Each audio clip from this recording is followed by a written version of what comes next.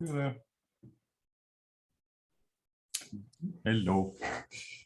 Today we have joined here with the Indonesian people from Eastern Town Hall, I guess, and Felix and me, and we are going to try out a mini proposal process to create one problem statement and a solution, and pretty much entire proposal for the Ideascale.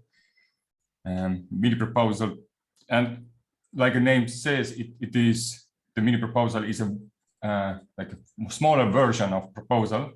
We kind of have a requirement that it should be 3,000 data long, so it gives us a pretty small scope of what we do. But if we in the middle, if we are brainstorming a lot of ideas and the solution gets bigger, it just means we are making more mini proposals than one, and that's totally okay.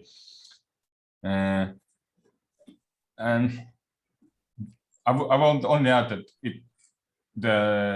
if we start the process will make sense as we go through it. It will be like a method of questions and then answers. The process itself currently does not have any guides. It only has questions. So I will be here to facilitate it and give more insight what I mean with questions. But together we will collaborate and find the answers together. Any questions so far? Not yet for me. Then I think we could go into the. But before that, perhaps I could share also the reason why I felt that this is perfect for you, Andy, is because in our last Eastern Town Hall, you mentioned strongly about your need for structure. And I believe what Felix and Tevo has developed, as I mentioned, perfectly fits all the questions and inputs you gave in the last Eastern Town Hall. That's the strong reason that I felt that this should be shared with you. Great, that's great. Thank you, Jan. You're welcome. Right. So first things, what problems do we see or problem? And if there is already some kind of proposals you're planning to do on Ideascale, maybe start from there, because that's a result you can put into the Ideascale.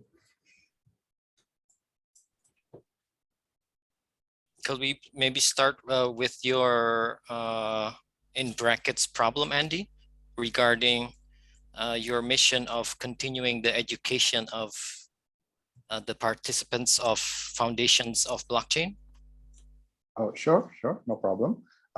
Right, so yeah, the reason is actually I'm joining the Eastern Hemisphere. It's I got from a friend that there is such thing as yeah, what do we call an organization that takes whatever people's idea. Well, what I understand first is actually Cardano has this a channel, if I may say, which is the Catalyst. The Catalyst program is actually the one of the solution given by Cardano to make the sustainability is coming forward, right? So we took proposals from people, then make it in reality by giving consideration and also the funding, right? And when I heard about the Eastern Hemisphere, is actually that there is a possibility for Indonesian, in this case, specific for my case, to join in this Catalyst program. And then after that, I met Jan here, saying that it's actually, we don't have to worry about joining the Catalyst program for EVC, and in the Fund 1 and until the Fund 5, the winners of the Catalyst proposals is actually such big companies with a serious background in IT or in the blockchain itself, right? So what I have in mind is actually what I have in my in my situation is I'm having classes in Emargo, teaching people about the blockchain, getting them to know from the beginning of the blockchain, the foundations of a blockchain itself, until it goes to coming from Bitcoin and then smart contracts in Ethereum, and goes to Cardano and what we have in Cardano, right? So let's say by the end of the course, then they will have to put what they have learned about the blockchain, and then see what the problems they have, and then put that into a use case that they can solve with the blockchain, right? So that's actually what I'm trying to connect here. So people, the learners in my classes, they have this, well, mostly beautiful ideas about putting a blockchain into use, right? That's the use case. And then the problem is actually after the class, they don't know where to go. So I see this as, the Catalyst program should be the great match, but then they might have to learn something first. They might have to put that into the proper proposals. And that's what I'm trying to get from this Eastern Hemisphere. And I think this is the best, the best opportunity for me to learn from you, from Tevo especially, and also from Felix, about getting them to create their use case, to transform their use case into the proposals, and actually getting them to be seen, to be in the global scale, that people can see their proposals and actually vote for them, and doing really what Catalyst program is actually doing. So I guess that's the background from me. Is that enough? Awesome, Andy. Thank you. So finally, you raised a problem, what we could capture, that would be, and with the last sentence, would be nice to have onboarding mechanisms to onboard the students who have the issues to the Catalyst. Yes. What I'm trying to say by issues is actually they don't know this kind of environment yet, right? They don't know what is Catalyst. They can see in the website what is a Catalyst, but they don't know how to start in the Catalyst program itself, right? And even if they know how to start, perhaps they read it in the website. But I think the Catalyst program itself is actually the global scale, right? And then we want to take them from the smaller scale, right? Doing the stepstones until they are ready for the global scale, if I may say. So that's really the issue, not an issue on they are not having the idea and everything, but it's more into put them into the stepstones, let's say. So Andy, for this regard, when you say, for example, that people don't know at very first already how really start with Catalyst, maybe there should be a pre-step before the mini proposal as well. Just to be there already and bring the people closer to say, oh, okay, because when you come, proposal, they say, why proposal? So at first explain, okay, Catalyst, you have different challenges with different you have different campaigns with different challenges and different goals and topics. And the way to move into the ecosystem is by creating proposals. So address problem-oriented solutions by a proposal, and then move to the next step, creating a mini proposal at very first. Okay. What do you think? Would make sense? Yeah, sure, that makes sense. So on Thursday, in the next Eastern Town Hall, we have already a project we develop in Catalyst. It's a Catalyst school right now, with a group of very skilled and experienced CAs, VCAs, highly engaged community members, so who know really well about the whole process and everything. And they will come on Thursday and offer an open room as well in English. So a mixed room for everybody who wants to join, Indonesia, Vietnamese, Japanese, English, but really focused already on Catalyst proposals. And this will handle really a little bit the all overview, a little bit how what are the first entry points, how to act, how is Catalyst designed itself?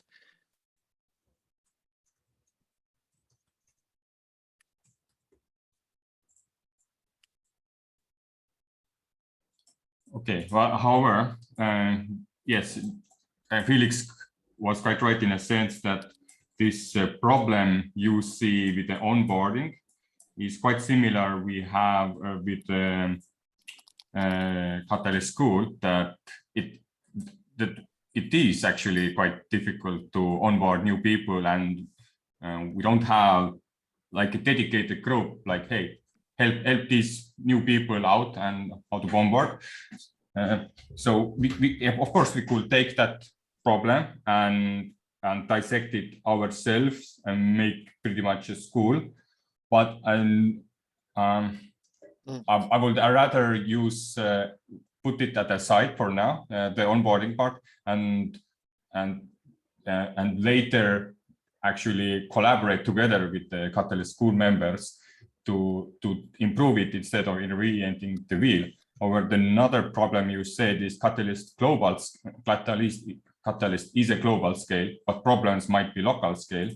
Mm-hmm. So I think that is not addressed that well in Catalyst right now. And nobody says that we cannot make a proposal about improving the Catalyst itself to include these kinds of people who have local problems.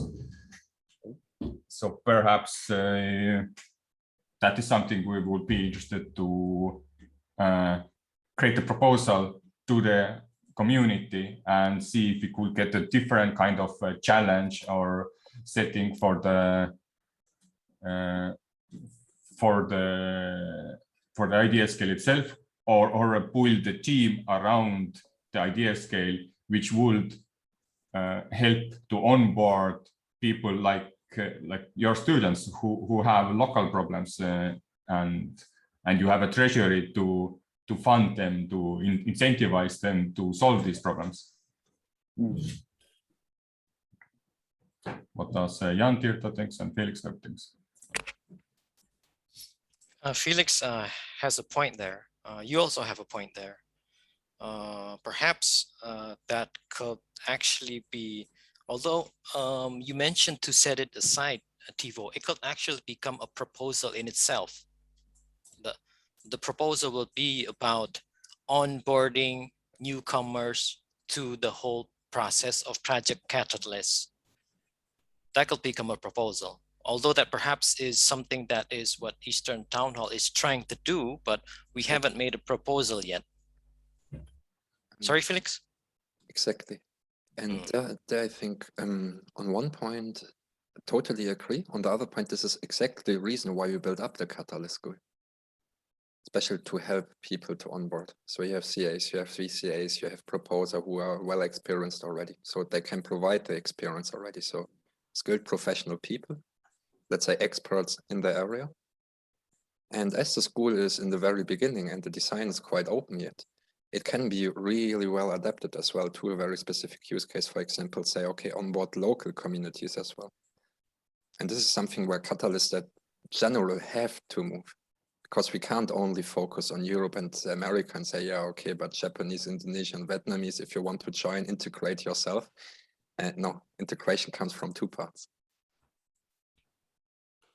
Yeah, and just to clarify, these are two different problems in my book, like two stickies. I would say that onboarding in general to the Catalyst and explaining how Catalyst works, I think that is already kind of being addressed from different sides, and it would make more sense to collaborate with existing teams, because they are open source, they are not siloed somewhere, and that's the good part. So you can just join in and give your input. But another thing was this, like Felix said, these would be possible to integrate with the local scale into the Catalyst School. But right now there is, at least I don't know that there is such a method or such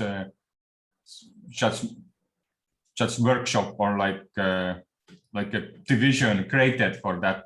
So if creating this proposal right now would be very helpful to integrate with Catalyst School. That's true. Because from your side, Andy, Yes. when you speak, because you have a quite good experience about the situation of your students, with which problems they are confronted. So what would be the best case for you? Imagine there would be an organism, there would be a group and a design in Catalyst specifically made for example, a situation like you. On a very first, let's say, ideally framework, how would this look like?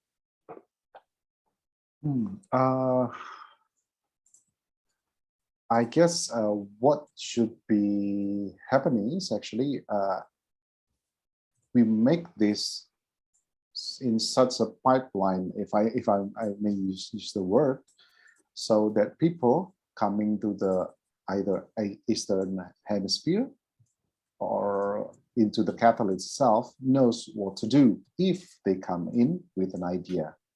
So coming with an idea is actually two things. First is whether it's about the global and local things that you mentioned before. It's whether it's actually, let's say, a good idea. Let's put it that way. Is it the correct idea to bring up?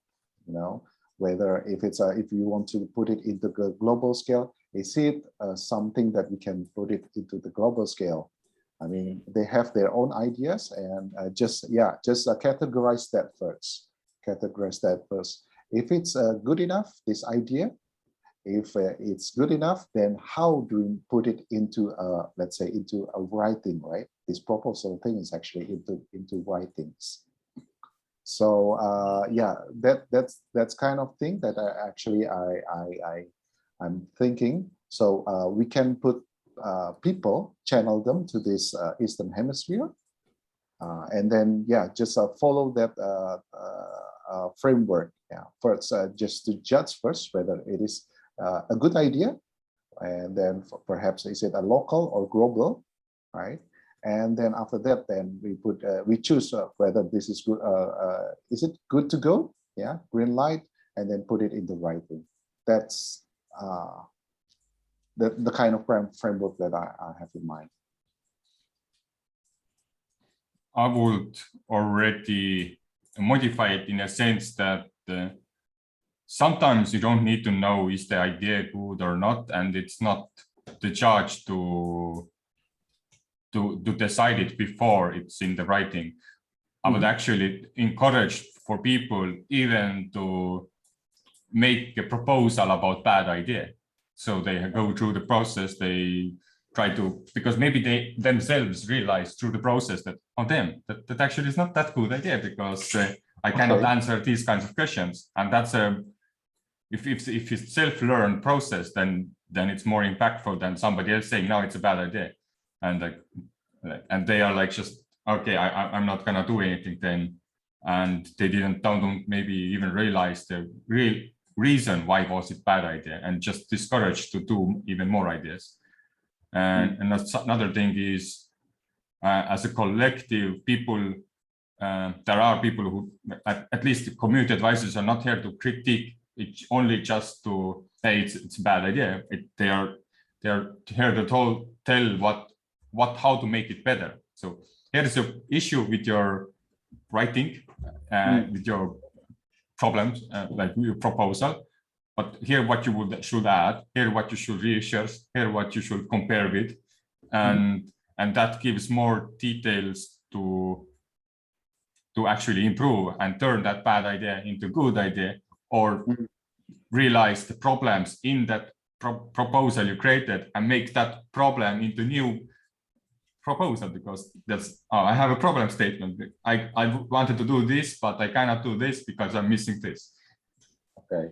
Yeah, that's good too. I mean, when I say to you about this, first the judge first, it's actually I'm thinking about the number of the CA that is available right now. So perhaps we come with several people, and then people are coming with their own ideas. And then before we actually put it into writing, right? So people has to get their own CA, right? So I think if we don't judge it first, which one we are going to do, then we have a lot of things going on, including also into the writings, right? And then puts a lot of work for the CAs. If we have a lot of CAs, then it's actually okay, which is actually perfect, actually, right? But then if we only have a limited amount of CA, then it's actually putting pressure on the CA himself or herself, because he has a lot of things going on. So yeah, I mean, I agree with you, Tevo, about actually putting into writing first. So it's either themselves judging their own ideas, right? Going to, okay, this is actually not very good. And then the other also can put, hey, the improvement, it should be like this, should be like that, right? So yeah, that works as well. I was actually just thinking about the amount of CAs that we have right now, just not to crowd them with ideas that, well, it might actually not really things to do. That's the way I was thinking.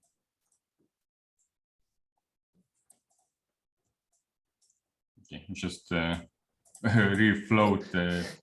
This is funny because both points are extremely valuable and totally agree.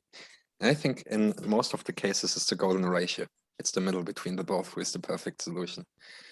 So to say once, okay, Tevo is totally right. It has a huge impact by, let's say, a self-educational process where people even are allowed and invited to fail, to really learn the lessons like a small child. You can tell a small child 1,000 times, don't touch the fire. It's hot. A small child have to touch the fire once to really understand it's hot. It's like we learn in humanity in general. So not forget this. On the other side, Andy, you are totally right. We don't want to send a bunch of people in writing low quality proposals and address a huge amount of work to the CAs and VCAs we have, because they're under-resourced already. And it's quite difficult for Catalyst to scale up already with the amount of proposals and the available CAs. So what I think would be possible is, in the Eastern Town Hall right now, we have a quite small audience, so we can take an individual approach. So let's say individual pedagogic educational approach to take the very first people by hand already. Mm-hmm. And maybe to say, okay, that we have a group of very skilled people or some very skilled proposers. They run through the process, and we have one person, for example, who makes a really high qualitative proposal next to those, and just have a feedback loop between the totally new people who make maybe their very first proposal and a very experienced person on the other side who makes a very professional proposal. Give them the possibility to compare with each other and accompany this process on a very individual approach. Okay. So that we have enough resources and time availability for the new people, because once they are really well educated, we don't have to educate them anymore, and they are able to re-educate later other people as well. Yes, yes. So okay. Yeah, I mean, it's actually we are talking about the very let's say, correct me if I'm wrong, but let's put it into, this is a very early stage of this whole Eastern Hemisphere, if I may see it that way. So in that case, we have a limited amount of CAs and also limited amount of people who are actually understand about what is good proposals and everything, right? So agree with Felix that we should be actually started with this pairing of the experience and the non-experience in order to make it, the idea flow and gets, the gap is nearer. So we don't have much gap between the experience and the new ones. So after that, then it will just continue on like that. And then we get more people, newbies, and then, but we have already the rather experienced people that can share the stories. I guess that's great to start with. And another thing also, we can, for example, when these are mostly held in sessions as well, we can record the sessions and create educational documentations about it. So a video which is available later, so that totally new people, they can even jump in, watch a very first, let's say in half an hour video where they see the most important steps, the criteria, how is a proposal scale rated, for example, by CAs, by impact, adjustability, feasibility, all the parts. How do you design the budget of your project? By total amount of the available budget, check the other proposals which are in the challenge, check how qualitative, let's say, well designed they are. So calculate your percentage of, okay, how is it likely that they are voted and funded, adjust your budget to them to not fail. So all the small details inside. And also make it a little bit inviting. And we have some really good filmmakers and movie makers in this ecosystem already. So that we don't have to repeat it all the time. Once we have a very good educational content there, then we can spread it easily, translate it into Indonesian language and everything. And true. That's true. That's true. Cool. I have already some drafts in mind, so perfect. Great.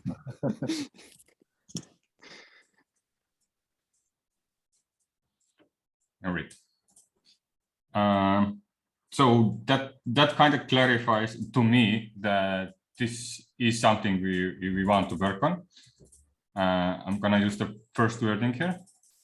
Select the problem we want to work on. Catalyst is global scale, but problems might be local scale. And later we go back to the flow we did before, and we can use it for the solutions phase. But before we go into that, let's say, why is the selected problem problem? So to give this kinds of why questions is reason to like find the root cause for the problem. So why is it the problem that the local problems are not addressed in Catalyst?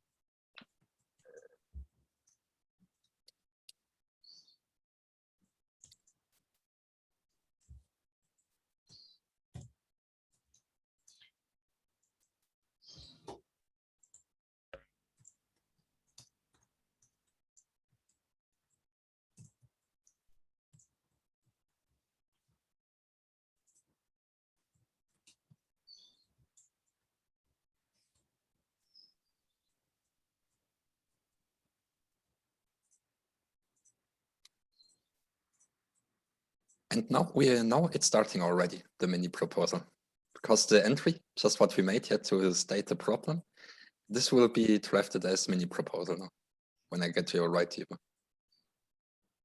Pretty much, yes. In the end, the goal is that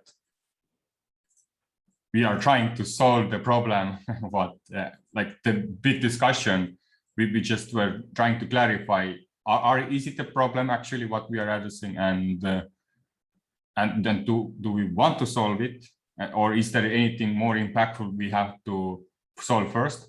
But seems we did find our issue, and now we just go through the process and answer questions, and that should in the end give us the final or the first version of the flow you are looking how to put it into writing. So I think this is a perfect approach. First, now we had in half an hour problem sensing already. Okay, what's going on? Problem sensing, come to problem statement, and now using the template already, the pre-designed mini proposal template, to run through the process and create and draft a solution out of it, and at least already a mini proposal. So it's a perfect use case already, I think. Nice. Problem sensing. Maybe I should do a chapter for that.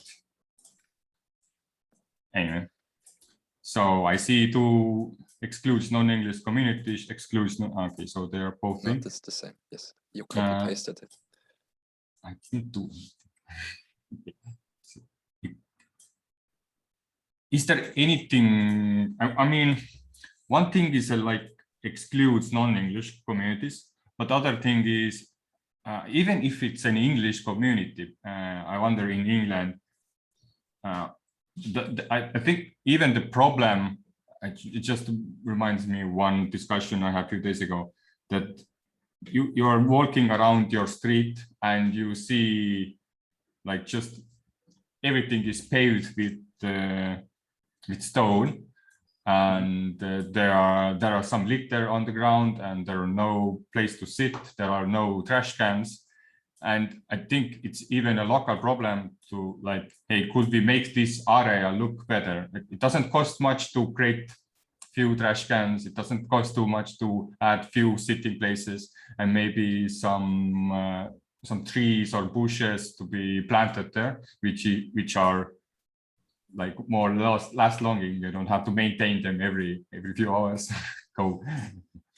And I think at some point we would like to end up with the situation where we could say, hey, I would like to improve my surrounding for the neighbors and for the people who pass by the local area where most people are walking around, so they don't feel like they are in a back alley and they have to look back in case somebody is trying to stab them, and they feel more friendly.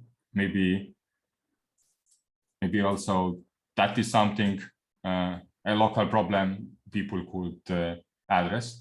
So it takes really it takes it even out of the blockchain, because then the people who are like just a friendly neighbor who wants to make his area look nicer and more friendlier, and he doesn't care about blockchain, but he cares about the community he's surrounded with.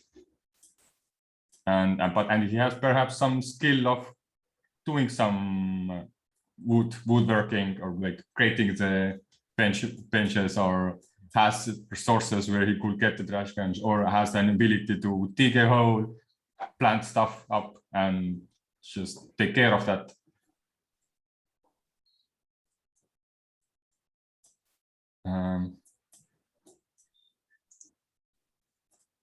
But how do I put it in a wording?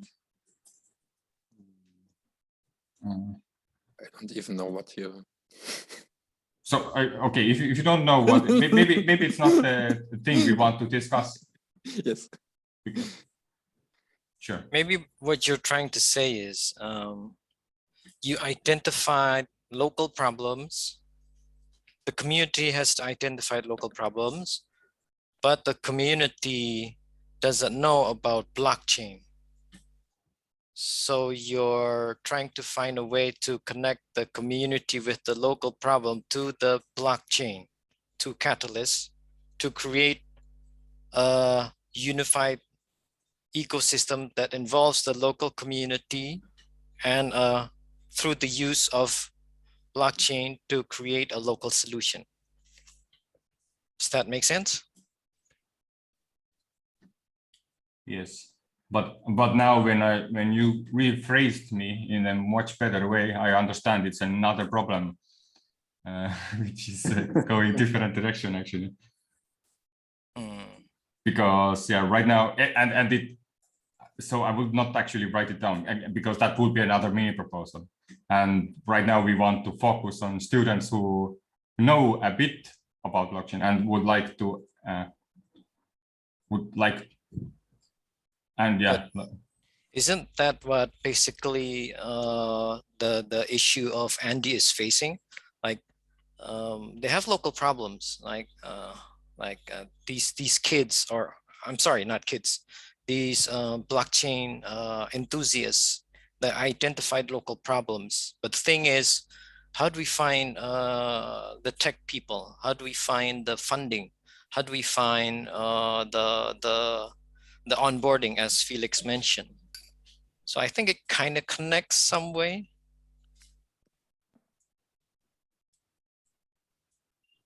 Not really, because you don't need blockchain to plant apps.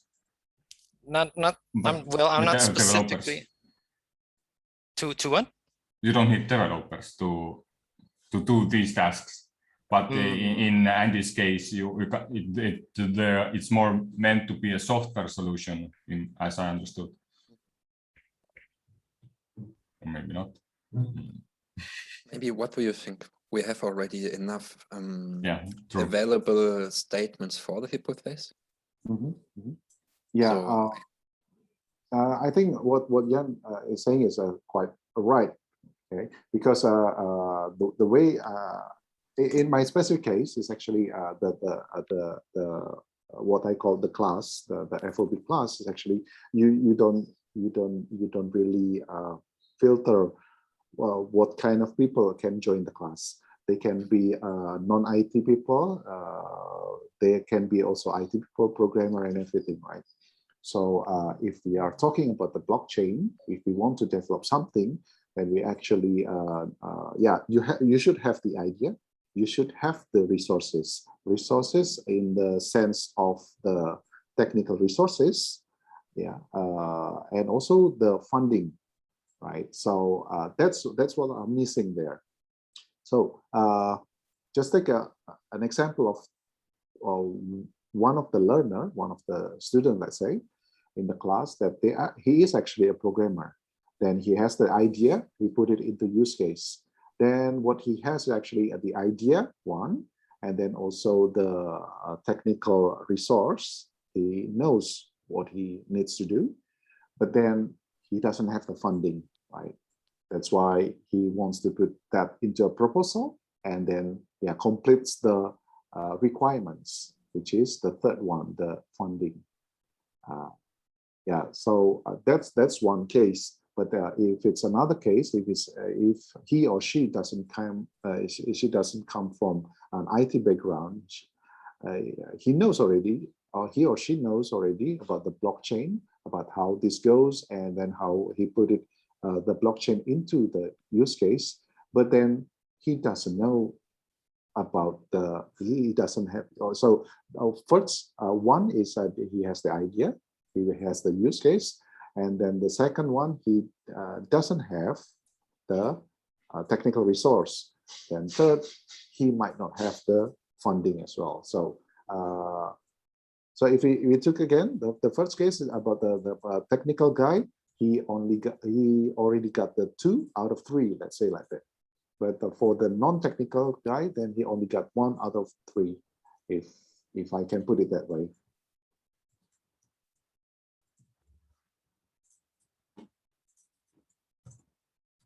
Will that be enough? I mean, I'm just thinking about, okay, you have the idea, you put it into a use case, right? So that's one factor. And then the other factor is actually the technical resources, as Jan put, maybe the developer, the programmer, and everything. And then the third factor is actually the funding itself, right? That's one of the biggest part, let's say. Because if you have the funding, then you can actually find the developer. You can build your team, let's say, if you are going to build the proposals of really putting the blockchain into works. So not the proposals of, let's say, providing the multilingual resources, then you don't really need to have this technical guy there, right, in your team.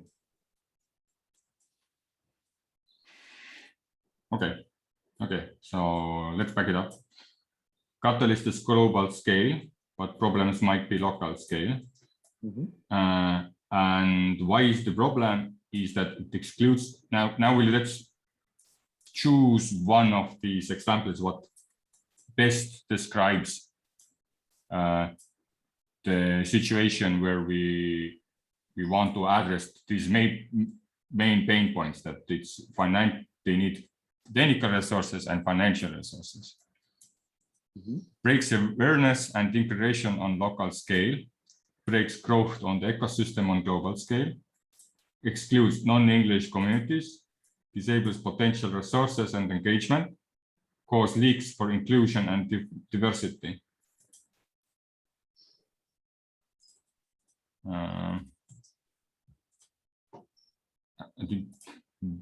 This addressed most of the pain points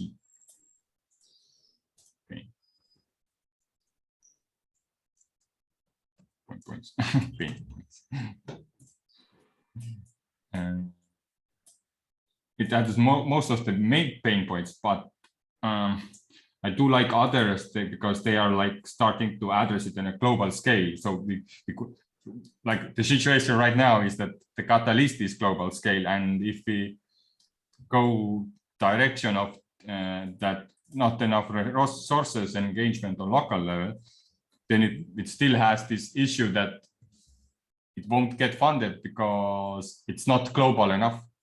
But if you bring it up to the like cause leaks for inclusion, okay, that's a kind of funky name.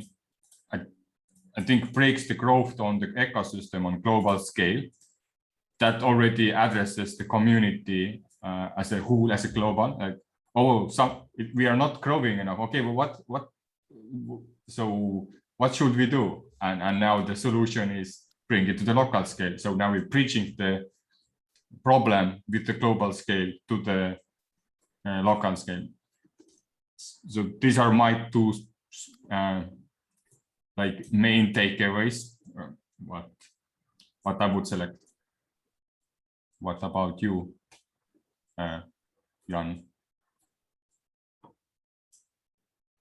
It's multiple, I think, but the first would be language, actually. Perhaps this means so this would be my first issue, but that wouldn't be the most important, because there are many aspects to it.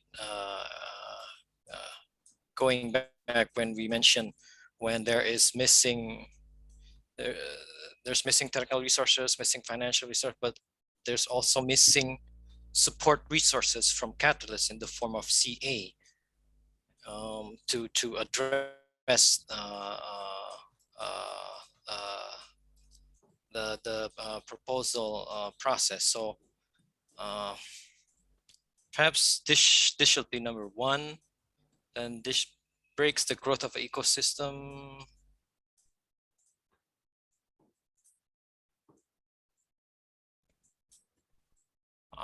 I'm undecided yet, but one that I'm fully decided is because it excludes non-English communities, meaning that there's no information about Project Catalyst in local languages.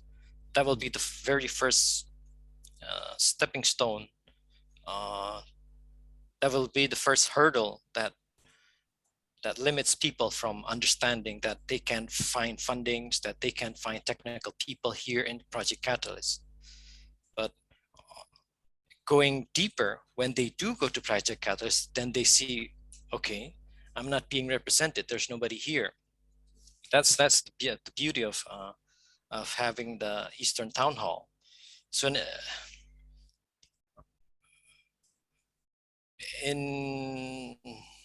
in a sense that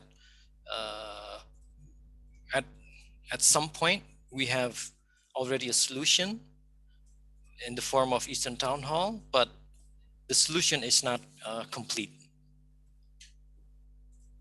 So that's why I can't go fully on this point. Breaks the growth of ecosystem, because in actual truth we already have Eastern Town Hall, which is solution. It's just not complete yet.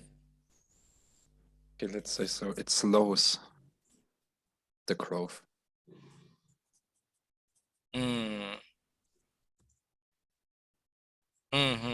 Yeah.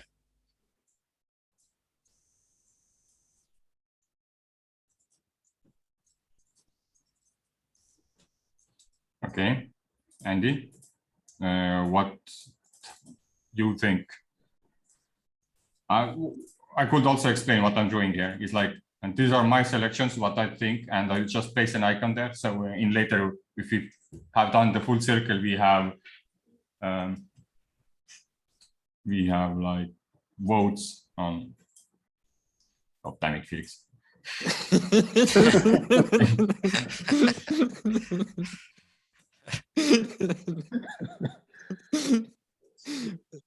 But it's true, isn't it? Yeah, but we need to select one of them, but at least try to. I think you want to put it this way, Tifo, in this table. Then you have 5, right? So there are 5 factors here. Then you put a score 5, 4, 3, 2, 1. So each of us put just which is the 5 points for us. Yeah. For example, me, the first one is a 5 point. The third one is the okay. Let's do that. Yeah, that's better because we can then we are quantify forced. that. Otherwise, it will be just like Felix. Everything is important, right? To me, I was like thinking like top 2 or something,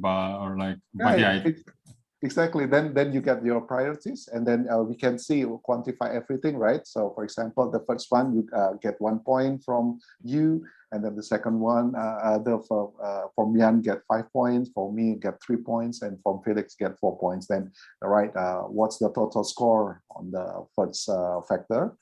And then, Felix, you're not doing that. I was just kidding. Don't worry.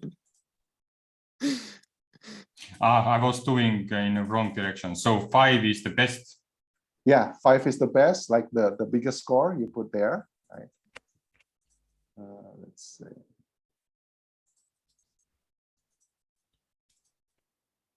Why Jan gets so much room? No. I think I mispressed.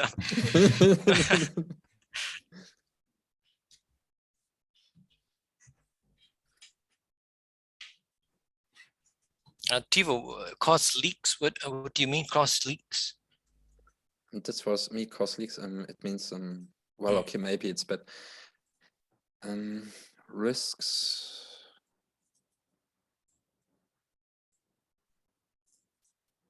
Gaps.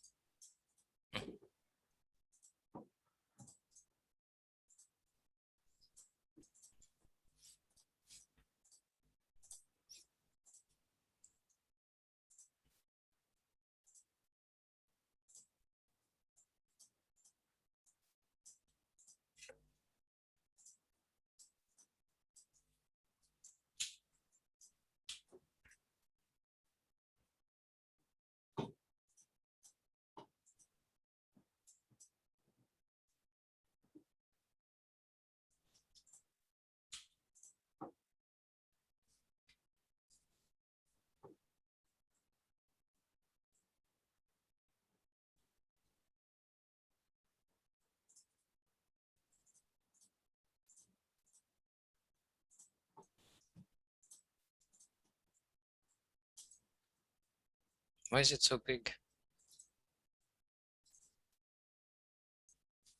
What is? You can zoom in out.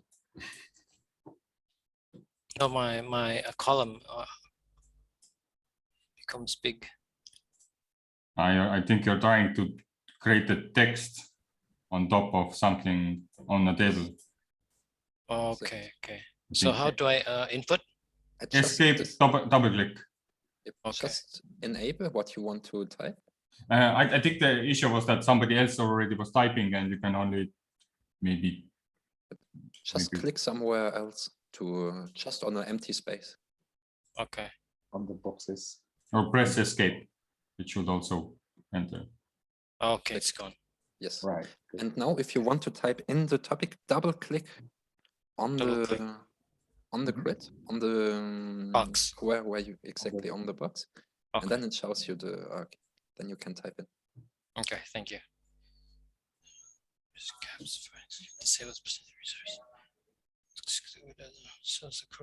resource.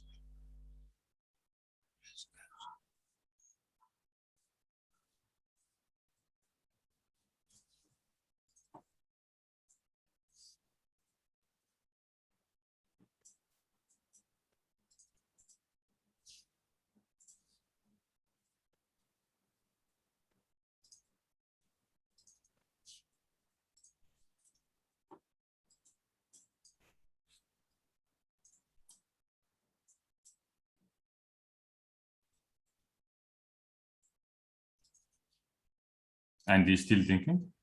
Yes, I'm still thinking. What are you doing, Felix? First, I'm gonna delete. What? Why? You have only 5 different numbers, and you cannot choose Okay. to. Okay. Sorry. Whoa. What happened?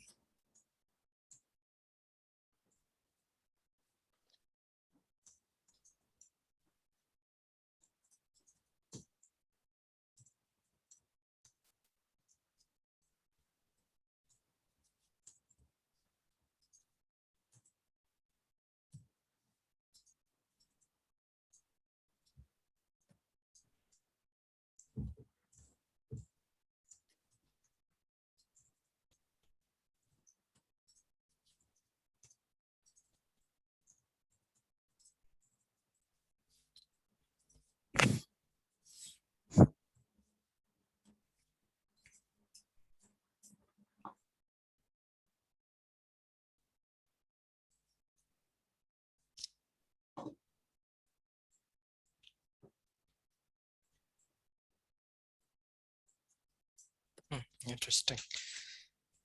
Okay, then we have exclude non-English. That was an interesting solution. Yeah.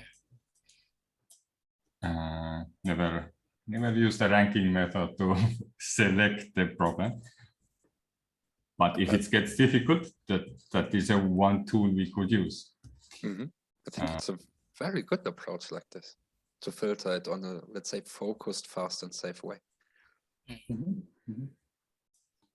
And it represents everyone here in the meeting here. That's the best part, right?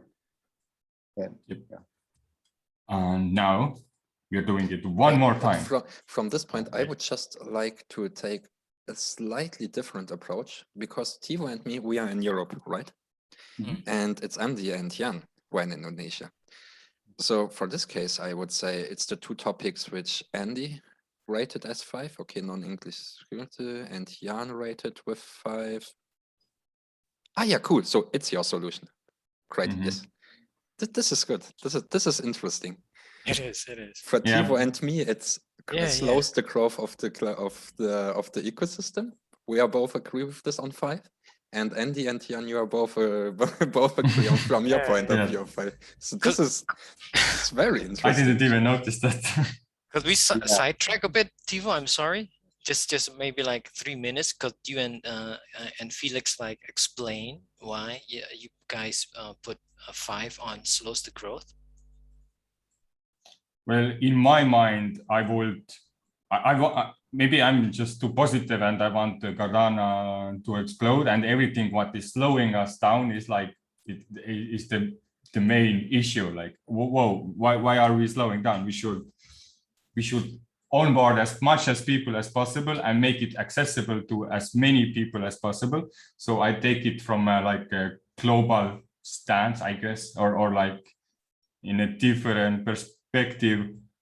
That if it's a problem, let's tackle that pain point. What is causing the slowness, and solve the problems. What causing the problem? But actually, the excluding non-English committees is one part of that slowness, and it is going directly to the actual like problem itself.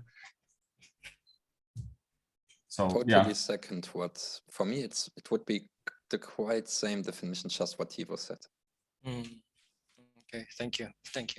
Because I think Tevo and me, in the projects we are involved, to really think about this global scale by working already with different communities, different projects from all over the world.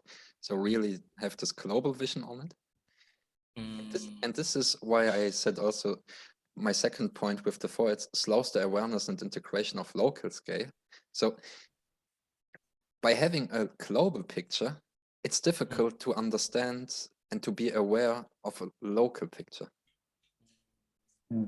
And therefore already just what we are doing here right now, once you have the people from a global picture and the people from a local picture coming together and see, okay, so where are the gaps, where are the leaks? Yeah, I would actually even switch that stuff up now when you talk about it. But yeah, let's let's move forward. But Thank you. Just on the other side as well, I would like to just turn around the question, Jan and Andy. Why did you both stated the excluded non-English communities as the main problem? Would you like to go first, Andy? No, it's you first. It's okay. Okay. When I talk with the communities in general, like the SOP communities, they particularly said that there's so many content. First, there's so many content, and all of them is in English, and it overwhelms them. Just on the basis of having too much content is overwhelming, and add that it's in a different language, it totally puts them off. If that's why I don't know if Jordi mentioned to you when you spoke personally with him that he came up with a solution of educating the local community with bite-sized chunks of Cardano information in visual infographics. That he felt was the best solution for his community, where he represents 900 people. So that was the basis of my reasoning. Okay. So for me, it's actually from my experience when I teach in the class, and the class is actually while it's the foundation in blockchain is actually in English, right? The title, but the class is purely in Indonesian. One of the reasons is actually people gets in Indonesia it's not that many people really get used to the English speaking environment in a way that if they if we communicate with them in English, then they can really understand it in the very basic thing, right?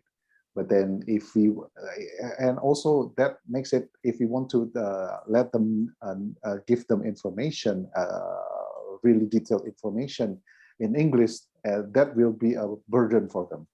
And if it's a burden, then it will not get to them, right?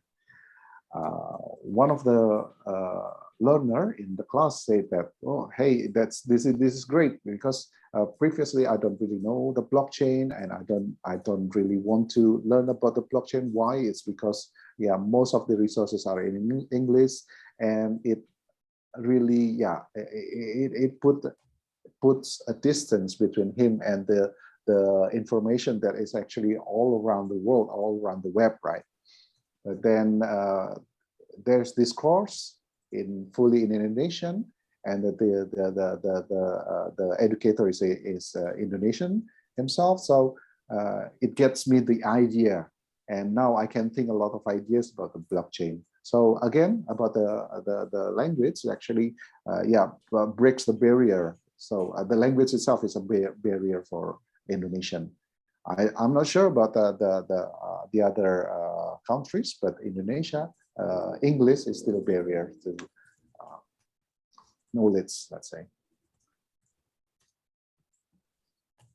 Yes, thank you for putting that, people. I think that is something we have to highlight and probably make another proposal out of that. So I'm making it green. But anyway. We have already a challenge even. Yeah, true. We are actually addressing that, but it is still. So exclude non-English communities. So and now let's try one more time to take this the problem that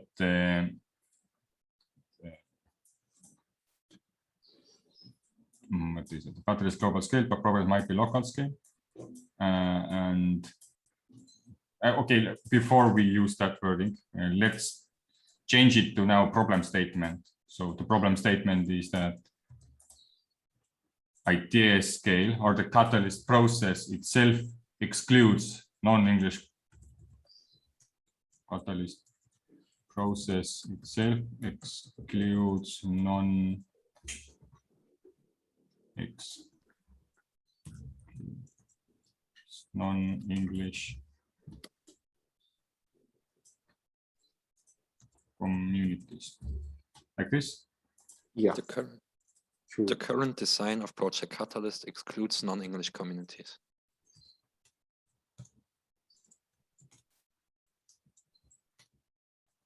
Does sounds good? And the end? Perfect. Yes, yes.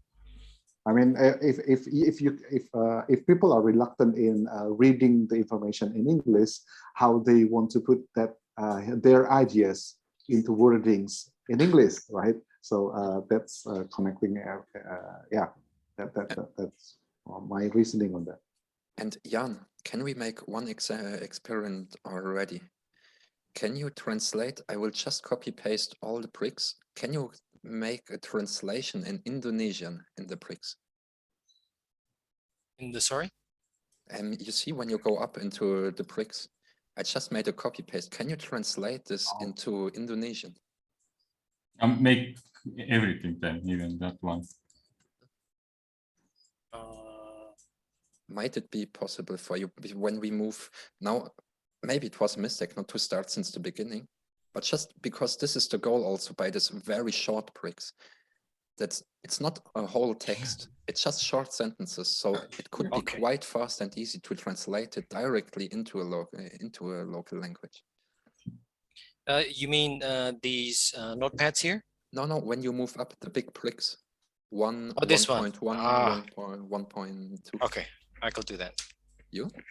Let me just put the brackets ID there, so we can know what language is this, in case if you want to expand this to another language as well. So for example, 1.2 there, I put there.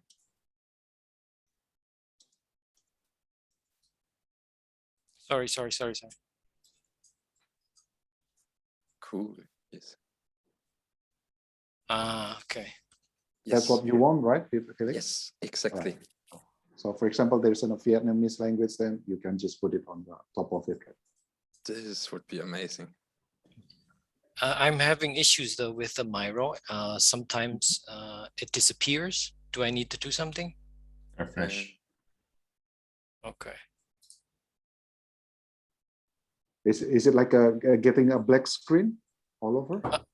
No, the text disappears, so I have to zoom really close to see it. Oh, okay. Yeah, that's refreshing the issue. It's okay. Okay. I mean, yeah, we could translate it right now, but that could be also done later. I don't know, maybe it doesn't take that much time.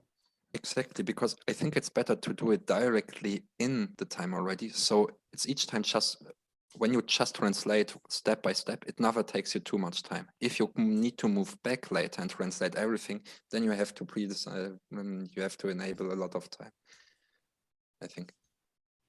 To me, it takes same amount of time. Because right now we are kind of waiting. No, please go on. I could listen while texting. So now is a funny situation where we came up with quite a good problem statement. The current design of Project Catalyst itself excludes non-English communities. However, let's try to put another why on that. Why is it a problem that Project Catalyst itself excludes non-English communities? Oh shit.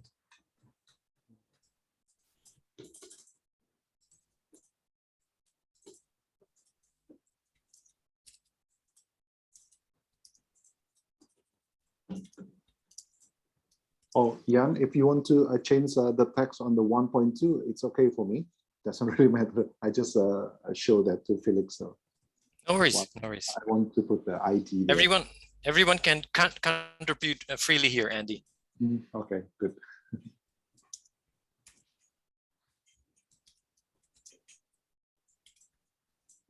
So can we come?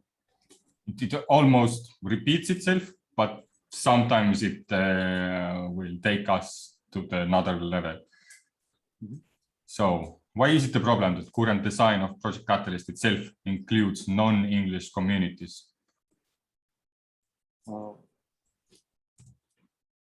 Yeah, well, just like I said, that you put there already in the, I think in the green, the language itself is a huge barrier between in the local communities. Yeah, that's the answer.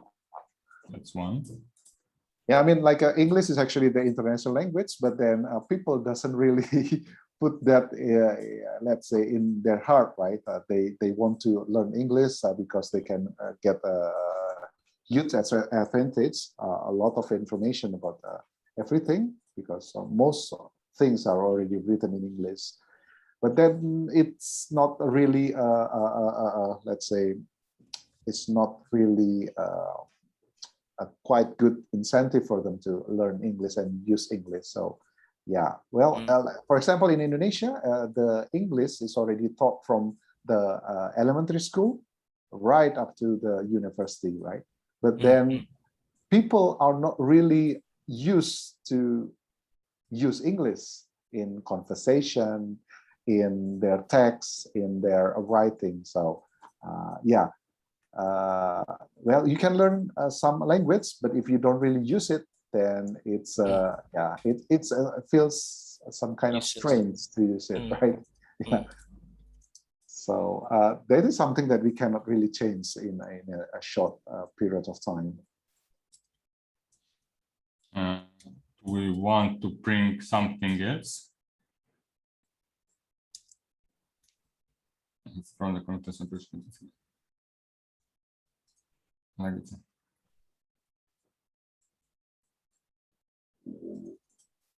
If we are just like generally missing out on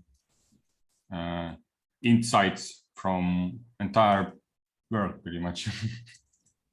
Missing insight from different communities.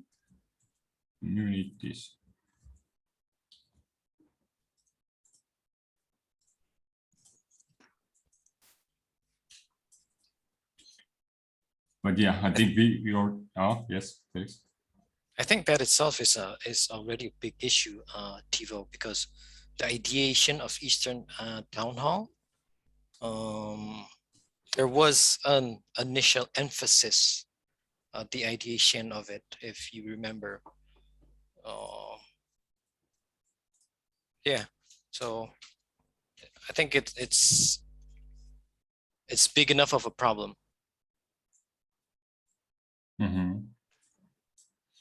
Yeah, I like the fact that we actually came up with the even more root cause before we actually even addressed the question, and that was the insight stage of that analyzing the table. So anyway, and so we kind of now have to select your best problem statement. So I would suggest let's take that local language issue and create it into a problem statement. So the two boxes, usually you want to word it in the best possible way. So that, because that would be what this theoretically goes to the proposal itself. Of course, everything can be redesigned and rewritten later, but for the sake of helping us to move forward in different chapters, because we always gonna go back to the previous chapters we did, like this is the new, most likely don't look the entire brainstorming, but only the problem statement. So when we add the solutions or stuff, then we go back to the problem statement, make sure it addresses that. And so the best we work that right now, the easier it will be for us in the future.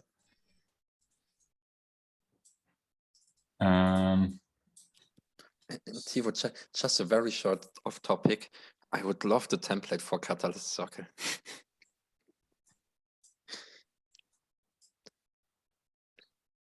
But let's move ahead. Don't go. Not yet.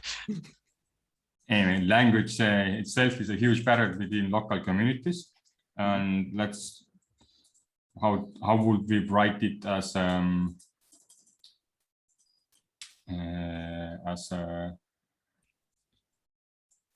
good problem statement? We want to include, and as a template, we can use the previous problem statements, the current design of Project Catalyst itself. Includes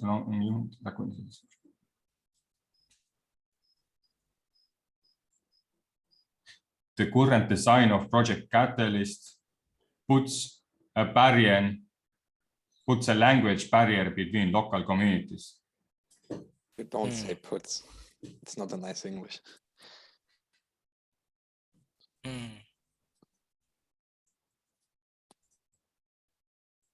Races. Example. Race? Yes. Yeah, race. I agree with race. Race, provokes.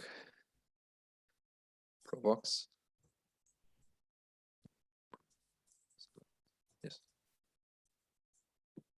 Race with an S. You don't know that.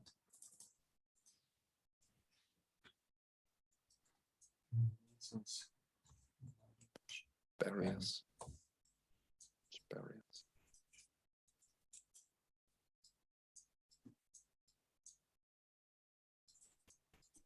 No, two local communities. Because between local communities, this would mean it creates issues from community to community. Yeah, true. So the current design of Project Catalyst raises language barriers to local communities. Yes.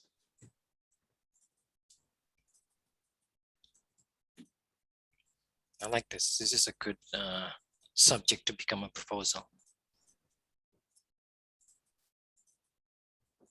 And so far, as the first chapter is done, Andian, does it make sense to you? Very. Yes.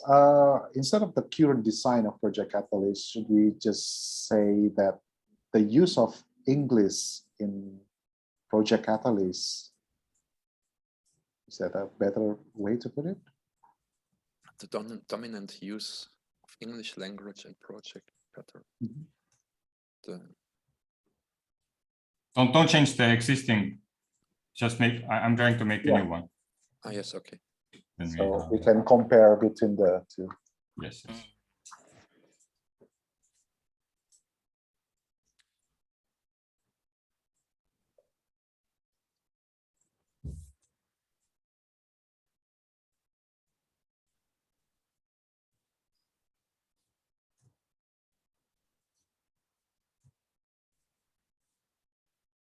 I think the second one actually is even better, what you just worded here.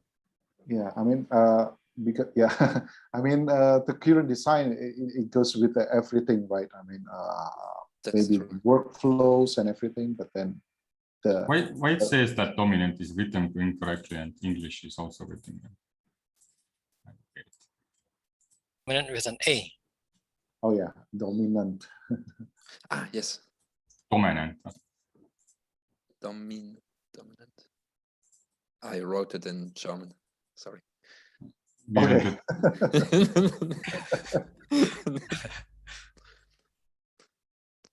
I don't get it. Fix it, guys. Fix it. I don't know English.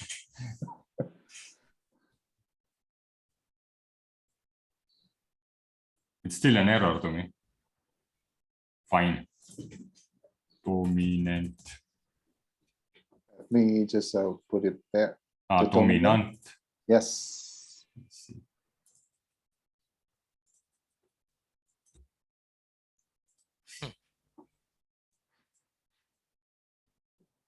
Although Andy's statement is true, I do kind of feel that Project Catalyst system itself is creating language barrier, because that's why Eastern Town Hall came to fruition. It's not just addressing the language, it's also addressing how we communicate to the locals. I wonder, Or is that? Yeah, to me, it feels like another problem right now. And from this sequence of events, it feels like it is because again, this is a mini proposal. It's not we are going to encompass every design, and we're going to focus on a scope, and current scope would be to fix the language barrier. But okay. Yes, you're right. There are other aspects of the whole design what could be improved. But then again, like we talked about before, some of the onboarding could be collaborated with Catalyst School. Some of the onboarding could be collaborated with Eastern Town Hall. And correct. And just from my personal experience, I think this is less dealt with by the current groups I know. Although we do think about language, but not at that level. Anyway, are you happy with the result, the problem statement? The dominant use of English language in Project Catalyst raises language barriers to local communities. Personally, I when you put it that way, it makes sense. It also continues from 1.4. Also to remind, this template, it's quite process orientated and focused. It's once, okay, you want to have the outcome, but what really matters is to have this process where you can invite people in the process and you do it together as an educational tool. Yep. And another thing, if you talk about a bit of process, then you are bringing up valid points, Jan, and that's why I didn't want to like change the current sticky, because that could be taken and like a copy of that design could be made. And now I don't know what just I did. What's happening? Okay, it puts it in the end, and then you just rename the focus from one problem to another. Okay, you say that, okay, we are address this, now let's take this one. And then you have like on top of each other, like different proposals. So in the end, you end up with like 5 another proposals. Proposal. Okay, yes. Okay. So if you're doing it like a similar way, structured way, you're gonna have like data for you can use for all the other things you're gonna do. Yeah, the first process is always the hardest, but the more you're gonna like tackle, because in the end we are addressing the catalyst is global scale, but problems might be local scale. We still address the same problem, but we just root caused it to the more specific place. Good point. Anyway, so yeah, so that was chapter 1. Great.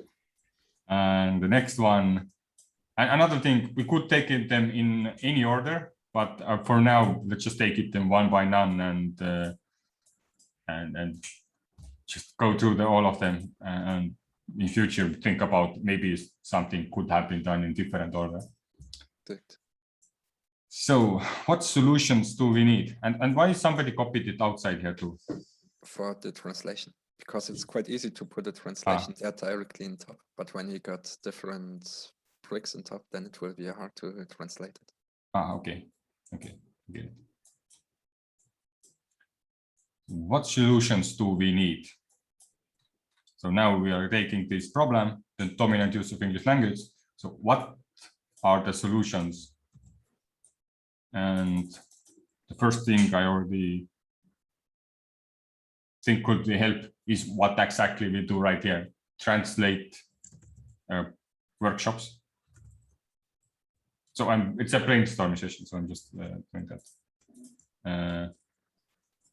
The workshop resources, then translate Catalyst guides. Translate this mini proposal. But Yeah. we're doing it anyway. Yeah, translate workshop resources. That's, yeah, and that would be examples.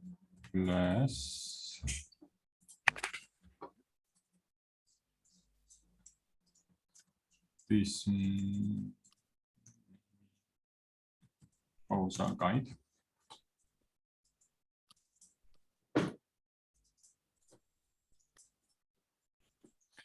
And translate Catalyst challenges.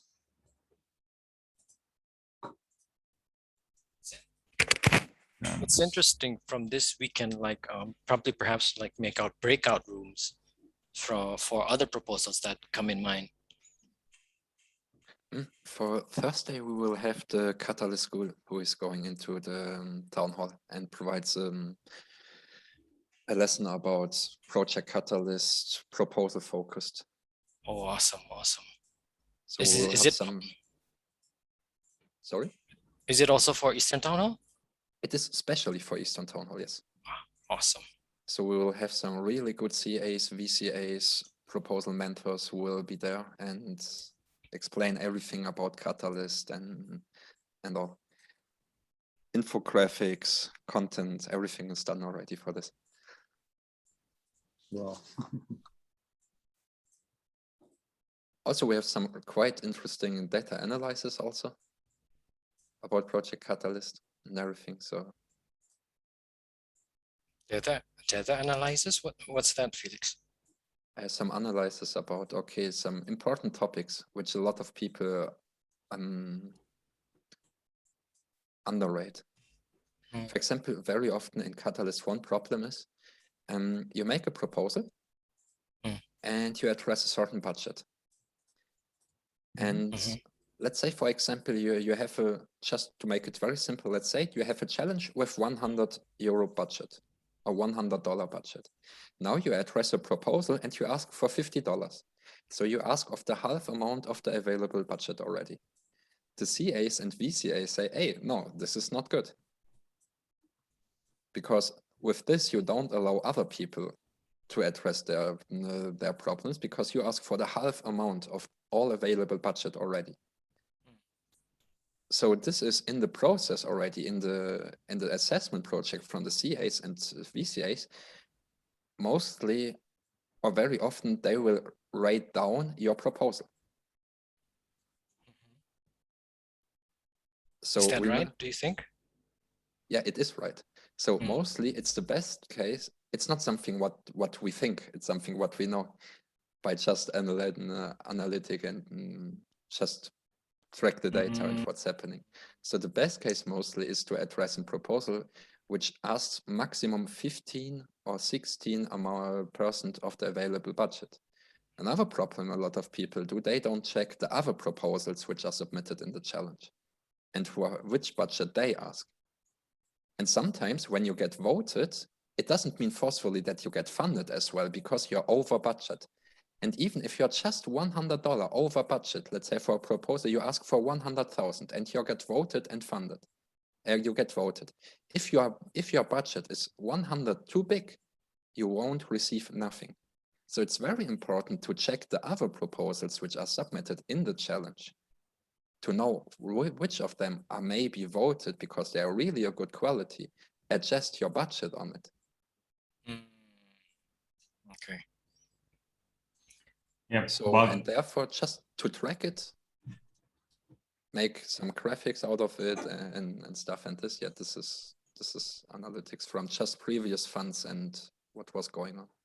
So you'll definitely need a live translator, right? For what? For translating the presentation into the local language. Or is this for the global town hall?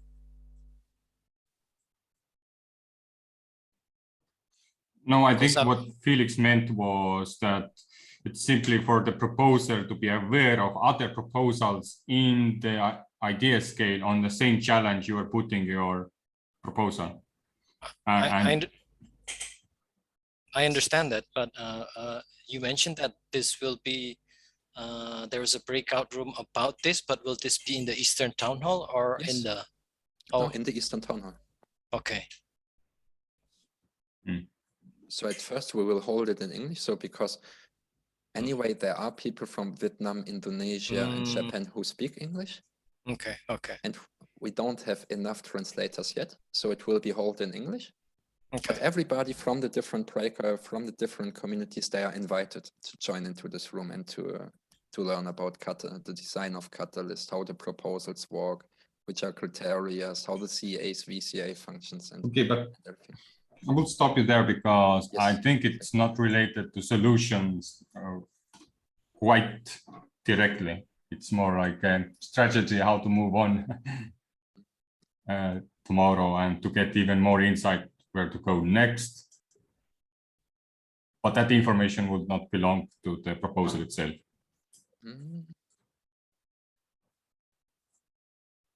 Or is it? Or is it the solutions do we need? I think the workshops, yeah, it's something what it's part of it. Yeah, but this comes back to example, this mini proposal guide. But not only translate, also to, yeah. So you're saying you want to put the breakout rooms here, local language breakout rooms, local just language providing workshops. Okay. This is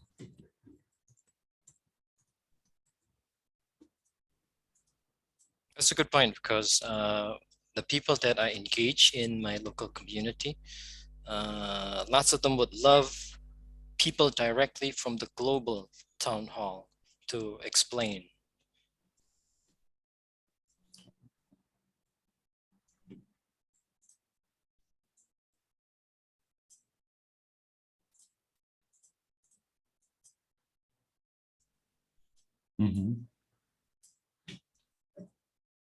Anything else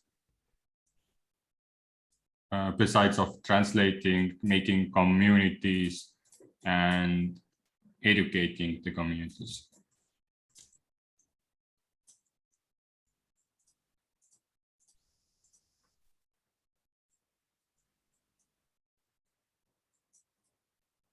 How about creating infographics that has chunk size information that function as hooks? So our approach will not be a pure academic approach where we just purely translate, but we also think the approach of in terms of marketing.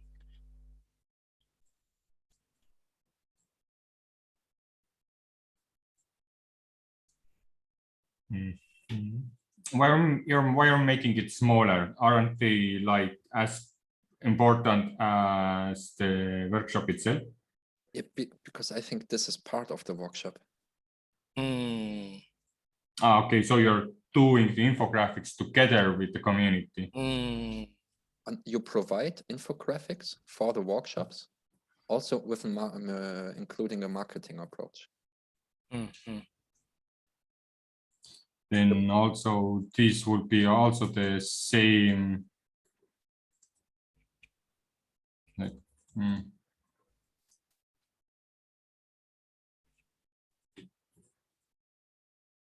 You want to put there, Tevo, as a bigger part is a translation for resources, and then you want to put the smaller one, workshop resources, catalyst guides, and catalyst challenges. That's what you're trying to do. Okay, so the bigger thing is bigger solution is translations, and another bigger solution is providing workshops. Yeah. The biggest goal is to. And this is beautiful. This is a different way of working together. And we use translations and workshops to educate communities. And why don't I have arrows? Who took out my arrows? You're the host.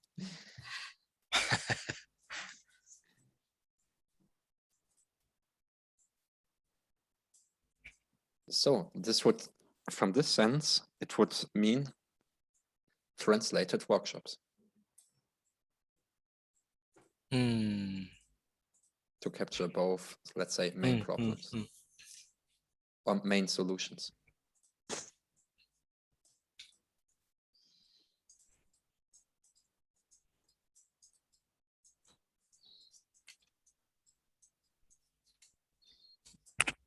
If that would make sense to you.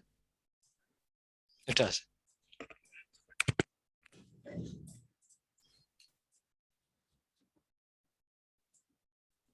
Okay, so since now we're still dealing with mini proposals, which means we cannot address them all. We would have to pick one of these things here. And if we want to do more than that, then they would all be different proposals. And just for the sake of time saving, let's pick one of that.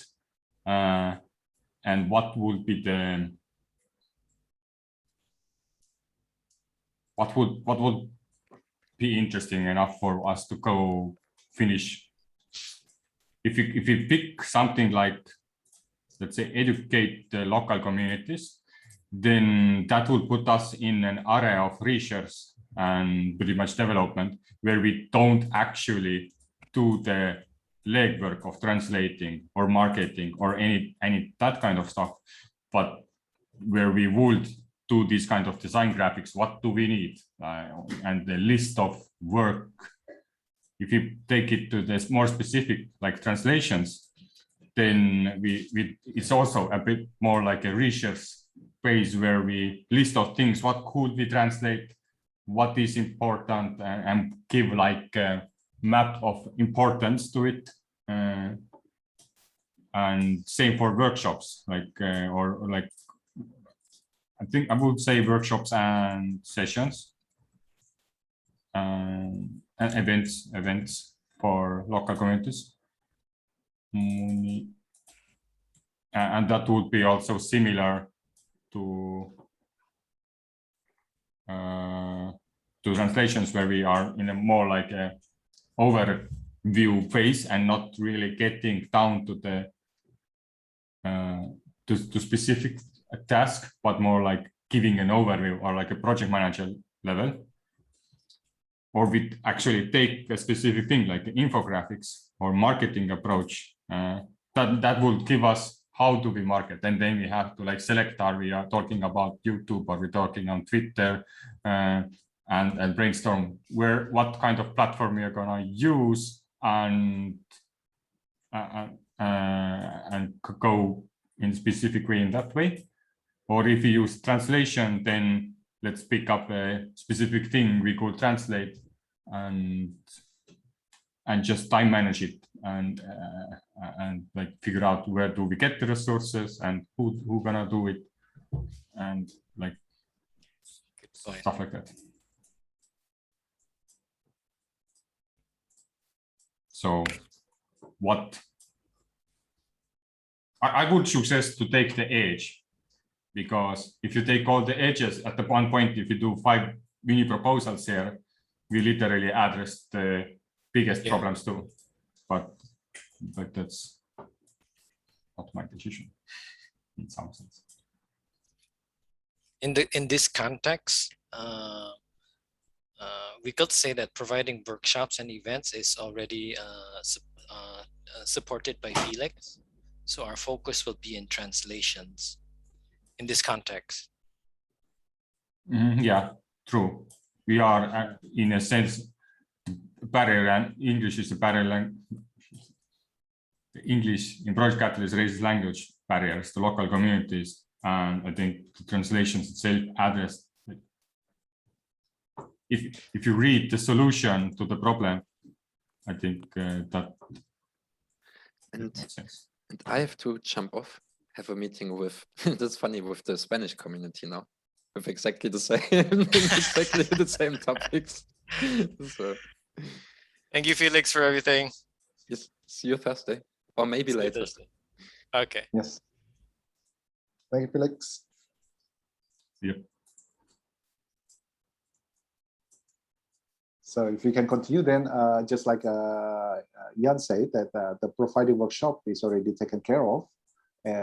Perhaps we want to put another color there, so we know that that's already taken care of.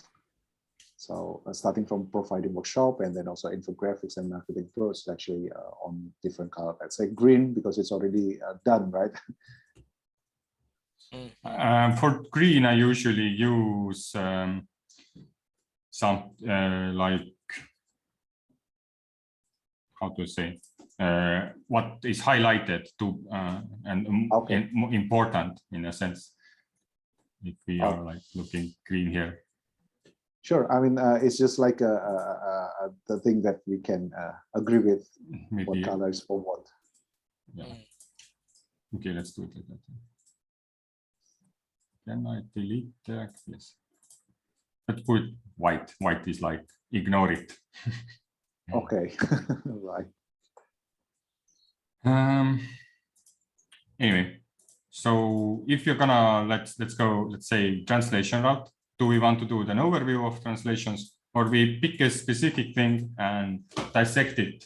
Because honestly, if you do that one translate workshop, it's gonna take like 30 to 160 minutes to do another proposal about another translation. And if you do it, so yeah, I suggest edges. I wonder, do you agree with it, or you will want to do more of the overview instead?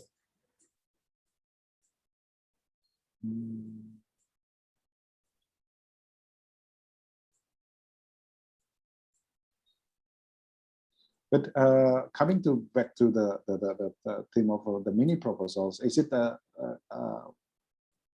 mean, for doing all these three, translate the workshop resources, catalyst guides, and challenges, is it still too big of a scope? Yeah, I think it is. Maybe it's not, but then you will realize it at the end of. So that's why I'm saying, like, let's take only one. I mean, in saying that it's too big, what kind of consideration that you put there? I mean, is it the budget? Is it the time? Is it the resources? I mean, the human resources, perhaps? That we can say that this is too big, or we can actually do it all once in this one mini proposal?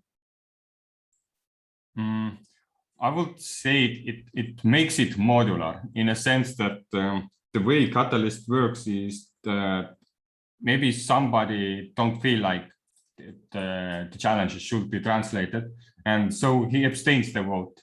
But he too would like that all the guides or how to be a communityizer, how to do proposals are translated. But since you have both in one proposal, it can conflict, and if one doesn't overweight another, you just don't vote. So, but if they are separate, then you will also see you can measure the proposal importance in a sense through entire community, because now they have two votes. And yeah, it's like improving the chance of success of getting approved. Yep, and it makes it very specific what you need to do. Although you could write it down into one proposal, and maybe it would make sense to put it in all into one proposal, but I would start with the smallest scope and then add stuff onto it if you see that we could add that also there, because considering that we have everything else in place, we only need a different translation for a different thing now, and just that's like 2 hours, and that's nothing. So because all of these things are pretty much, it requires the same team, same method, same process, just different source of the what to be translated, and maybe got it. Yep. So, but yeah, from the trees of, so okay, so I think I explained enough why should we take one of these 3, and I kind of got an agree, but not really. So, but what is the one we would like to address first?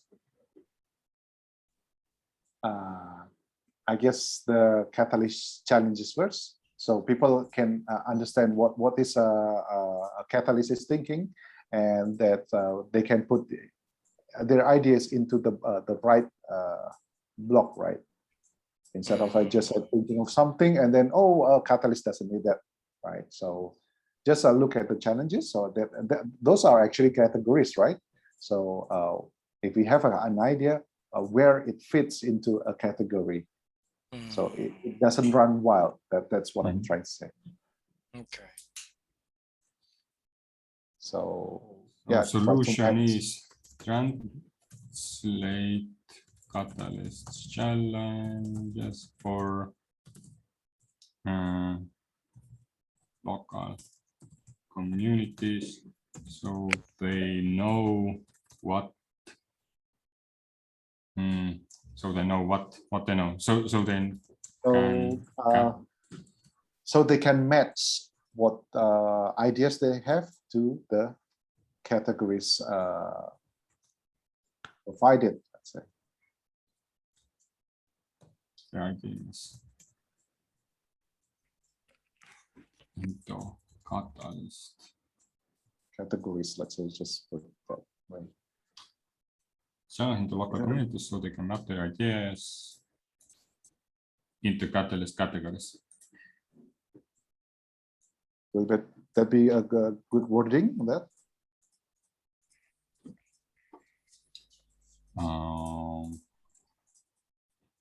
I'm very bad at wording.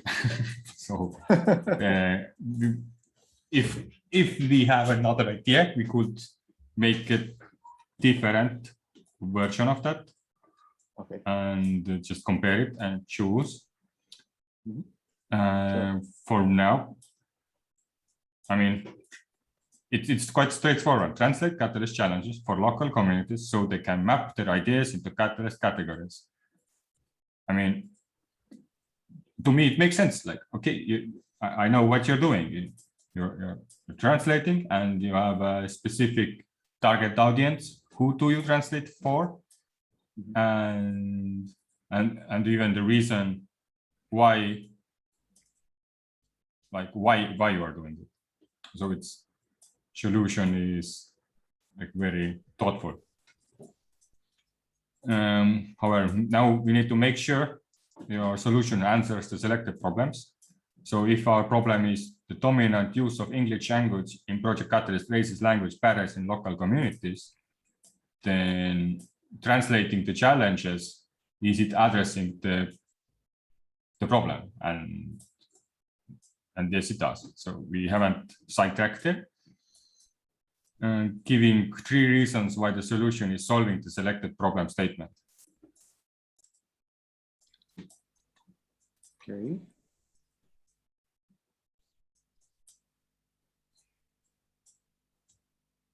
Yeah, just as I said before, so people doesn't run wild with their ideas. That is actually not getting into the focus of Catalyst. That's one reason.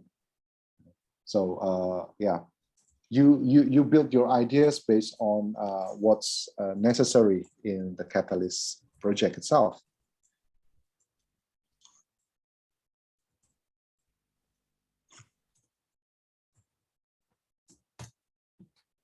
Or you want to put there, the local communities can build their ideas on what is necessary on Project Catalyst. So U is the local communities.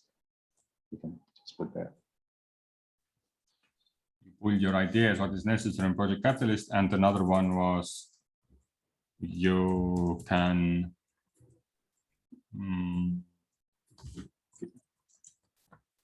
oh shit, what's that? Let us see that. You can find correct challenge for your idea to fit into Project Catalyst.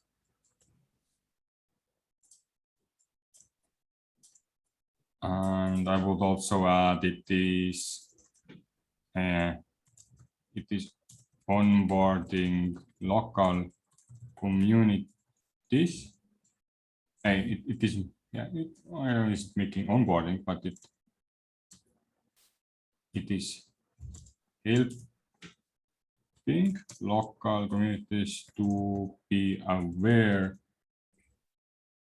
of the challenges Catalyst is facing. So even if they don't have idea, but they read the challenge, they now have some kind of like some kind of idea, like where this Catalyst is going, what it's trying to solve.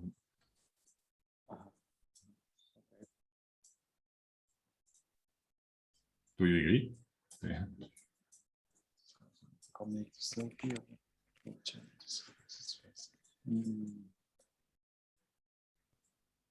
Yeah, sure. I think it's okay that way. So what else? Why the solution is solving selected problems? I think these three, unless we have more stuff we could come up with, like 3 is minimum. We had to figure out, because if we do have enough, like if you can find out 3 reasons why the solution is solving it, then it means it is a good solution. If it's only solved one thing and you can only give one reason, then it might be not impactful enough. And impact is a quite a big measurement in Catalyst. But for now, if we don't come up with anything else, let's. Yeah, I think for now this is perfect, because when you speak about impact, Tevo, that means you're speaking to a person that already knows about Catalyst, already knows about the process. For a person who hasn't seen Catalyst and seeing this is impactful. But for me, who's been through the process of proposal, this is only solving one small part of translation. But this this actually emphasizes the strength and the strength of your mini proposal template, because people can latch on to small ideas that's doable. Just from just to track back a bit, translate books.resources, translate Catalyst guides. These are all mini proposals that could become one proposals. Yep. So that's why I said this emphasizes the strength of this template. Okay. And for I could easily imagine the students of F1B latching onto any of these 3 ideas and making a proposal. Pulling that thing on top, so we can translate it later. Stephen joined us, and he has been helping me to work with the mini proposal process. So I feel like we did reach the end of the solution stage, right? And I will just go a bit back to Stephen to explain what we did. Like the first almost half an hour and a half, we pretty much figured out the solution and the problem statement part, and we had the bit of background story, what we were dealing with, and we ended up with the main problem there with the catalyst is a global scale, but problems might be a local scale. So we have specific issues with that. And then when we started to like going to root analyze, like why is it the problem that local scale problems are not addressed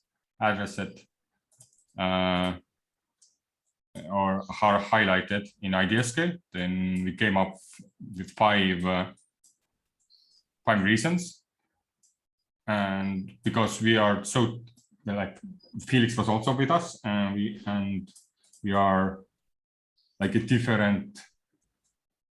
We have different perspectives, so we made a ranking map of how we all think what is most important, and gave 5 stars to that, and and 1 star or 1 point to thing we thought it's less impactful, and ended up with a total score with where a problem was that excludes non-English communities. So that was the like, why is it the problem that we have a local scale? So we specifically thought, okay, the current design of Project Catalyst itself excludes non-English communities. And then we did the thing where we go even deeper and ended up with the problem statement with 2 of them actually, but chose one. The dominant use of English language in Project Catalyst raises language barriers to local communities. Right. So now we are working with this problem statement, and we kind of mapped out some kind of solution map. We brainstormed it, and we and figured out we could work with translations, because providing workshops and events is a bit addressed by the swarm and with the town halls. Yep. And so we took an edge case we could work on, and these were the translations themselves. And for now, we picked the translating Catalyst challenges. We worded it, and now we finally translate Catalyst challenges for local communities, so they can map their ideas into Catalyst categories. Right. And now we just finished reasoning why is the solution solving the problem statement. Roger, done a lot of work. That's very good. Obviously, I'm sorry I was delayed. I think I got my times mixed up. So. Sorry, Stefan. Yeah, hi. I think I got my times mixed up. A couple of things that come straight to mind. Where it says the current design of Project Catalyst itself excludes non-English communities. 1.3. Why? There isn't a why there. Why? That's what I'd say. I mean, maybe you've referred to it before. I'm just saying that's just an immediate. Yeah, it was it's just an immediate impression. That's all. And the other thing is and this is again what immediately comes to mind. Where you said educate local communities. I understand prioritizing translations over workshops. Is there any scope for including interpretation or interpreters? Or is that that's just another thing that comes to mind straight away? But, what is interpreter? A translator is someone who translates text. An interpreter is someone interprets someone live. So if you see on the under the educate local communities, they are providing workshops and events for local communities. That's what Felix was actually going to do starting from this Thursday, right? So include some from the Catalyst School to come and give some workshops. But then the workshop will be in English. And the reason is actually that the English-speaking people from the local communities, for example, from Indonesia, from Vietnam, and Japan and Korea, comes into this workshop because this is another breakout room, right?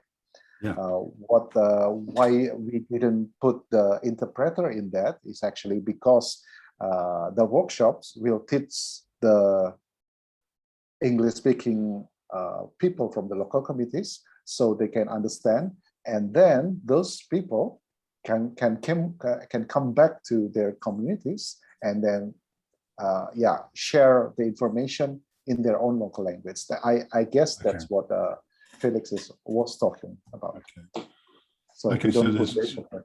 So, there's no need. There's no need to provide any resources or funding for interpretation. Yeah, in that way, because anyway, go on, sorry. Okay, because the interpreter itself is actually needed on the town hall meeting, right? On the Eastern Hemisphere town hall meeting, while we actually have also breakout rooms for each of the languages. Right. So yeah. Okay, I'm just going to see if there's a funding opportunity there. That's so yeah, I see what you mean. Okay, that's fine. But that's what what I understand. Yeah, I mean, Tevo and Jan, perhaps you have another idea about that, about the interpreter. Well, I added actually, yeah, I'm gonna add an interpreter here, but maybe put a question mark. But add more insight that it's not needed if it's not needed if the workshop is in local language. So it is something to be considered when doing a workshop, and then when you're like, then based on a workshop style, you have to consider an interpreter. If you maybe are doing it Indonesian, but you have a double language in that country, like in Estonia, we have Russian people, so you still want that somebody who does the second language of the country.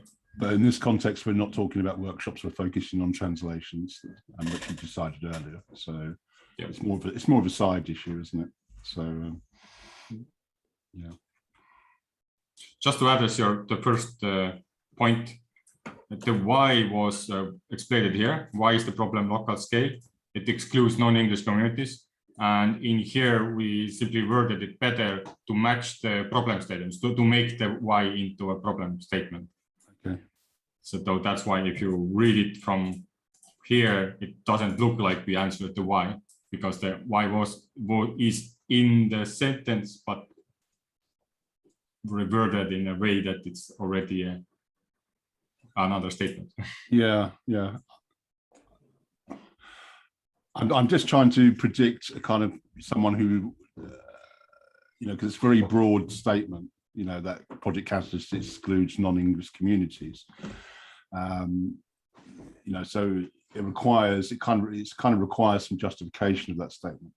I mean, there is a kind of a lack of. Is that because there's a lack of multilingual resources, Ideascale and all that? But I don't want to go back on that. So that's why it is not actually a real answer yet, because it was something very good, but we went even deeper on that, and that's the actual problem statement. This is still an ideation space. Yeah, I don't want to spend any time on that because you've already gone over that, so it's fine.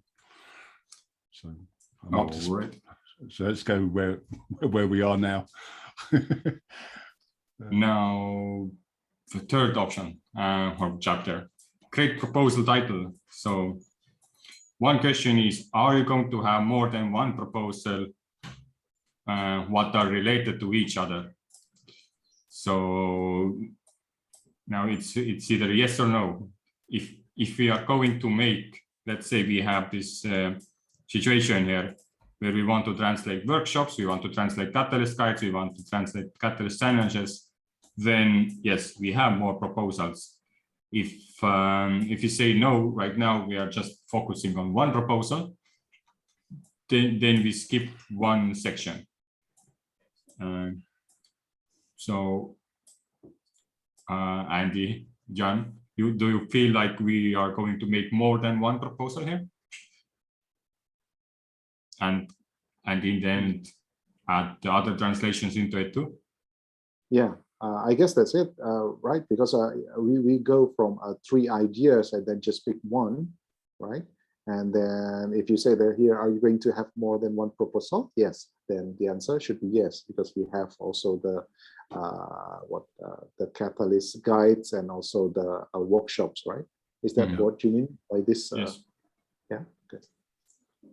I mean, it looks like that's two substantial pieces of work. Yeah. So translating workshop resources is going to be, and it's also very much discrete on its own. And then translating the catalyst guides, likewise, very discrete on its own, and possibly a lot of resources. Is that my understanding? So Yeah. Okay. It could be. Yeah. But the entire framework of translations could be quite similar, but the result is different. So it's easier to keep them in different proposals. And if we agreed now, then write down as many branding words you can, use it in all of the proposal titles. So in this, I'm gonna move it down a bit to have it more room. Good. And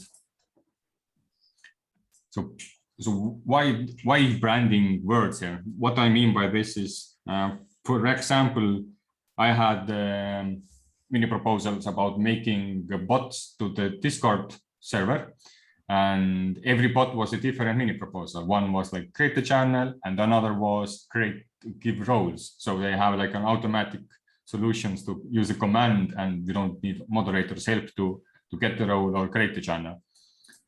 And in these situations, we came up with the branding name DC Discord, which is like Project Catalyst Discord in short. And why it's useful is that if a now voter reads your first proposal and he reads like, oh, okay, you're dealing with problem where you want to, like, what was that? Because all of these proposals, we have the same problem statement.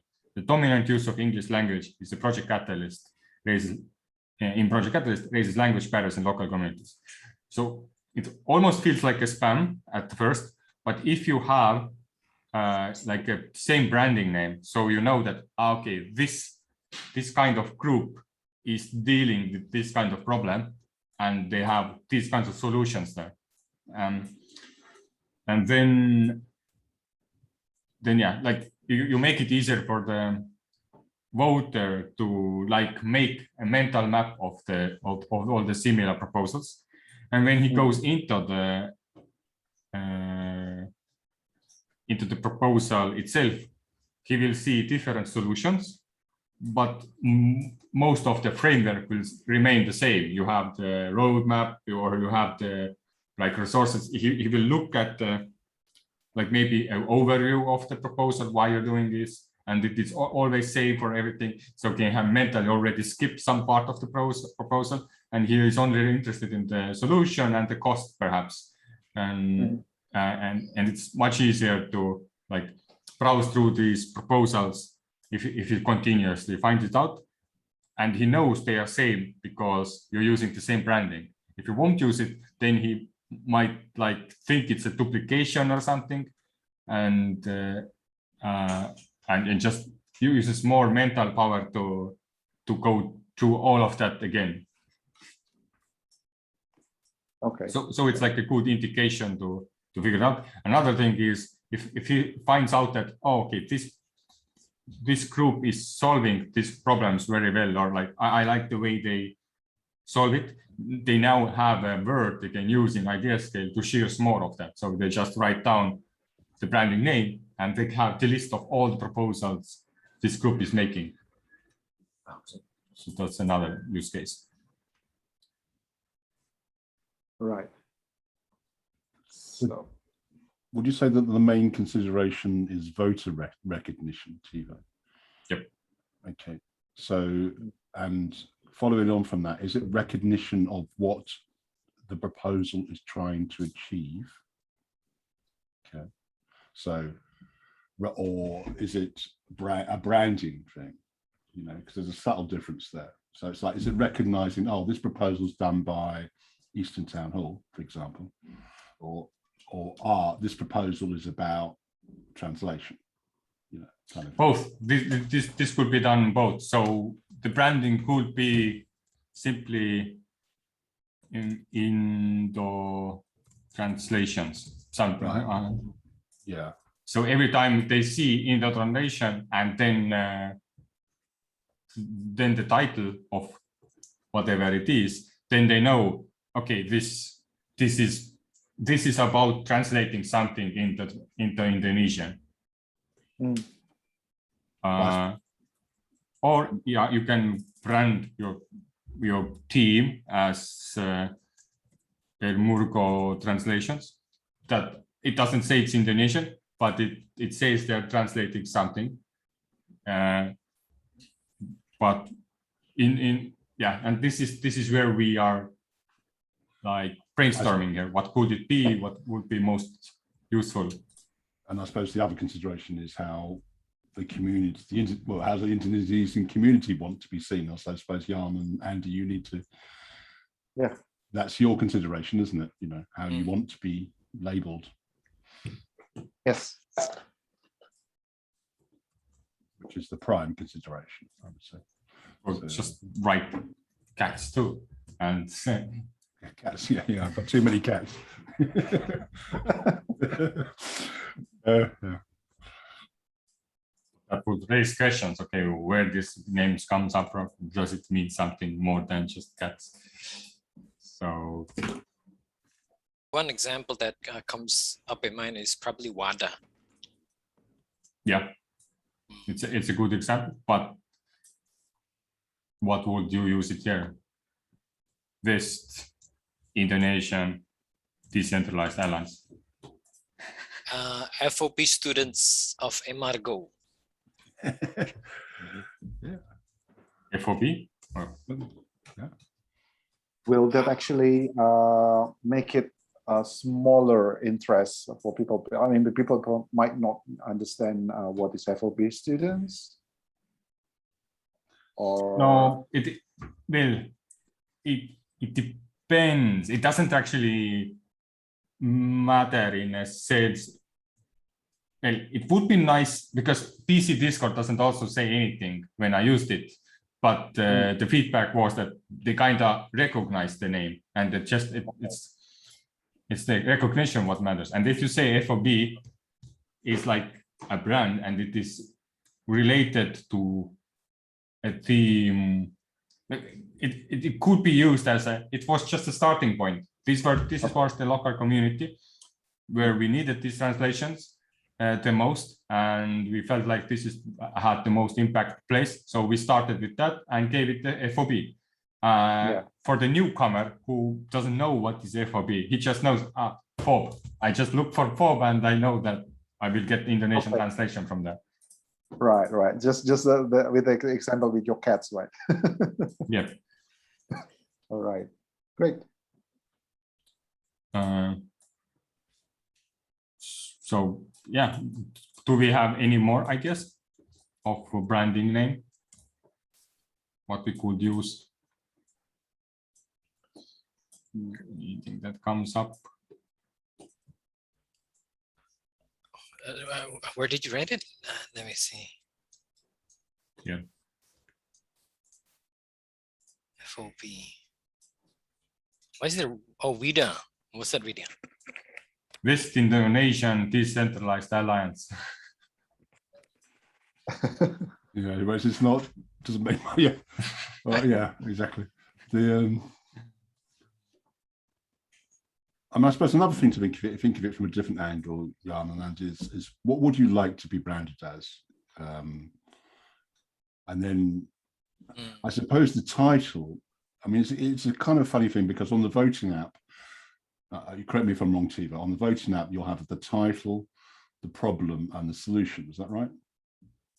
Title, problem, yep. Solution. Yeah. Yeah. So there's a kind of a trade-off between the title being the brand, okay? So the title doesn't necessarily have to explain exactly what you're doing necessarily, but that's going to be the problem and the solution. So I don't know. It's a kind of. I would say the title I would prefer that title encapsulates what you are doing, and and the branding is just there to encompass all the things you're doing. Okay, But yeah, maybe try to write it even in Indonesian, and that makes totally sense if you have an Indonesian word there, and then the yeah, that's what I was thinking. Is it okay if I use Indonesian words instead, right? Yeah, because yeah. then Indonesia can recognize that. I mean, Indonesians can recognize that, and yeah, it clicks to them right away. Yeah, and it also has a kind how of is translations in Indonesian? Terjemahan. Such a long word, Andy. Okay. Oh yeah, so there's something we should keep in mind. Titles have maximum characters. I forgot how much. Yeah. 35, I think. So yeah, there's a certain novelty aspect there. If you had a part of your title in Indonesian, then that in itself is a brand, if you like. Yep. So, I mean, you don't have to use the word. You don't have to translate the word translation into. No, it's just an example. But it could be something, just a word that you feel that you identify with, in Indonesian. Something like this, for example, just like a bahasa from Bahasa Indonesia.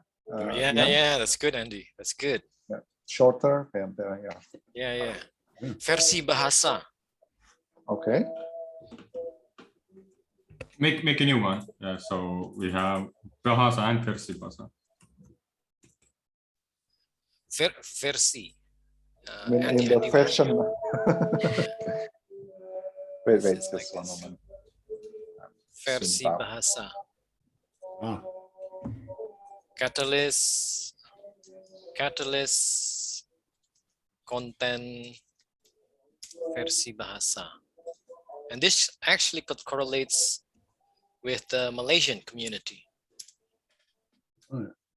Catalyst, content, versi bahasa.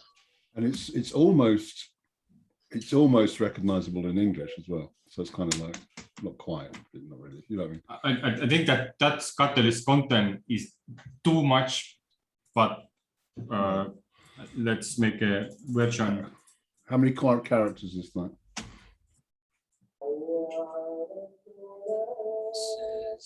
1, 2, 3, 4, 5, 6, 7, 8, 9, 10, 11, 12, 13, 14, 15, 16, 17, 18, 19, 20, 21, 22, 23, 24, 25, 26. Yeah, and then you have one word to encompass the entire proposal. So, and there's the spaces as well. Oh, okay. That's right. 1, 2, 3, 4, 5, 29 then.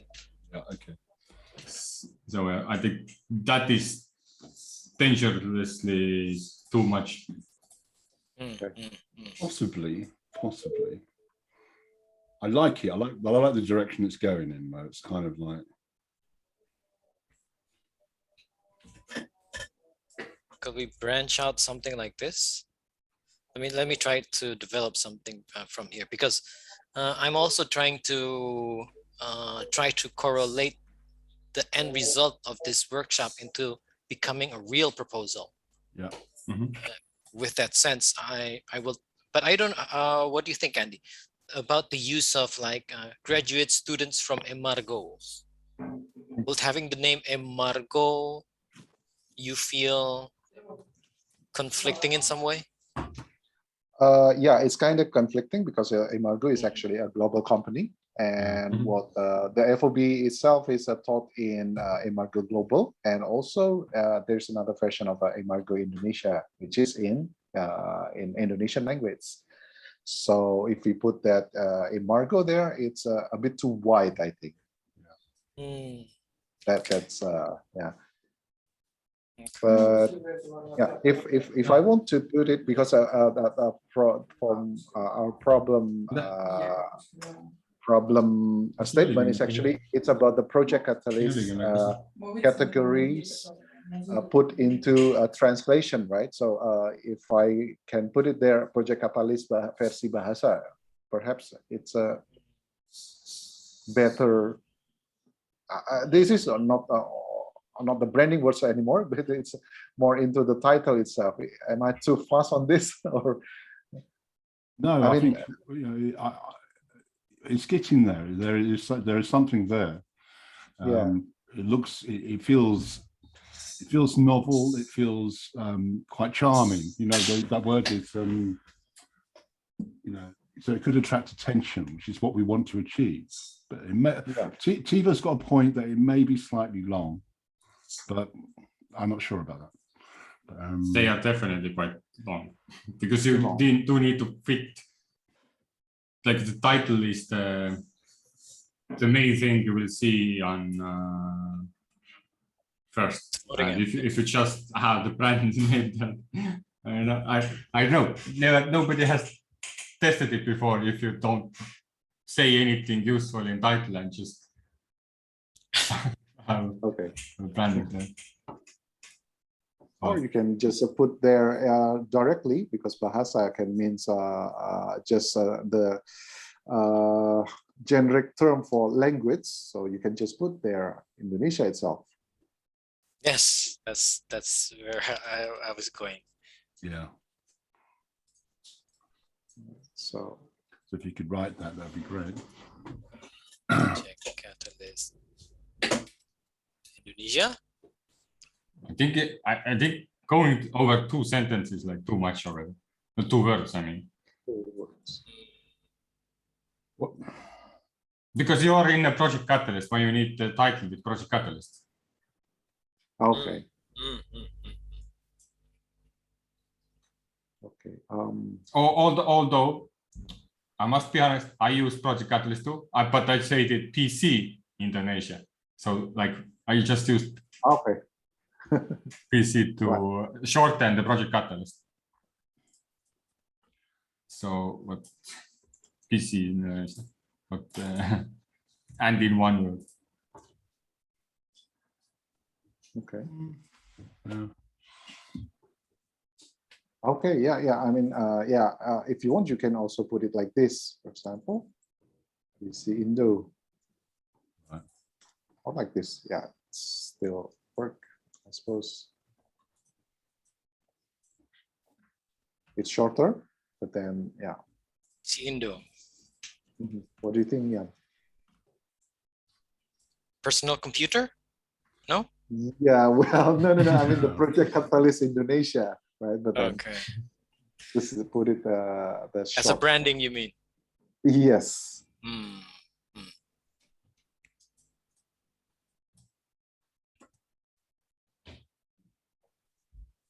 We could go there. We could go there.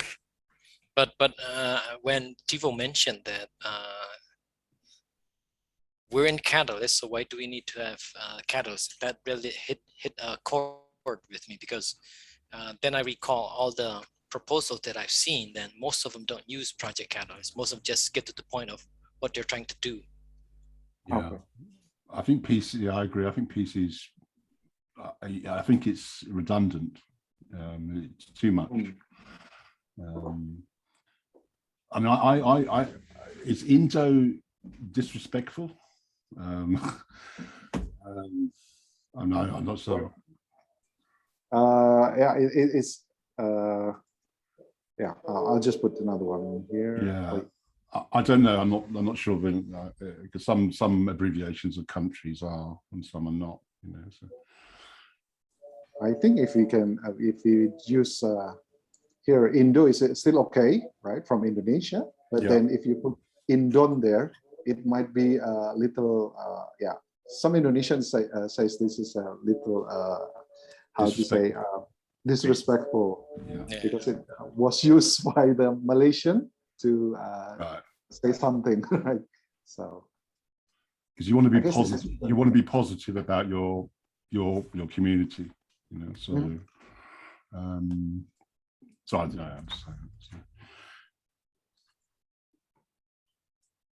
saying. I think an Indonesian word would be great, but again, maybe it shouldn't be versi. I'm not sure if I'm going to pronounce that right. Versi Bashasha, or translation, or it could be just something that reflects your values as well, maybe. But not in a very general way, you know. Okay, I'm gonna Yeah, pick sure. 6 examples what we came up here, and Stephen, you're blocking me one of that. On the sec. How about Bahasa Kita, Andy? What do you think about that? Bahasa Kita might be used as well for the Malaysian, so it kind of, yeah, not really specific, right? Yeah. For the Bahasa Kita, do you like it more than these 6 examples what we are having on the box above? If you do replace it with something?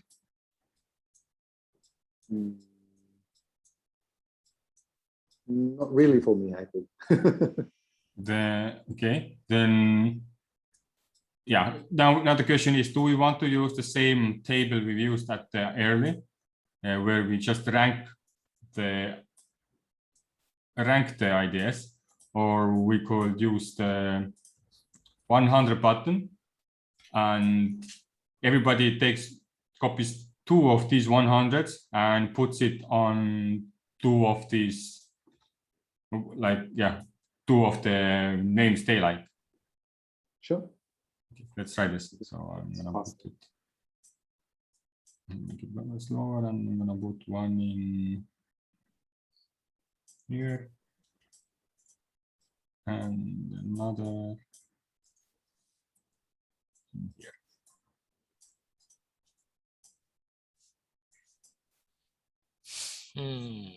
Okay.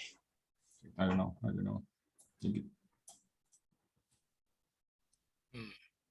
I'll just put mine on the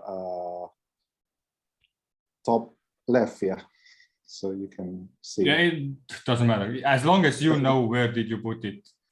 Okay. And you use 2, and if everybody has done their 2 votes, Just 2. Okay. Right, I've done mine.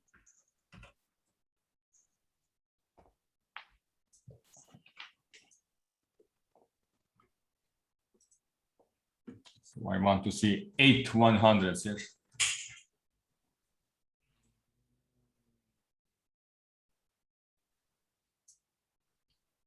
But this is conflicting.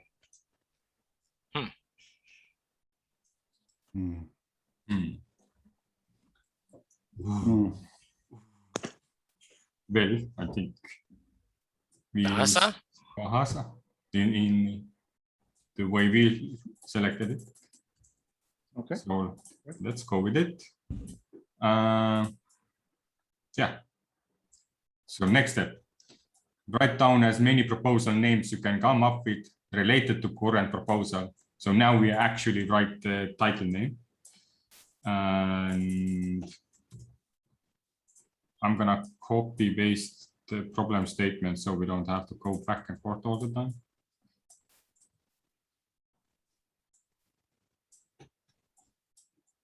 And now think of titles we could have for it. The dominant use of English language is prioritized language best local communities. Okay. Related to current proposal, and solution was that.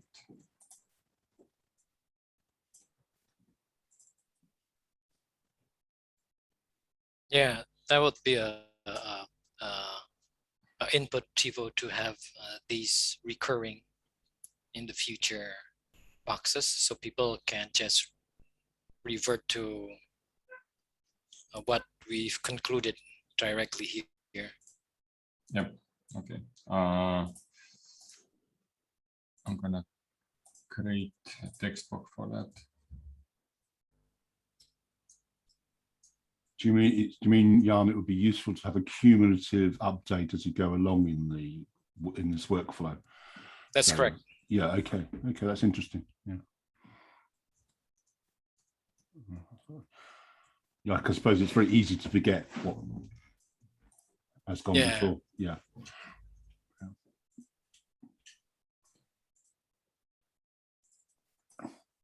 I like the idea, map ideas into categories, and the idea of translation. The way that translation can enable community to realize ideas. Mm. That's quite a nice idea. That well, quite nice.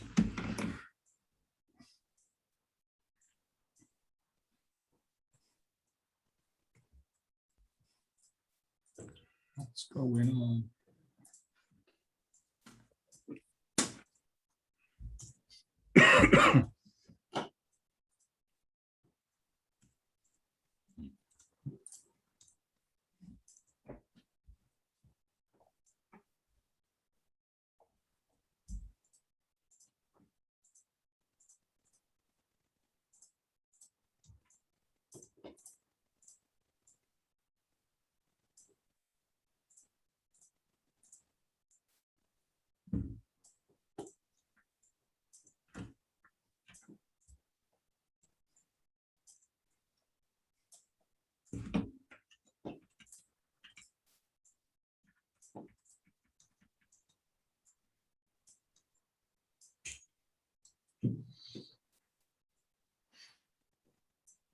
You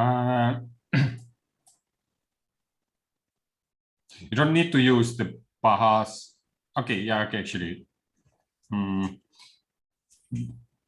Because Yeah, that's okay. the keyword that you want to put in the, Yeah, the step true. 3.1, right? True. Yeah, it's okay. It's okay. The way, yeah, doesn't matter. I just use it differently, and that is correct in all the ways. I use it like Bahasa and then title. but it makes to Bahasa makes sense perhaps. Challenge translation and translation, Bahasa challenge in Bahasa, project challenges in Bahasa. Oh, I think This is super concise. I like this. Yeah. I Right, mean, Andy? yeah, because if you see the box of the there, right, translate catalyst challenges for local communities, right? So yeah, just challenges in Bahasa. That's Bahasa. and Yeah. it's on only 20 characters. Yeah, I already counted, including the perfect. spaces. Yeah, that's a nice one. Yeah, because it's easy to remember as well. And could translate into other language. Challenges in Spain, challenges in Japan, challenges in Vietnam. Mhm. Yeah, good point.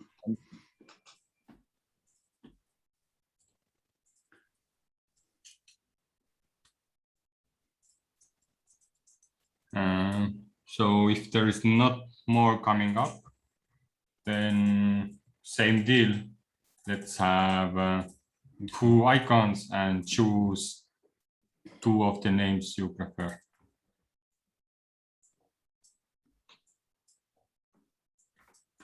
Does our second choice has to be something different or? Yes. Okay.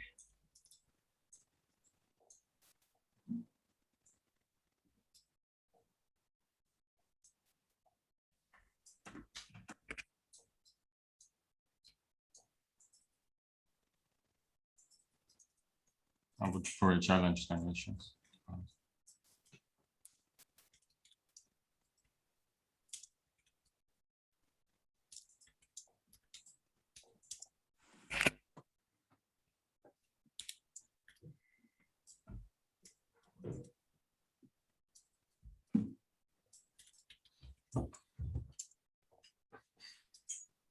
Is somebody gonna make a tiebreaker here? 6. We are missing 1. Somebody has not voted. Really? I think I did two already. We're missing Yeah. one. I voted twice as well. I did 2 here. 1, 2. Oh, Did 1, 2. that's my one, and that's my one. Oh, it's Oh. yours? Yeah, All right. Then it's me. It's me. Okay. Okay, sorry. Okay. Yeah, that's Okay. Hooray! Ooh, you have Oh. a tiebreaker here. Okay, I'll break it. How about that? Thank you. Challenge in Bahasa. Then it is. Okay. So Great. now we got the title. So this part we just completed. That is enough to actually put up on Ideascale already on the first day it launches, because that's actually even it encapsulates all you need for the first phase of the project catalyst. But now we can go deeper. State your team roles in proposal. So now if you are talking about what's there? Project challenge and translation. Bahasu. What? No. So yeah, state your problem. So basically, you want to write down all the roles you need for translations, and in a sense that you don't like think of one person who does all the tasks, or simply like all the activities there are, and assigning it to a role. So for example, the most obvious one, you need a translator. But the less obvious would be somebody who is finding the resources. So somebody who is Managing like setting up the what to translate. A resource manager or somebody. Yeah. There's possibly administration as well, admin.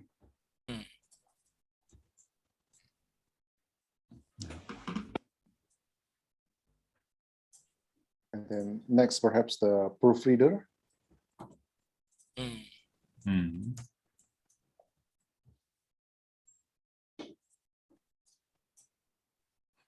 Does translation need some design, or that's like straightforward and just right? In our context, probably not. But if it was in the context of Felix's workshop, yeah. Yeah, or infographics. Yep. Okay. Yeah, sure. Okay. So. And how about the person who writes the proposal and who communicates with the community? How will that have a team role, or will someone in the team role have that function also? Like public relations. Yeah, something like what I always keep going back to what Aiden did with Playerman. He was active. Sorry? No, absolutely. Yeah. Yeah. Would that constitute as an admin also, or? No, I think it's much more than an admin. I think admin is it's much more banal, much more like, routine work that needs to be done, like form filling, that kind of thing. Whereas public relations, like what Aiden's saying, as you pointed out, that's much more skilled. It's about communication, isn't it, as well? So. Good point.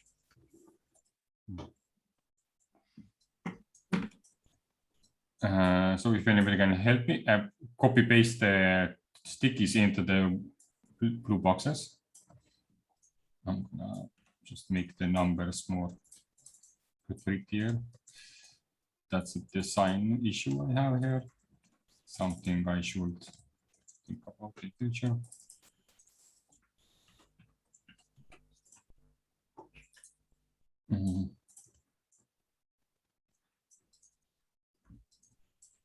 And in the end, if I really want that to here, all that. So now we want to give a reason why to all of this. It's like why do we need that role? Yeah. Right. Okay.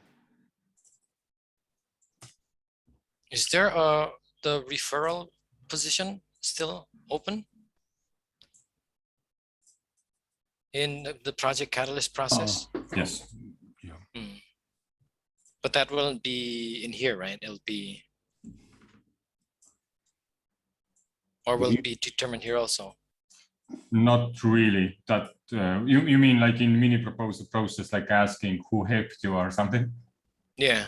No, that is purely social thing. But it is good thing to remind. So if you do a class and like 6 people do a proposal, I would suggest to mention that, hey, if you don't mind, just refer to me, and if you get funded, I get funded, and like it's support both ways, and I mean that's Okay. totally.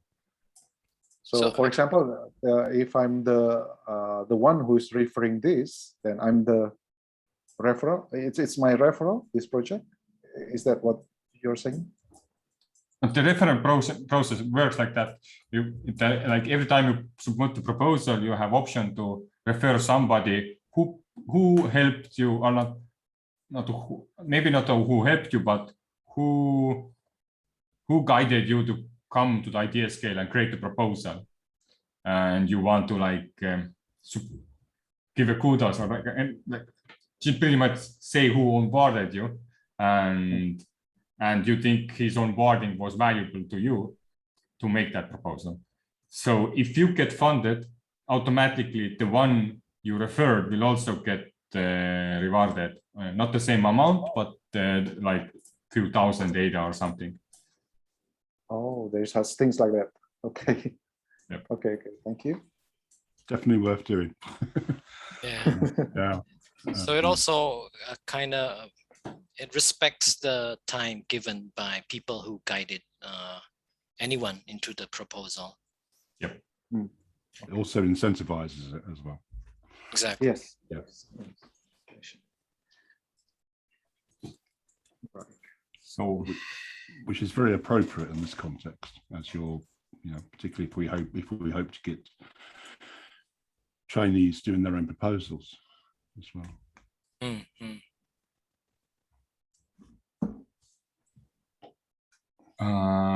Back to this.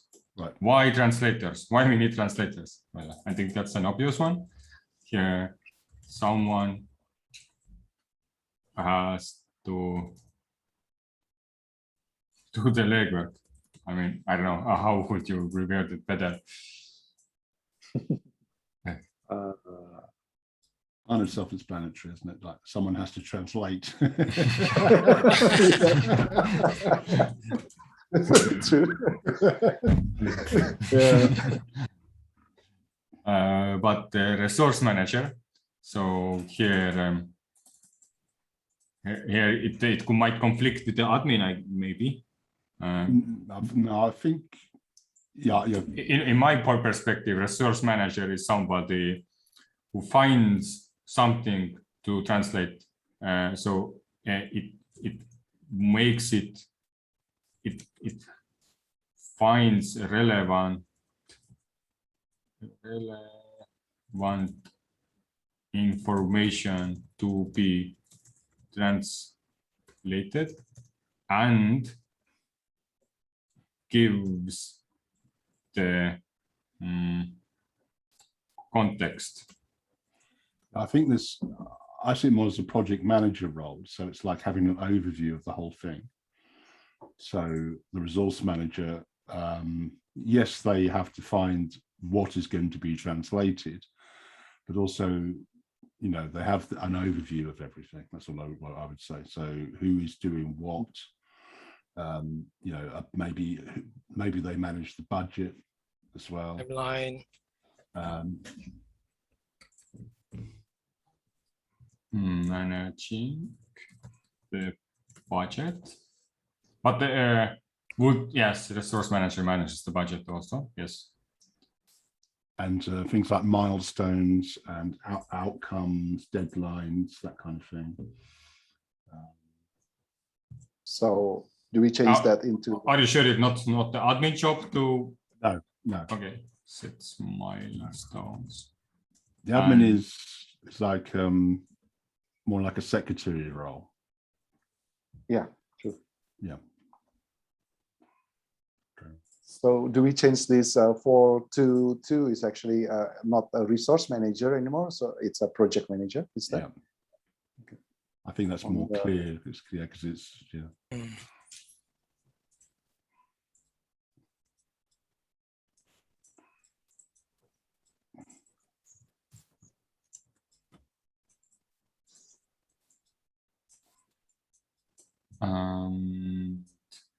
Admin. Okay, admin would be basic administrative support, so paperwork, essentially. What kind of paperwork? Well, everything the project manager doesn't want to do.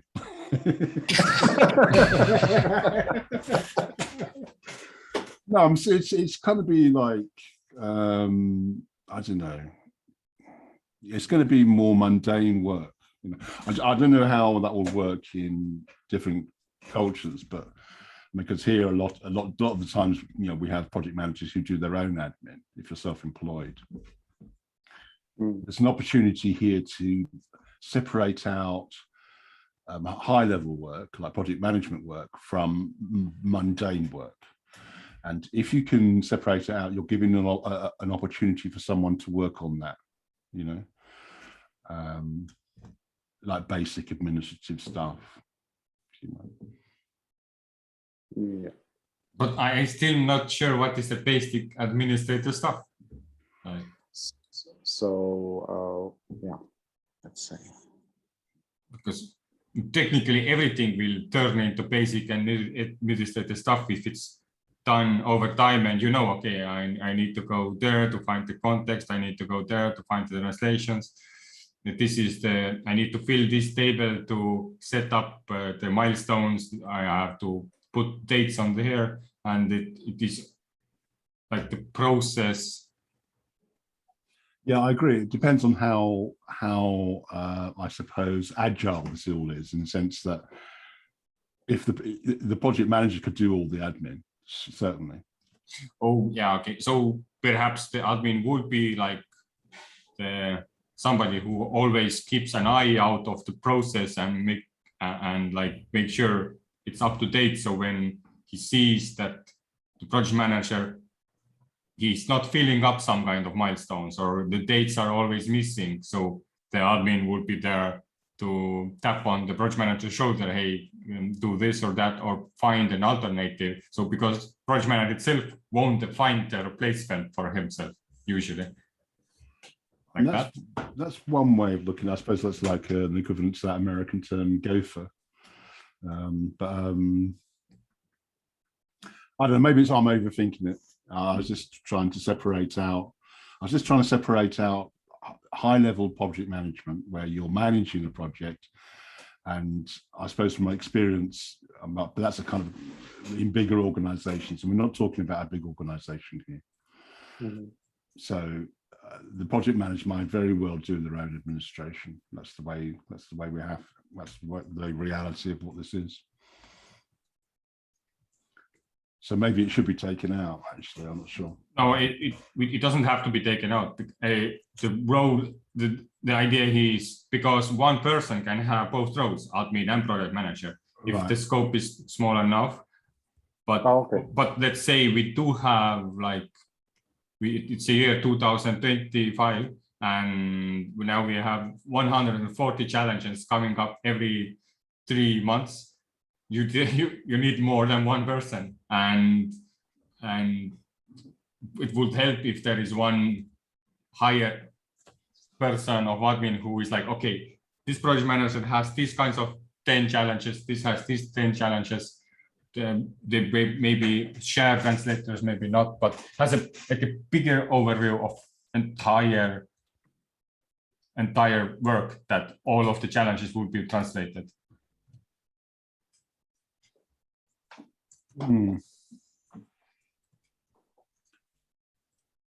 I think there should be an admin. But to your point, Tevo, you also mentioned perhaps the urgency of the importance of admin is also dependent on the scope of your scope of the project, as you mentioned, in the year 2025 and so forth. But having it here as an example in our process, I think will help people who sees this process, and eventually they will choose whether to have admin or not. But having it there to give them something to think about. Do we need admin or not? I think we should have it. I suppose I'm thinking of, let's say you want someone to set up a file structure for you and put documents in different places on a Google Drive and know where things are. That's admin. Yes, just making sure that everything puts in place. That's basically what an admin does, right? Yeah. And everyone can use the admin. I know there may not be a person, it may be a function. So the translator will say to the admin, where is this thing I have to translate? Does it also like then educate new project managers? No, not really educating, but it's just making sure that everything puts in place, right? So yeah, for example, if let's say the project manager got the resource, right? And then he puts it into different parts. This is what you have to finish into in week 1, for example. This is what needs to be done in week 2. That's for the translation, right? And then just like Stephen said, just put it into different kind of folders, right? And then make sure if the translator already did the translation, and then he puts it into the correct folder, right? So also a quality assurance? No. Not really. No, it's more mundane than that. Think basic. The project manager will be looking at things like quality. Like all the admin do is basically going and getting stuff and filing stuff and knowing where things are on a very basic level. So that could be quite a lot of work. Let's say you've got a lot of stuff to translate, okay? Like a lot of files, for example, if you want to use those terms, like say 100 of them. And you've got more in the file structure, and you've got in different categories in the file structure. The project manager may have decided how to organize all that, but they're not going to go and answer every query about where to get the file from. Someone else is going to do that. So they're going to say, oh, admin, can you please get me this file or something? But this is just one, I know from experience that it's much more than that. So they will, the project manager might set up templates for stuff which the admin would use, that kind of thing.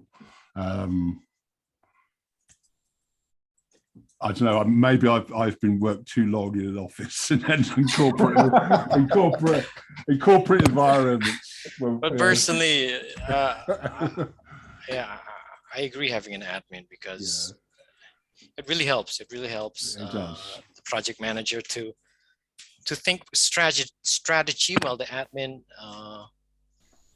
keeps everything tidy. Yeah. Yes, true. I'm also seeing it as an opportunity, a job opportunity. Do you see what I mean? Yes, exactly. Because the project manager is quite a skilled job, okay? Whereas an admin is not so skilled, okay? All an admin has to do maybe is know maybe some office applications and how to put things in directories and that kind of thing.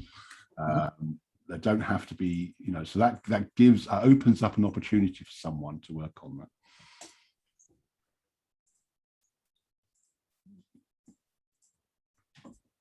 Okay. Next one, public relations. Why do we need the public relations? I think there's the person. Continue, Stephen. So I thought I was going to say it was also about communication as well, isn't it? As what you were saying, Jan. Yeah. So communicating about the translations or communicating between? Communicating about the proposal with the community. Not proposal, we have challenges. So yeah, so communicating about the challenges, what was translated about. No, the proposal. So for instance, I'm going to use the example of Aiden communicating playerment to everyone. But then again, is it translate Catalyst challenge for local communities so they can map their ideas into Catalyst categories? So you want the team who all translates the Catalyst challenges to also now make sure they make relation with the proposals what go into the challenge? Yeah, I'm absolutely. This is about marketing and getting things done, Tevo. So you can't just have people translating and project management and proofreading. Someone has to communicate what they're doing to the public.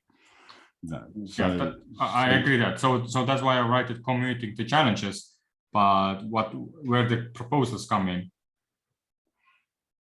or you mean that the public relation also is make sure that the proposal of creating translated challenges is Exactly. well. Okay. Just a side story for perhaps Andy. There's a stellar, I'm going to use a strong word, stellar example of this is by Aiden. So Aiden from Playerment, he communicated on all channels, every channels, YouTube, Twitter, Discord, Telegram, live town halls, and he uses the icon of the proposals. He used his proposal is called Playerment, and they have a logo, and he uses that logo and on all his profiles and all social media channels. And he was very communicative. He's very communicative. He always reminded, and although his proposal wasn't the best written proposal, his actions of communications is, I feel, one of the key component of his proposals getting through. That's why. I mean, other terms for it are kind of product evangelist and and also influencer, that kind of thing. So, as you say, it's a very important role.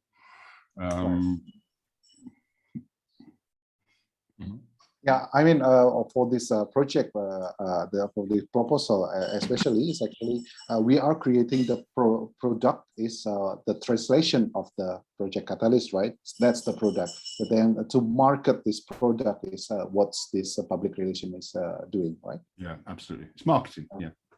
Right. So just imagine having this perfectly written proposal like we're doing right now, and having a strong marketing. The chances of getting voted, I feel, is doubled. Yes. Anyway, proofreader. Why do we want a proofreader? Right. So for my perspective, is actually someone can translate, right? Translate is like you know English language, you know Indonesian language, and he translates that. Right, so the proofreader is actually the one who got the contacts for the catalyst, for the blockchain, and everything like that. While the translator might not need to have those kind of knowledge. So the proofreader is the one who puts the Indonesian words already translated into the context that people can understand, in the context of blockchain and context of. Isn't that the work of project manager? No, it's context, not contacts, Tevo. Okay. And it's technical knowledge. Having the technical knowledge. So you have I think excuse me, Andy, you have routine translation, and then you have technical translation in a sense, because you will understand, as Andrew was saying, where, let's say you translate something like, you translate a paper about physics, and you could do that in theory, but you wouldn't understand a lot of the words necessarily. And you may be very, very good at your language, but you still would get it wrong because you wouldn't understand the technical context. Yes. Yeah. And the physics reader will not, what kind of translation is this? Because it doesn't fit into their daily spoken words, right? Absolutely. That So makes sense. what I wrote down has context and technical knowledge to make sure the translation is high quality. Did I capture it correctly? I'd say understands the blockchain context.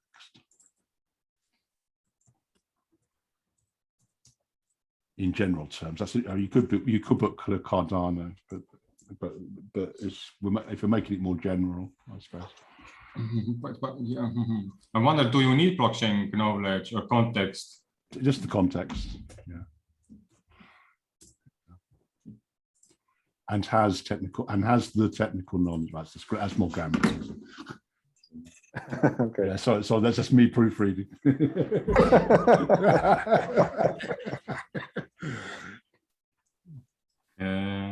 Yeah. So now we reasoned.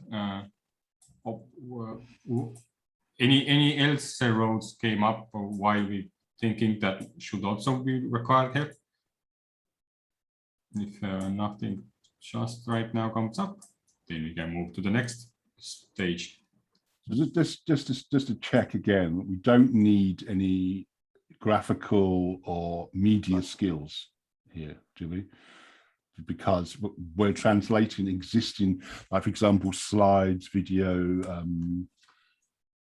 We only translate challenges here. Yeah, it's okay. Okay, so okay, fine. I'm just checking. State. Okay, so next one, checklist and expectation. State what kind of proposal you are making. So in that, what I mean by state is like some are business proposals, some are like simply ideas. I don't know, like not simply, but like more like an idea level, and some are like two actions, like almost like this. I want one thing to be done, and that's it. Like not the holistic thing, or not the recurring thing. So what kind of proposal this is, like an explanation. So you're saying like, is this an individual idea or it's a part of a bigger idea?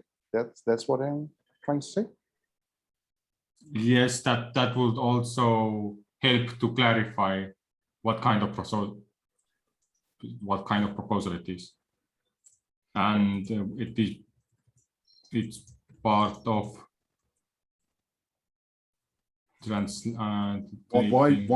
Why do we need to know this, Tevo?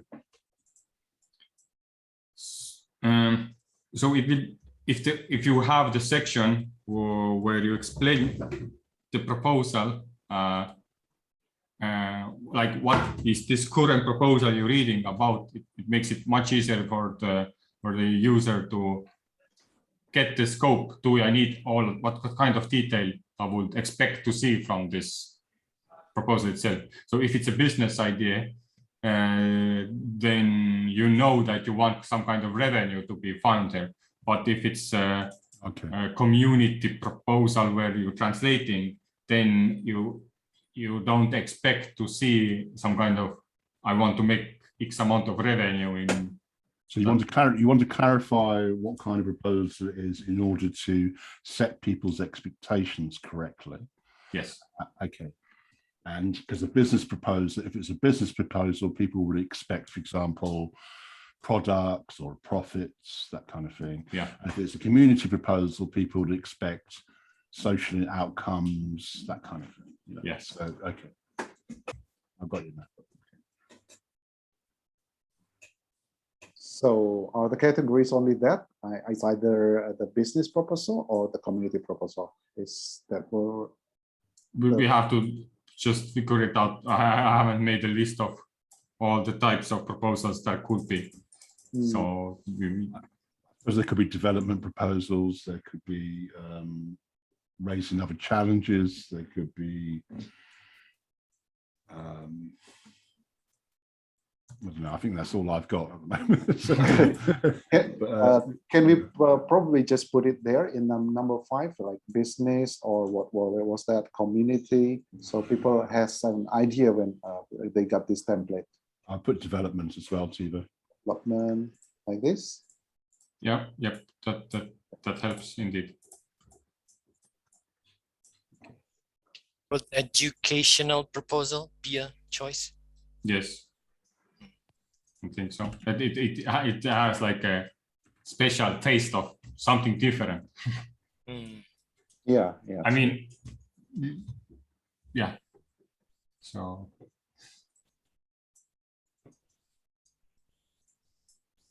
But now we know kind of what we mean about kind of proposal. So what kind of is this proposal?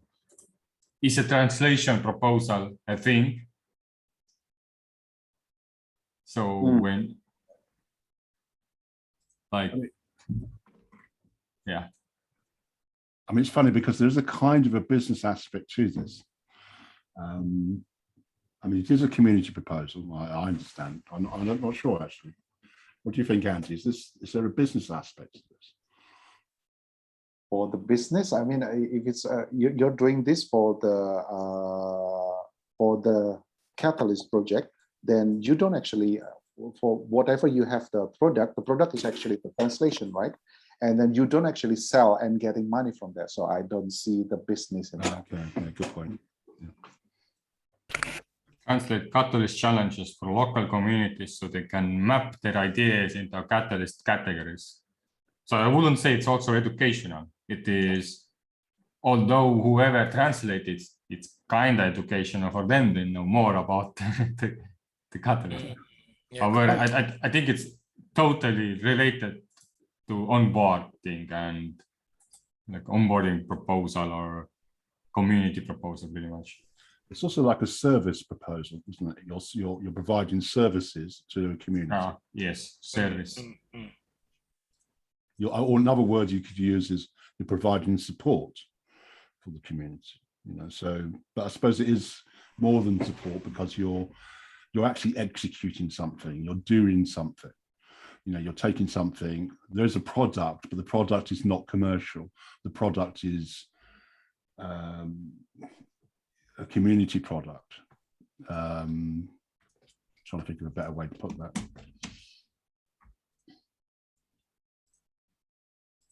Yeah, I can only think of service. Sorry, I can't remember. I think it won't be service. It actually it is. I mean, oh damn. I mean, I like the service in a sense that if we think a bit like not only about the challenges and but use the challenge like this kind of problem statement and this kind of specific solution to show that one of our service is to translate these challenges. However, we think of us as a service because if you have something more you think it's worth solving, this is a group you want to talk to, and it becomes business. And then it comes a business though, yeah. No, because you can get, I mean, I have done this, I've worked for community organizations in the past where they've had marketing, for example.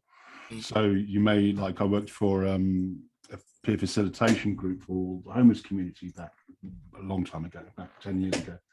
And they had, you know, you would have people doing the work, like going into hostels and facilitating groups, that kind of thing. But then you would have people marketing what they're doing, okay, if in terms of fundraising and, as you said, getting the message out about what they're doing. So that's a part of the service, part of the community service. And it's not a business. Why isn't it a business? Because I suppose the main criterion there is the lack of the profit. Okay? I don't know if you disagree with that, because I don't think we're looking to make a profit here. I might be wrong. If you are making, that's okay. That's a different model, isn't it?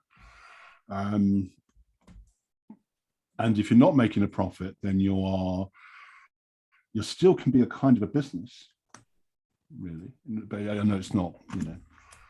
You still, no, let's put it another way. You can still have the same things a business has, like administration, like project management, like budgeting, like marketing. I mean, charities do this, you know, so. I totally get your first example. Yeah, sure. Because we're not looking for profit. We're purely providing services. So in that context, it is more towards the community services rather than becoming an entity of business. But that also depends on who's proposing. In this instance, because it's us proposing, I think it's more of a community service, because I think none of us here don't want to make a profit or a business out of this. Some of the people we are helping may want to do that. It could kickstart the idea of getting that. Because right now you are pretty much, you still kind of, you don't get paid, but you get funded. So it's and to do something. And if you do high quality, then it's high likely that if somebody needs the translations, they come to the people who already done translations. But that is something aside the point. Then you don't have to come back to back to Ideascale to get funded, to get paid by some other service. Then this is just a place where you are pretty much marketing that you can do this job. You're doing it very effectively, and if somebody has money and really needs like translation service, they now know who to contact. So yeah, I have one example from my Discord, what I think will also be valuable to see how I did this section. So what I forgot about this, like, yeah, we had a discussion with this, I think even with Steven, that should this chapter we are doing maybe should be changed a bit, because I gave it a new style. Like what I'm doing here is a mini proposal. I'm doing it small. So I went like aside from this is a business idea, and this is a bounty, this is a mini proposal, this is something else. So right now we are also talking about, is it a community proposal, is it a service proposal, is it a development? So I made like a new style. So we could also perhaps use it like and explain this is a mini proposal for the community. And if we advocate it more enough, like Indonesians start using, oh, we are making mini proposals. I'm advocating, I'm doing mini proposals. Okay. And if everybody are starting to use like that phrase of, oh, we are doing mini proposals, and we all have like the same kind of rules, because the business ideas has rules that it has to do revenue, like we said before. It has a different budgeting questions. Then so this introduces a slight element of confusion here, because this morning we're using a mini proposal process in order to brainstorm a proposal that's not a mini proposal.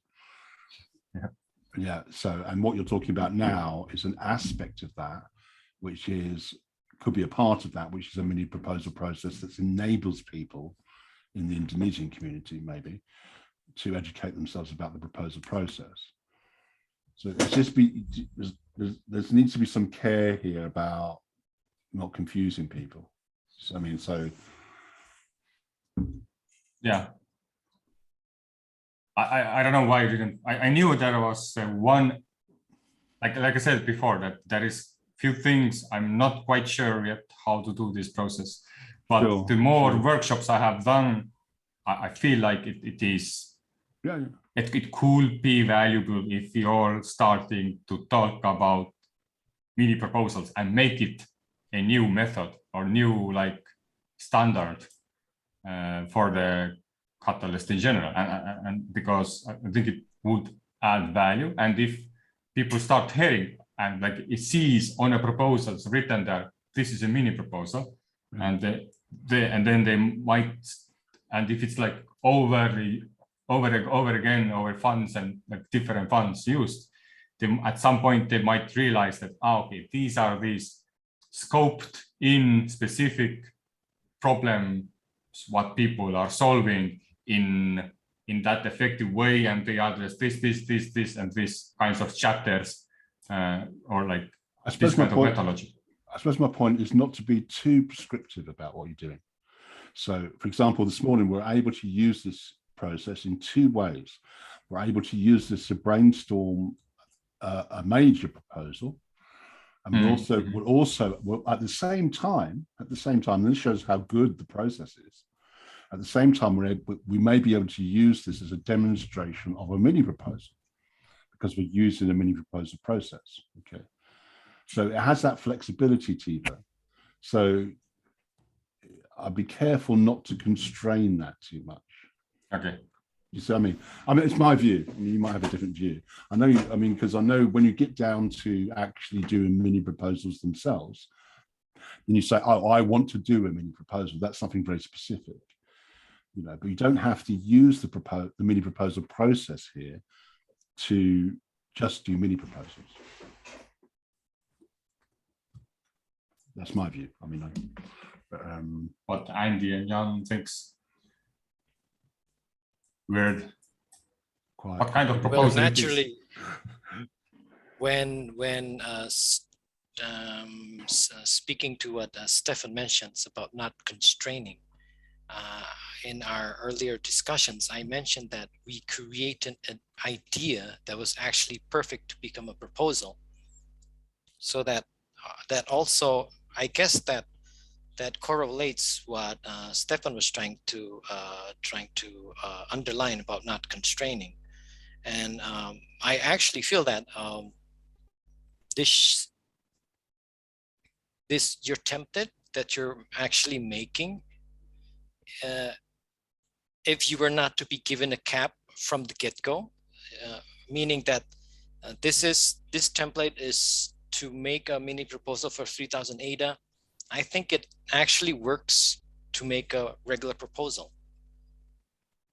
That's the process that I'm currently feeling, because many times we've already created already created branches of good proposals. Let me go back to what point most specifically. Point 2. In point 2, there was translations, and there was providing local workshops and events for communities. This itself is a proposal. This itself is a proposal. Then we here choose to only focus on this. But this all was created from the process that up here that you made.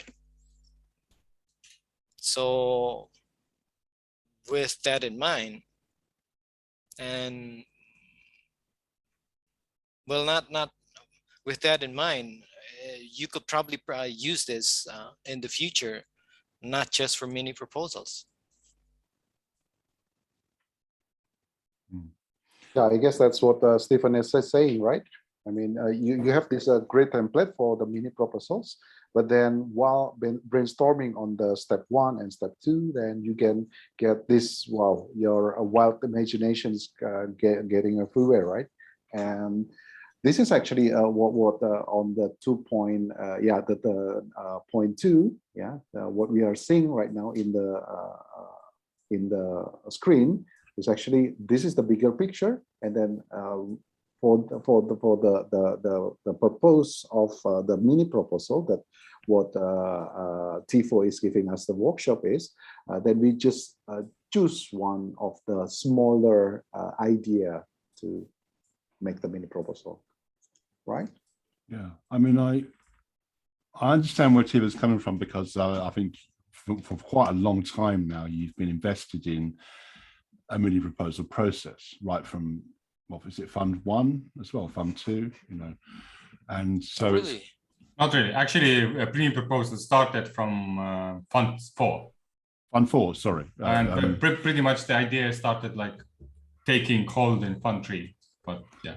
But I think there's a danger, and I know this from myself, is that when you get so invested in the structure of an idea in terms of how you originally saw it being executed, like for example, that you may lose sight of like what else it can do.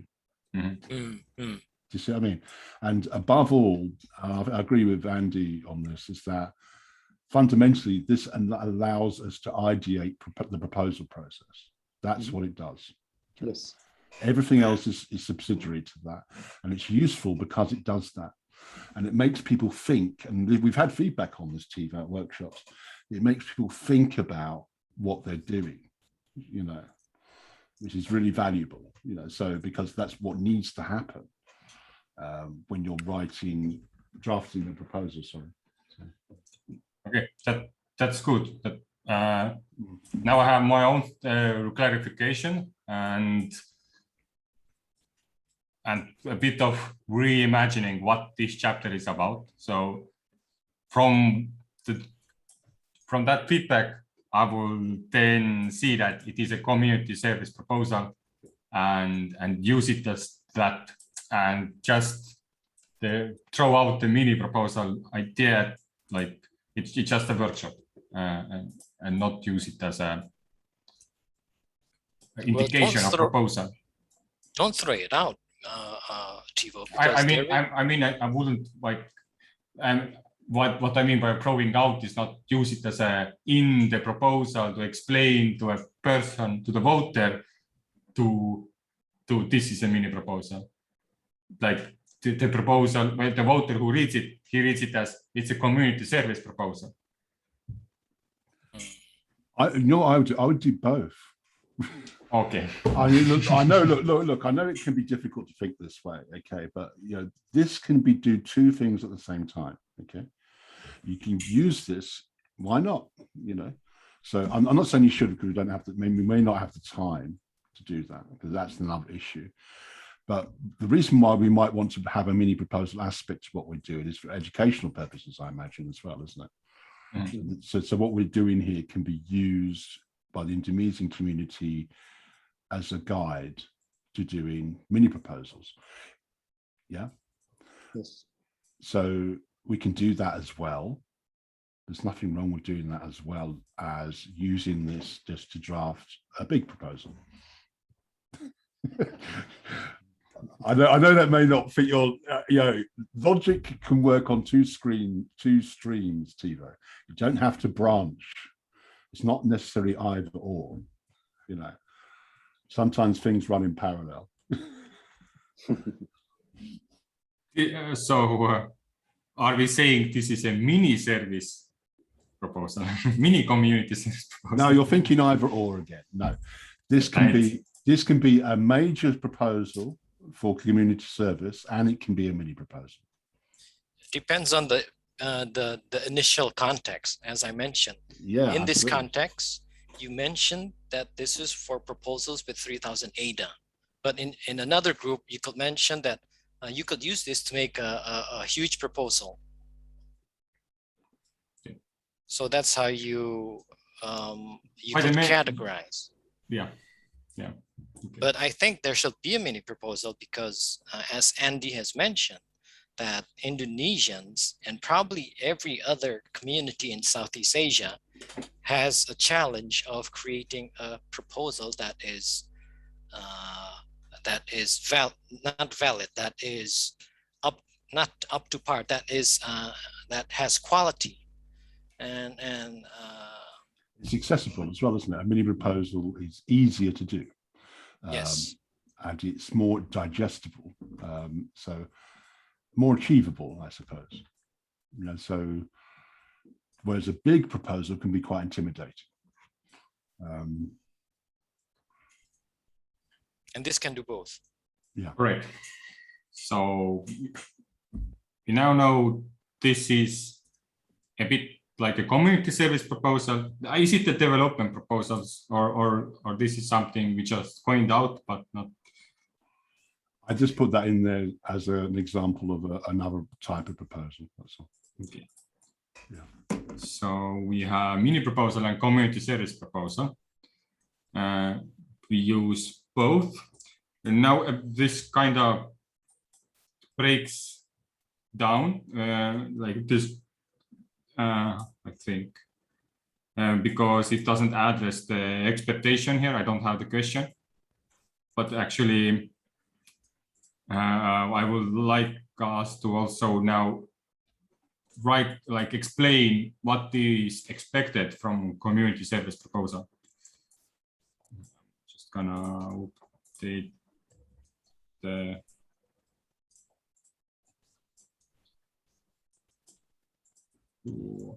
what is expected from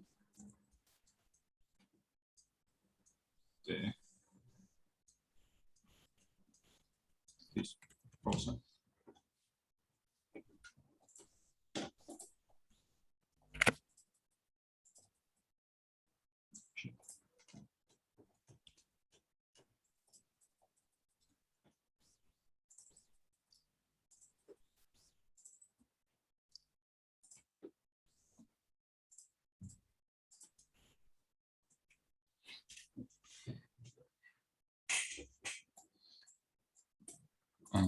Are we using both then? Community service proposal. And that means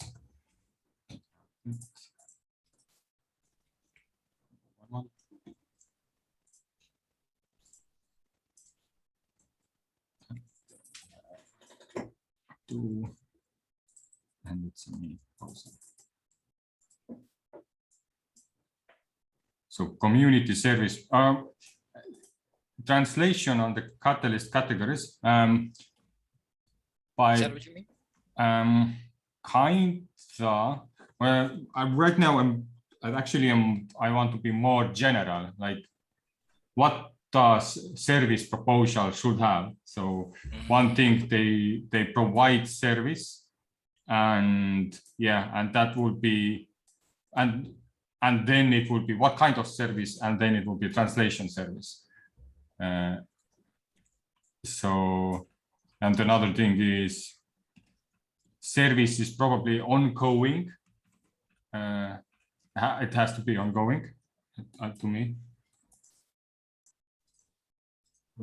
Ongoing task, because I want, like, is there services what you only do one time? So I have a service, as soon as somebody uses my service, nobody ever can use it again. So I don't know, does that work?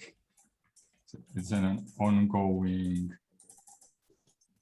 work, and so it's expected that to be an ongoing thing, or at least a length is specified. Or length of work is specified. So when the service ends, so if we do it like in a mini proposal way, perhaps we do it only for Fund 6, and or if you do it right now, probably the MVP will be Fund 6 translation, but proposal will say we will do Fund 7 challenges and all of that. But after that, you have to again vote on Fund 6 proposal to get Fund 7 challenges. So like a ongoing thing, and you keep it really minimum. Of course, you could say entire this year all the funds will come out, but then you would also need to account for how much it would scale up, and the price might get too costly, because we have only like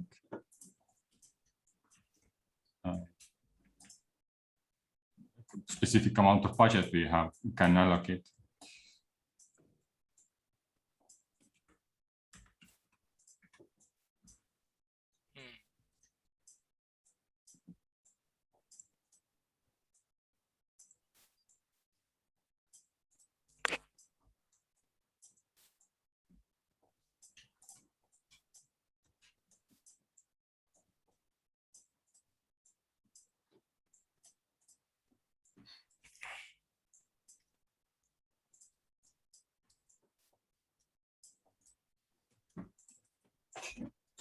length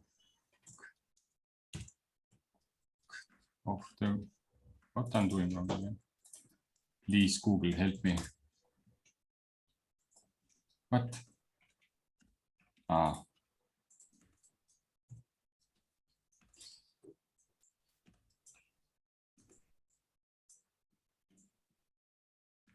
Actually, for now, I wouldn't actually even go into what kind of work we do, because in solution, we already explained what are we doing. So expectation is the solution we provide, but just in general, yes, what is a service proposal? So yeah, provides, promotes ongoing translation services and ongoing services to the Asian community. Yeah, length of work is specified. Provide employment opportunities. Oh, that's a good one. Yeah, that's important. Yeah. Andy, you could Yeah. make a sticky note by going to, are you opening Miro right now? Yeah. Yes, To the left of your screen, there's a sticky note picture. Do you see it? There's an icon. Just click on the sticky note, pick your color, and click press to have it appear. Sure. I'm still thinking about what I can add. Okay. Contribute here. Okay.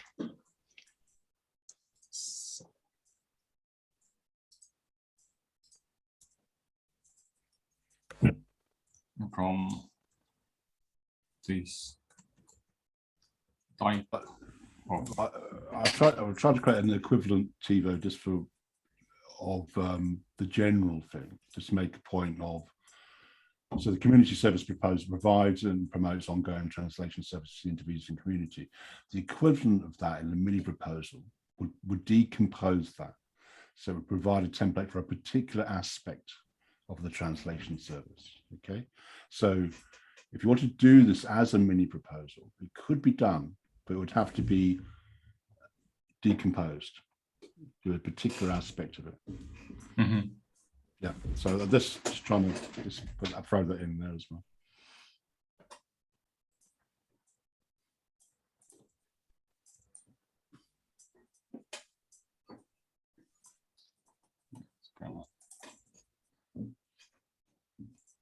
This chapter took a bit longer because not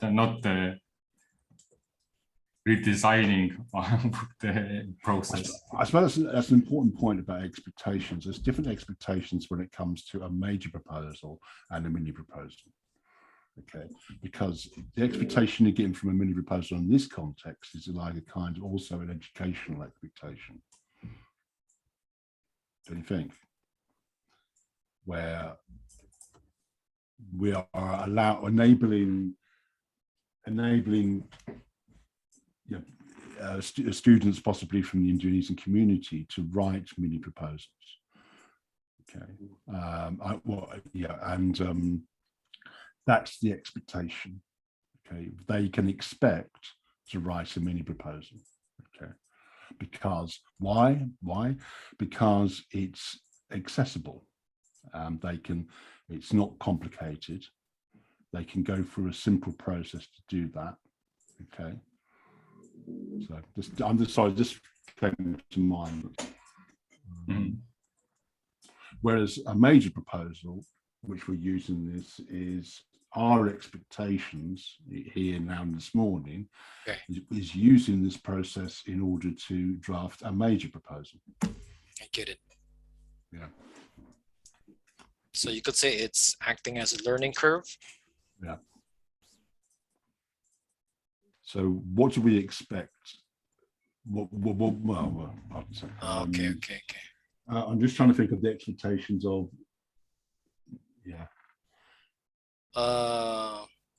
simple level, simple but easy to implement solutions. Yeah.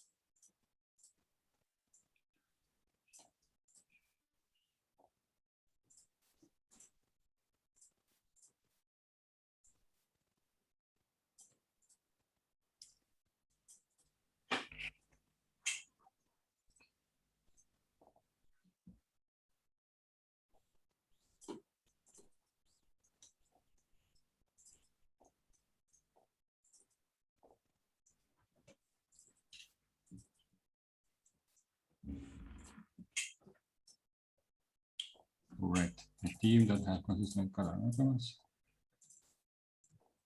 Simply implement solutions and provides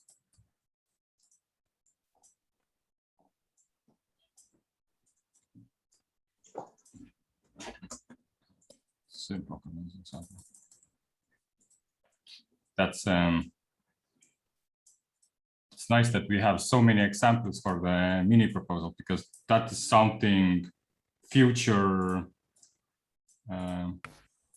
whoever does this workshop and finds out that they are also doing a mini proposal could already reuse the same ideation and maybe slightly improve it and over time get it like even.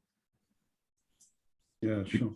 Because yeah, the real answer we only wanted here is to find out that we are doing the service proposal and mini proposal, and the next question of the expectation is simply for us to realize that we are covering all the aspects, so and making sure that we do that, and it's like a bit more brainstorming here. All right, I think we good with that one, so we can jump to the next one, where is money, time, and personal management. So I see already a question. Create your mini proposal rules, and do we want to skip these kinds of stuff now, because it's this is actually the place where it also like starts to like almost related to a previous place where this workshop could fit to anything, any kind of proposal, and do we want to now change the idea of what is the actual max budget? So when we started with the idea that it could be 3,000 ADA, maybe this time we have like acquired enough information to change it. Okay, actually we needed 6,000 ADA and at different time, or do we even want to think about that? Like because if we already at the start thought about the idea of, okay, it's gonna be a small proposal, or we are trying to keep the scope as minimal as possible from the get-go, this section itself won't actually no longer make sense. I mean, there's two things we can do. We can just use the information, as you said, Tevo, that we've worked on this morning already to get a kind of idea of what our budget will be, whether that's 10,000, 5,000, 15,000, whatever. And we could do a mini proposal budget, but again, I think it's going to be a question of time, because we're starting to get into more detail here, aren't we? So, yeah. So I think we may not have the time to do that. We could, for example, take one aspect of what we're doing and budget for that, and that would be a mini proposal. You know? So I rather hide that frame right now. Yeah. And really just cut it out of the mini proposal workshop. So because it's that literally double questions the entire process itself. No, I'm not so sure, because doesn't it have the flexibility to enable you to do any budget? Yeah, yeah. So, and do we want to do that now? I mean, I don't know what Jan and Andy think. Is this the right time in the process to think about money and time? Maybe not. I guess for every proposal, it's actually we are proposing for a project, right? So if we are proposing for a project, then we know about the timing and the budget, but it's more like a more into a rough estimation of the kind of timing and budget that we would like. The actual budgeting part will come in future, like product and budget. So here, I think why this like last session and this step, where it came from was that I pretty much from start to finish to current situation, we kind of defined like quite a lot about the proposal and solution and the problem, and we holistically know what we are talking about now. Mm-hmm. So now this is the like a state where, because when I did it, I didn't think about, oh, it could be a mini proposal.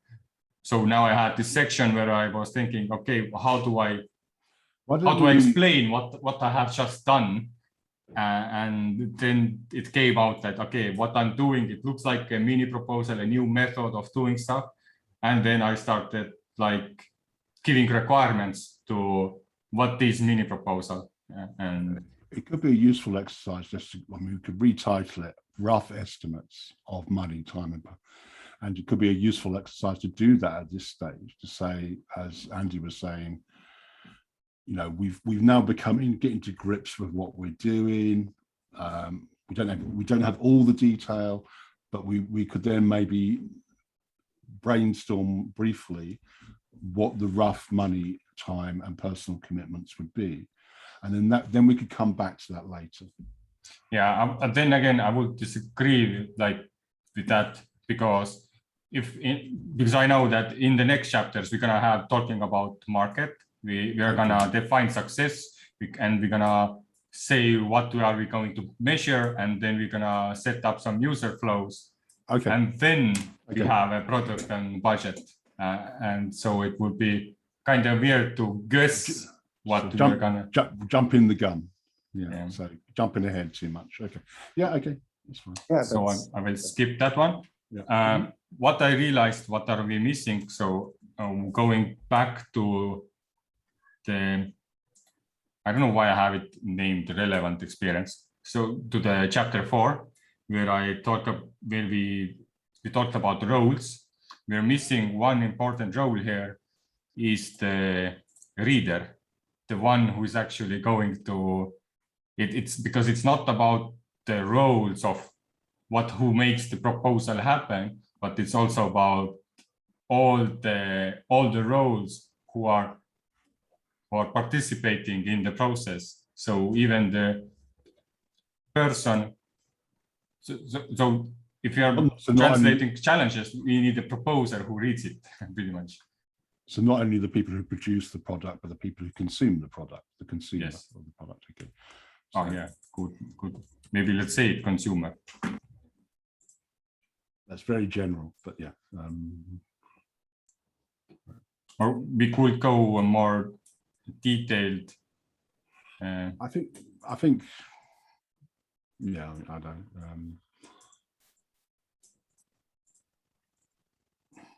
Like who is the person who is going to read the challenges?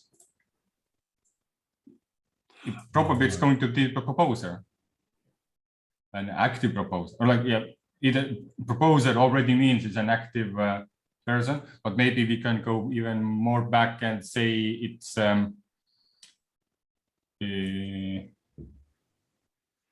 just a Cardano enthusiast or somebody who has an idea.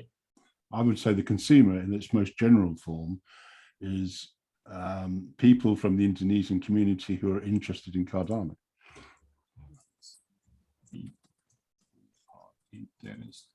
But aren't we actually going too wide about this? I mean, here, number 0.4 is that you or your team roles in the proposal itself. So about the product and then who will consume that, it's out of reach. Actually, it's not going to be spoken about in here. Okay, you're right. Yeah, I didn't see that. No. Okay, the question is different indeed. I was just looking at my example and I noticed I have. Yeah. Okay. Let's not. Okay, I'm just gonna pull it all back. Let's keep it like it currently is, because there will be a stage where we're gonna have a user flows stuff, and then we can address that in here. So we're now on market. Yeah. All right. Who is the target audience? And actually, this section kind of explains. Consumer. Yeah. Consumer. But who is the consumer? Right. So the consumer is actually well, because we are talking about the Indonesian, then this is the Indonesian people at large. I mean, whether they want to know about the Cardano or they don't want, just to know that there is this Cardano and then there's this project catalyst, and then they know, oh, there are this project catalyst with all those challenges. So we don't want to make them into smaller group of people who interested in the Cardano project itself, right? Right. So, yeah. Yeah, because that's in our, because we want to increase awareness of Cardano in general. Yeah. And if we look at the point 1 or point 2, we stated that there's actually language barriers to Indonesian, not the Indonesian who knows Cardano, right? So kind of connect to that point. Yeah.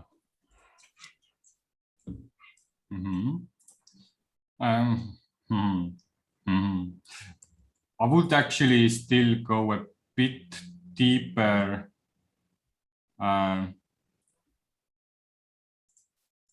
Okay, actually no, like it's a good, like you want to know about Cardano, hey, read about this challenge. But then again, it doesn't say too much about Cardano. It just says what is the state of a need, or what is the, actually it does say about Cardano. What is the challenge for Cardano as of right now? Doesn't it break, it kind of does break down, because let's say, I mean, basically what we want ideally is people to understand what Cardano is. Okay. In general, like even in any of our countries, we have this, even in the West, so people just don't think it's just, oh, they say here cryptocurrency and they say, oh, well, that's just a con, so it's just understanding what it is, not necessarily even using it. Okay, not even that, just so they understand it's not a con, it's not a Ponzi scheme or something. It's a tool, a financial services tool or something like that. I don't know. Then there's a second level about using it. Okay, using Cardano. So is there a difference there between a difference of awareness, where you're aware of something and you understand what something is in a way that is true, is not fake news, if you like, and then there's another thing where you're starting to use Cardano, and when you're using Cardano, then you may just be using it as the currency or the blockchain, and then you may be using it, and then you start getting into detail, like you may be using the treasury. I wonder, do we want to say people who would like to use Cardano to be funded, or to solve problems, or how would we word it? I'd like to remind that in point 2, we chose the topic translate catalyst challenges, and we explained further translate catalyst challenges for local communities so they can map their ideas into catalyst categories. So I'll have to defer on you on this, Andy, regarding that. This is for the Indonesian community in general, because we went really specific on point 2. I'm more tending towards, we are catering to the FOB graduates of Emorgo, because we're making this really specific. If we were go back to choose only translations, then we could choose a general audience of Indonesian people in general. Okay, that's true. That's true. But then, if you see here in the 7, with the target audience, there are multiple answers, right? So what I'd like to answer that is actually, okay, we have this small community of, let's say, FOB graduates, and then we have the community of Indonesian, local community of Indonesian, and then the third answer is actually the Indonesian people at large. I guess that would be well, what my understanding on this, right? So back again to not trying to circumvent our target audience, because well, our target audience, people who are having ideas, right? And then we are, with this proposal, we are helping them by translating and then having them read that, so that people can map them the right category. But then we don't want to have only that. We want to have the other communities outside of the FOB graduates, which are actually having ideas as well. What do you think of that? Yeah, I agree. I agree with that. Because this also correlates with 7 point something. Does the user base grow at least 20% per year?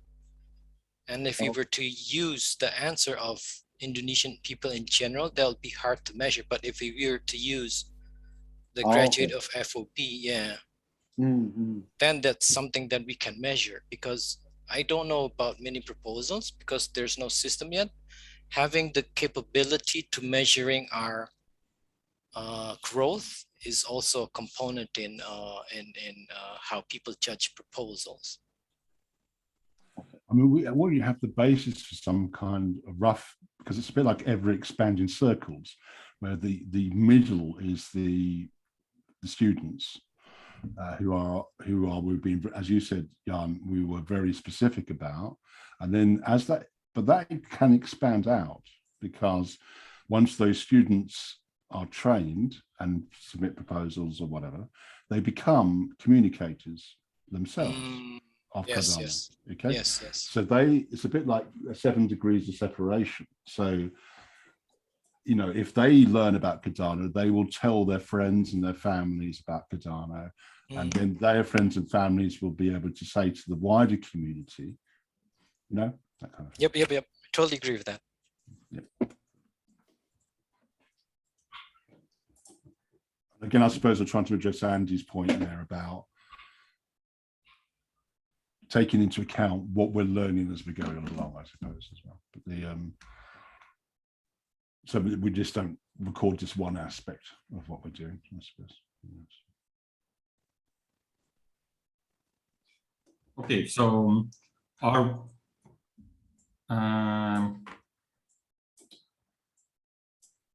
we going to like go specific and more go students as we currently are? Like this is because I know maybe we are going to spam in Twitter on everywhere else where we could. There's an international challenges, but then it's, I don't know. It could work also, but then it's hard to measure how much of the community, Indonesian community, is interested already, and by showing these challenges, how much it increases. It's like, I think the starting point should be smaller. However, like you said, middle point, people who would like to use Cardano to solve problems. So you have some people who already are watching some kind of Cardano channels, like specific, I don't know, is there some kind of more hubs in Indonesia? Maybe the town hall and the Murgo is the only place where people are going to find more about Cardano. I actually think yes. I think Embargo is a good source of education, because in SPOs they don't talk about education. In SPOs they talk about price, and we do not have a particular content creator that specifically talks about Cardano yet. So I think Embargo will be the starting point of everything. What they're doing is great, and having us coming here and expanding their services, I think is how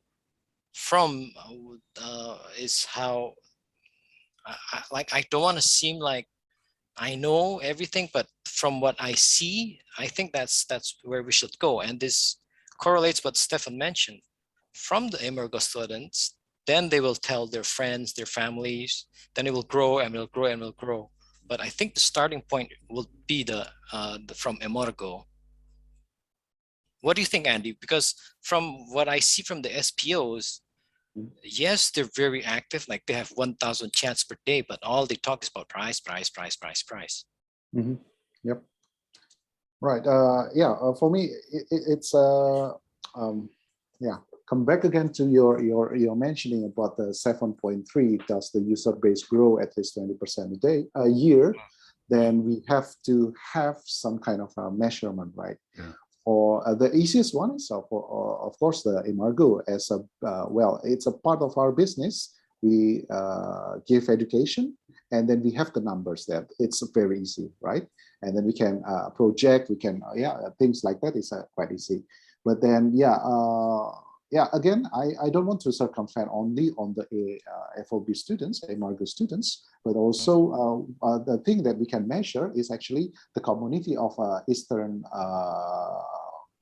Hemisphere, right? Because the ones that joining the Discord group, that's already something that we can measure, the number of people there, right?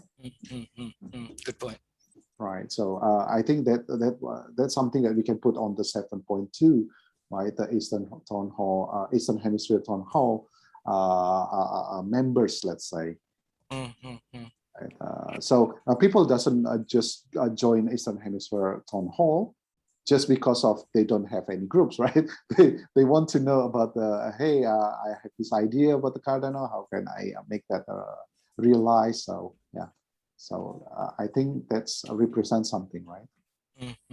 That's complete, and that should be a bigger one than what we have for my side, the Emorgo graduates, right?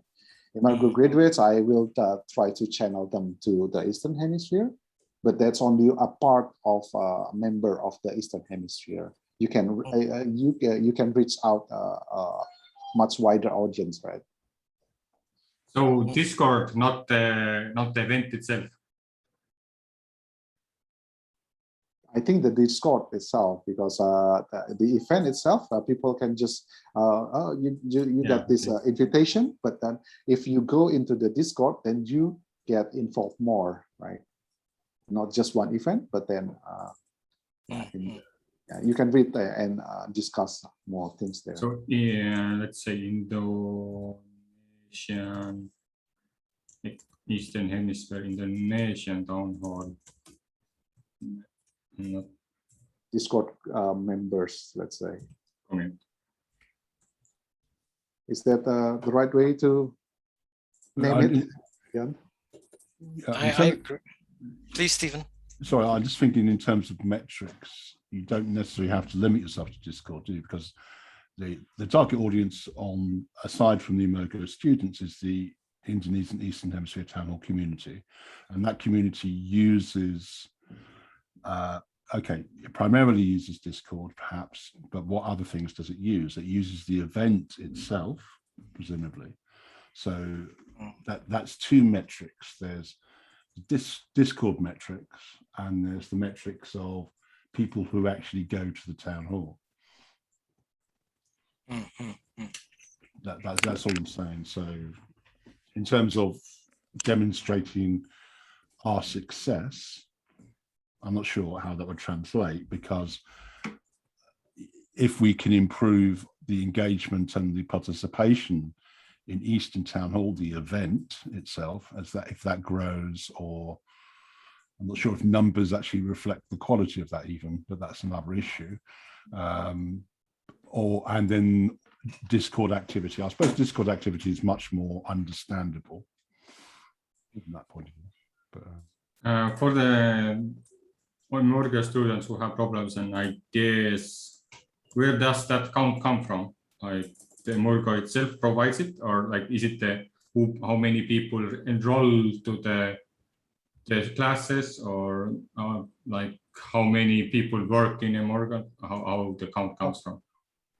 It's more on the people who attend the class. So from the people who attend the class, I think that's the one, right? Because if you count as the graduates, then the graduate itself is only subset of the people who attends the class. But people who attends the class, then they already know about the blockchain knowledge, let's say, right? So either they graduate from the class or they don't graduate from the class because of whatever factors that can comes in. Then they know already about the blockchain, about the Cardano, and then there's no requirement to join the Catalyst project graduating from Embargo, right? So yeah, so it's actually the number of students that is actually is joining the class. Yeah. I suppose that's the better way. I agree. Just because someone isn't successful in a course doesn't mean they haven't learned something from the course. Exactly. And doesn't mean that they don't have an awareness of Cardano. So yeah, it's a success just to get people on the course. No, really, it is. Yeah, yeah. So I mean, I know. Yeah. Sorry. So when I asked, does the user base grow at least 20%? I don't mean like a yes or no answer in here. In here, I would actually want like actual numbers. Like, so you say that currently, like some measurement, like every month, Embargo has enrolled like 20, like 10 people more than before, like something like that. Okay. How come there are two answers? There's this yellow one and there's this blue one. And in the blue one, you would say the percent increase per month.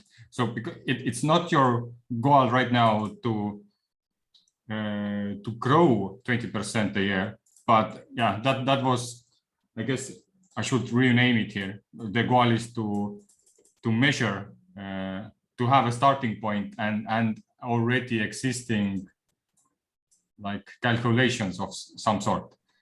And perhaps this, because there's two sources, perhaps the answer should also be two. Yes. True that.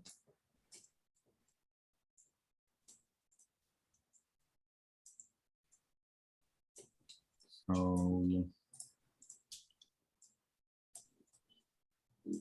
So in this case, Okay. do you know how many?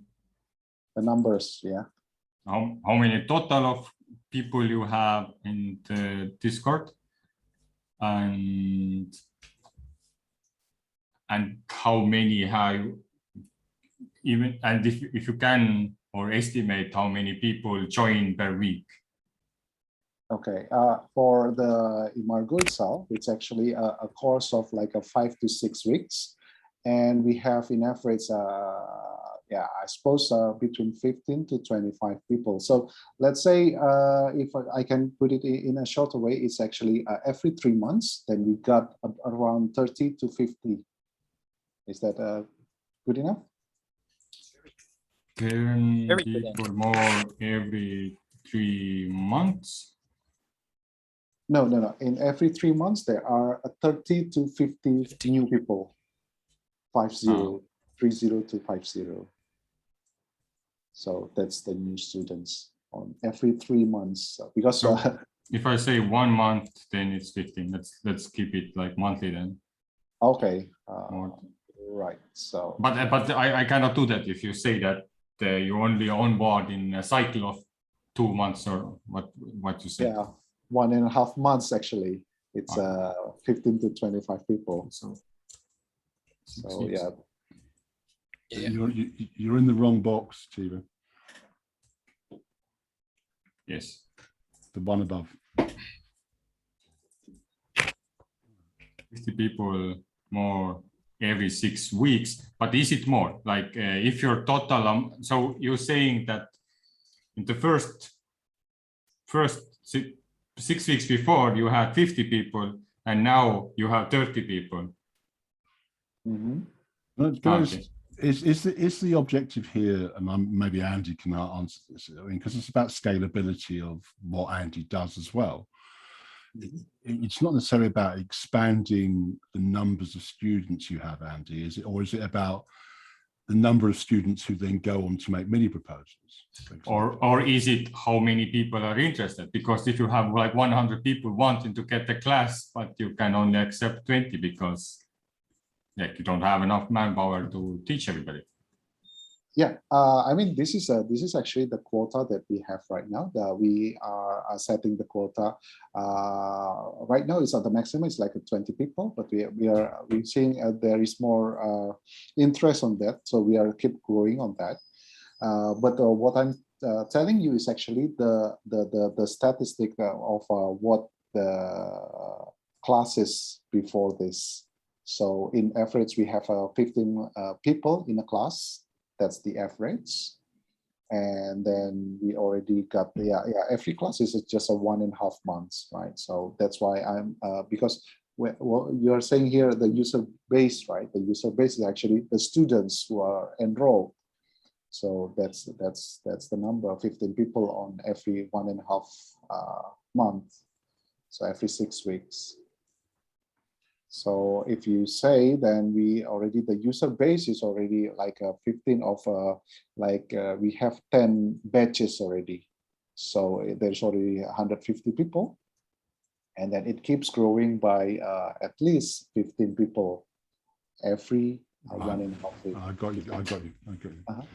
Is that the right way to put it? It's cumulative. It's not like your classes aren't increasing in size, but the continuity of your classes is cumulative. So that's how I would put it. So they are continuing on. So you're continuing to reach people. So yes, yeah. You see what I mean, Tevo? So yep.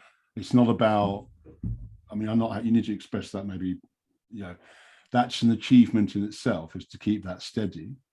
And then if you keep that steady, then you are increasing. So 15 people plus 15 people plus 15 people could be like 30. Compounding. Yeah, that kind of thing. And compounding, yeah, exactly. Yeah, and but of those people, that's a different question. Of those people, are we just concerned with all of those people, or are we just concerned with the percentage of those people who are going on to? Oh no, I'm not sure. No, I think it's quite good, and like we don't need measurements right now. The step will come later, where we can start defining. Right now, it's just to clarify for the users who read it that the user bases keep growing, and in the speed of like from. You don't have to be specific and very accurate, but right now we get the number of like increases 10% every 6 weeks, and which gives a substantial amount. It's increasing. It always going up. Well, I would put it like this: that 15 people consistently attend every 6 weeks. Otherwise, it's misleading. Yeah. So that's the achievement. It's not that it's growing. In that sense, it's just consistently the attendance is there. So on the other one, the town hall. For the town hall, consistently every week we have around 15, not even 15, around 11 people that comes every week. Yeah. But there was no actual growth actually. Initially it was 18, then it went down to 12 or something, then it went down again to 11. So those are the current numbers. I mean, that's early days, so things can change, and I think that can also relate to circumstances. So.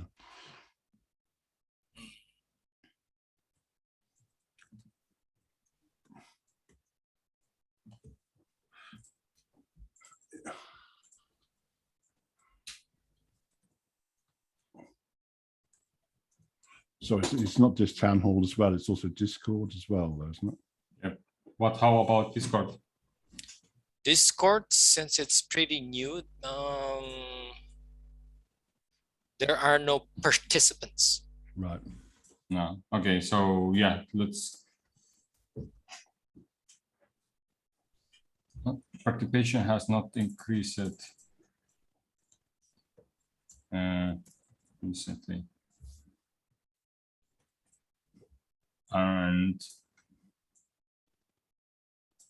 but yeah, that's why it's good we have two target audiences, and later it's also good to be honest on the proposal to say, hey, we are in a situation where we are not growing, but we don't also, we are using English.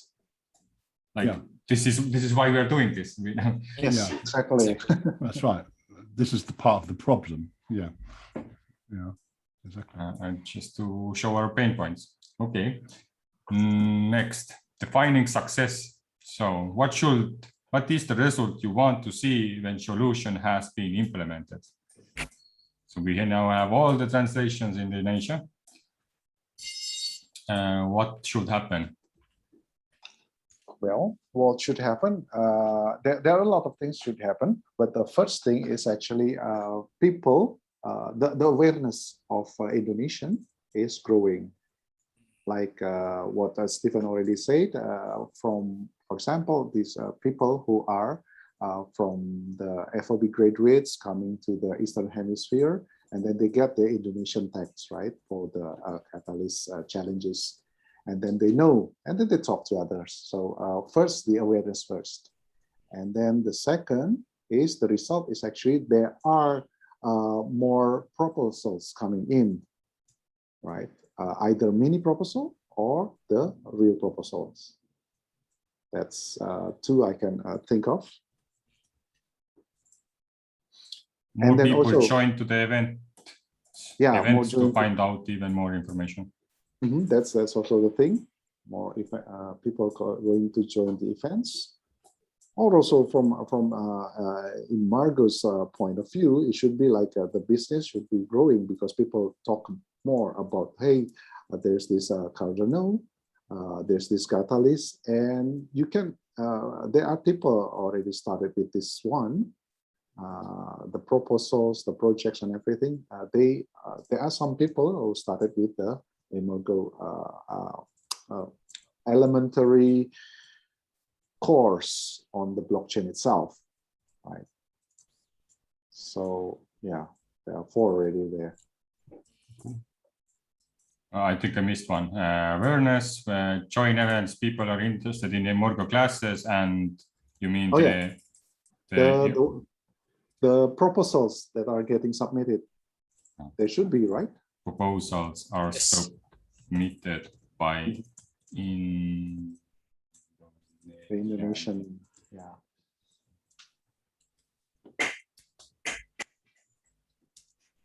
So the user base of almost the same with the people are interested in Emurgo classes. So people also joining the Discord of the Indonesian community, right? The Eastern Hemisphere.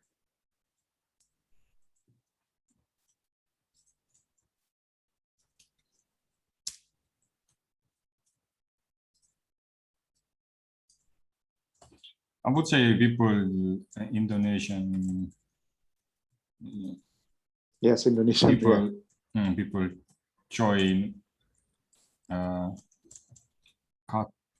Catalyst related communities, so they don't have to come to the Eastern Hemisphere alone. They could come to Swarm or Catalyst main Discord or Telegrams or Twitter. So wherever they go, at least their local participation increases on the global scale. Right. So, well, if you want to put it that way, then you can actually remove the people are interested in Emurgo classes, because that's also actually one of the community, if I may say. That's true, but I like this one because we are specifically targeting it in other places too. So it's nice to have the brainstorming option here. Okay. And that but true, I could pull the line here and like direct it there and give more examples like Discord, Discord servers, and so events and workshops.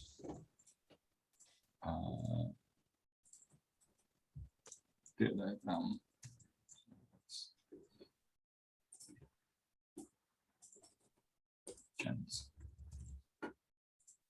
Just for examples.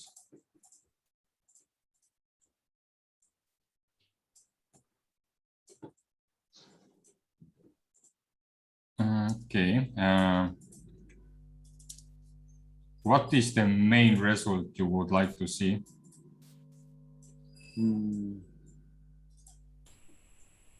I guess the main result that I want to see is actually the proposal submitted by the Indonesian community. That's the greatest thing that can happen. Great. Yeah. Okay. Yeah. Just like Georgie said, right? Just try it first. It doesn't really matter whether you, let's say, if you're successful and then win the funds, but then either you win or you don't win the fund, then you got the experience, and that experience will can be shared to others. Although I do want someone to successfully get funded. Of course. I mean, like, okay, at least we got the experience. Experience, yeah. I and get then you. we can share that one. But then, if I put it, then if we win it, it's like a big bonus, right? Yeah, you're right. Okay. Then try to shorten it to make it easier to read. So we did give quite a short answer, but sometimes it can, well, if you put all stickies together, then we didn't put, we could encapsulate more of the results. So I guess, I don't remember. I'm just going to check how I did it. I only gave one example, so I picked something content. So yeah, let's just shorten, or maybe we don't have to shorten. Maybe it's enough, or make it easier to read. So proposals are submitted to Indonesian community. So in a full sentence, that would be. Okay.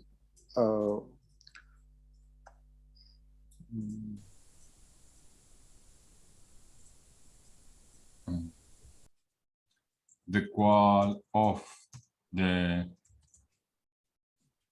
translating challenges.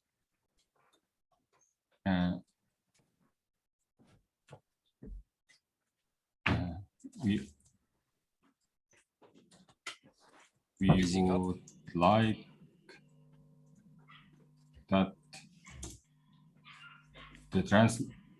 translating challenges will make it easier for Indonesian community to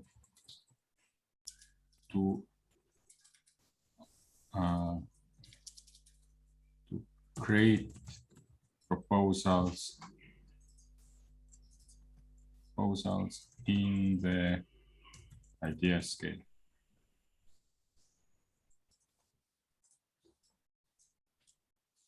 That's one way of wording it.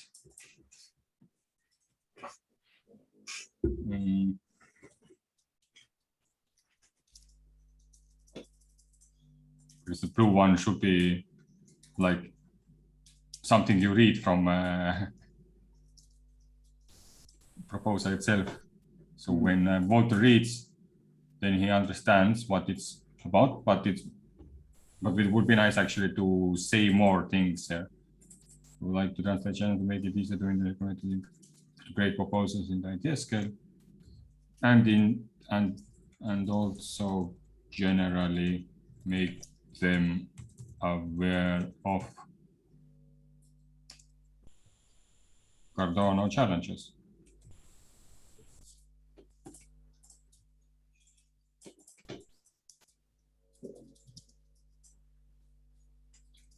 What do you think? Or maybe somebody else can write a proper sentence.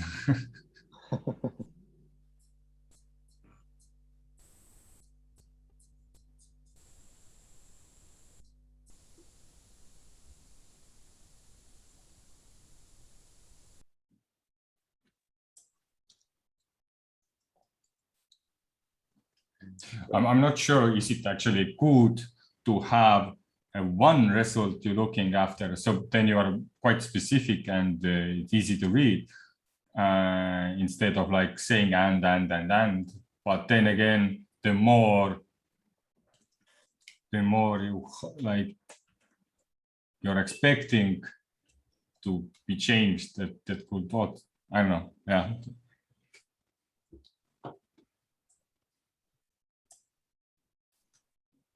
Because the end goal is that you just simply want to vote for and you want to be very concrete about what is your problem statement about. And I think you don't need too much of like reasons and reasoning on proposal if it's a straightforward proposal. Because people can think themselves. They will read it, they will understand the solution, and they will realize that, yes, that is something what will do this, and the most impactful or most important thing could be written down by you, but not everything. So maybe the general stuff I would actually keep it away, because I like the aspect of like we want more proposals from Indonesian community. And I think that would be a better end goal, but easy. Maybe I don't know. Maybe it's a better also that they are participating, and that's more important than doing the proposals. Well, actually, proposals are better because then they're active community members. If they're just participating, they are like semi-active. They are listeners, but they might not do anything. Right. Well, the participation itself is actually on the proposal, right? We just want to see the number of the proposals growing. Well, yeah. People might join, and then just like being silent readers into the groups of Discord and everything, right? But then we would like, I think, I don't know, would like to have these proposals coming in, because proposals is like at least a sign of commitment of the members, instead of just showing up in the Eastern Hemisphere town hall or the other town hall. But if they already put it into words, then, well, they put some kind of works there, right? And then that's a good sign of commitment to the, I don't know. Yeah, I agree, totally agree. We could also totally go the more ambitious way of having, we want one proposal to go through, but that's not, that won't be our current continuation of what we've been talking about, because what we're seeking here is actually people learning from the process. Yes.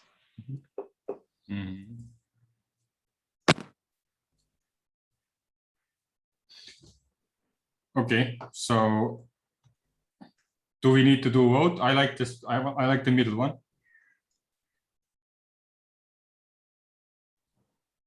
Okay. Does anybody else has different opinion or a wording difference he would use? I wouldn't use, again, it's more of a grammar thing. I wouldn't use we seek, because it's a sign of weakness. It's like a conditional. It's like saying, why we're not seeking, we're going to do this. Okay. So it's more about being assertive. Okay. But it's an English thing. So I would say, yeah. Yeah, but okay, we translate. Okay, now I get it. Yeah. We will translate, or but what's the context is what result do you want to see? Okay, so the result we want to see is who's the we here? Is it the community or the? I think the proposers, because because you have to think, if the voter reads it, then he will. If you just say a result like and the result is assist the nations to create proposals and build awareness, and it just comes like what, who, why, like you want a full sentence, and if you give it a we will translate Catalyst Challanges to assist the nations to create proposals and build awareness, it's like a full sentence, like okay, like how, like more like conversational proposal. One way you could say, I mean, in answer to the question, what outcome would you like to see? The response could be the translation of Catalyst Challanges to assist Indonesians to create proposals and build awareness. So you just take out we will translate. Yes, you're correct in a sense that it will answer the mini proposal, well, like that question. Yeah. But we do need to later turn it into a full sentence in the proposal itself when people read it. Okay. And what you just said doesn't. That if you take out the question and you just have the answer, it is like what are you what like. No, I get you. So. Let's say you first read like we American students have problems and ideas. Okay, so yeah, even this we are missing full sentences, but that's fine. Like our target audience are more American students who have problems and ideas, and and the participation increases 10% every, and the user base of the students increases 10% every 6 weeks. With the translation result, we like if I don't say the translation, if I just say the next sentence that assisting in the nations to create proposals and build awareness, then I just what's that? But I get it what going on. So maybe there should be a, yeah, I haven't really incorporated in the questions or like the statements where you are supposed to create the version for the proposal itself. Okay. But in the background of my mind, you kind of also have to think about you're actually writing the proposal on these blue boxes, and full sentences are required.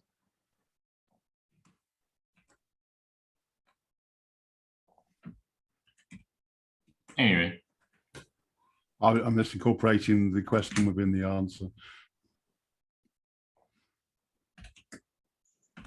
Oh, okay, yeah, that's good. So the result we want to see is the translation of Catalyst Challanges to assist. Yeah. Correct question and answer. I'm just making a note to myself. So that provides everything in one text. Sorry about this, but I think if you want to say the result, then it's actually not to assist, right? So the No. result is the assistance to Indonesian instead, right? Right. So, well, one result is to see well, it's not assistance. No. No. Enable.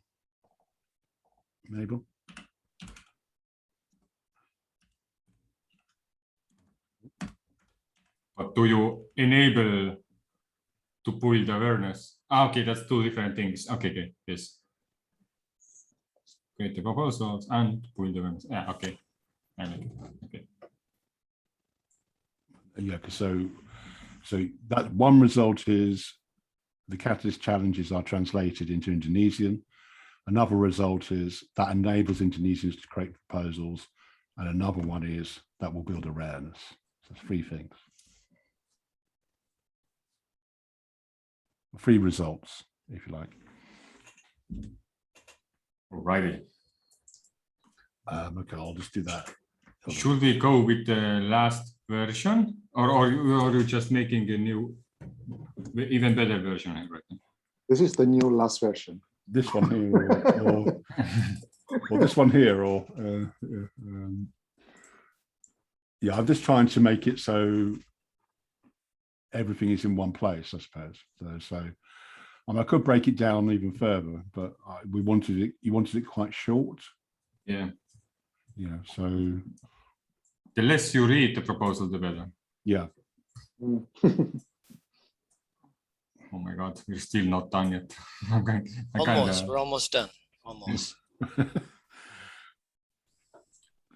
What metrics you want to change?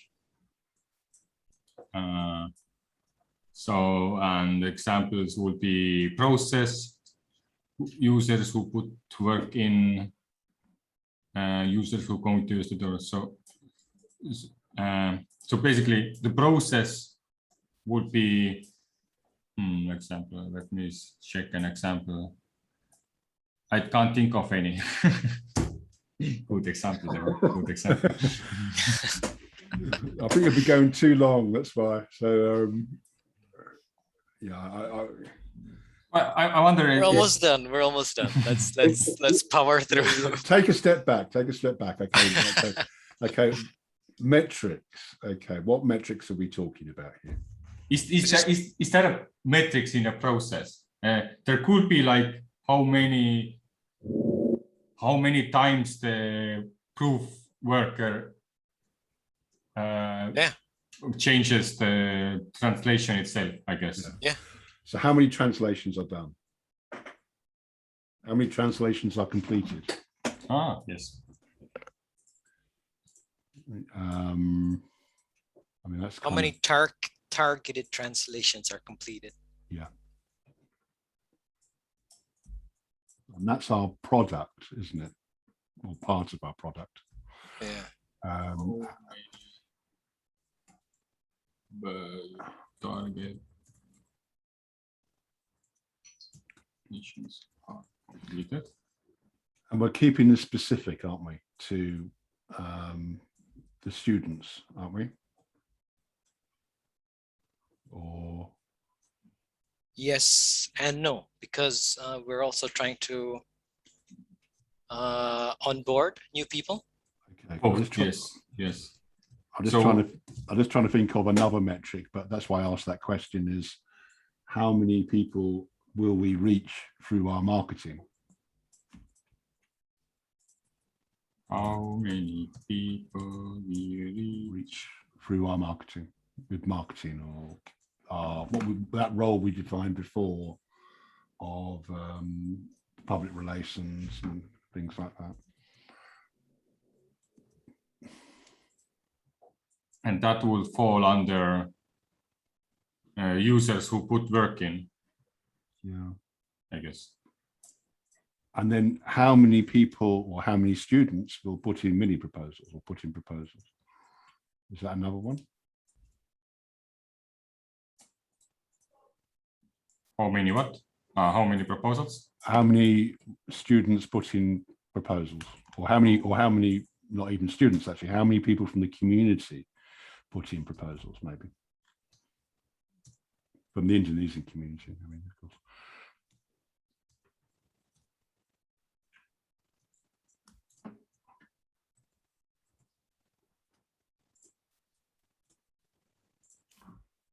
And that would go users who are going to use the tool, or well, in our case, it would be translations, the product itself. And we're not looking for revenue as such, are we? So, Yeah. Okay. You can delete that. But hold on. We may not be looking for revenue, but do we want to be sustainable? You know, for example, are we just looking to fund this again every 3 months?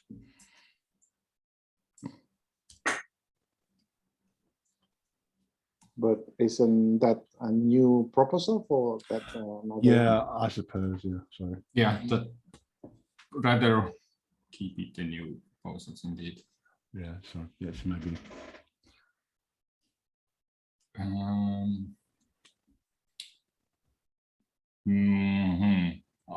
Maybe that's like too much already, but like measuring if there is new communities, circles created, or like new groups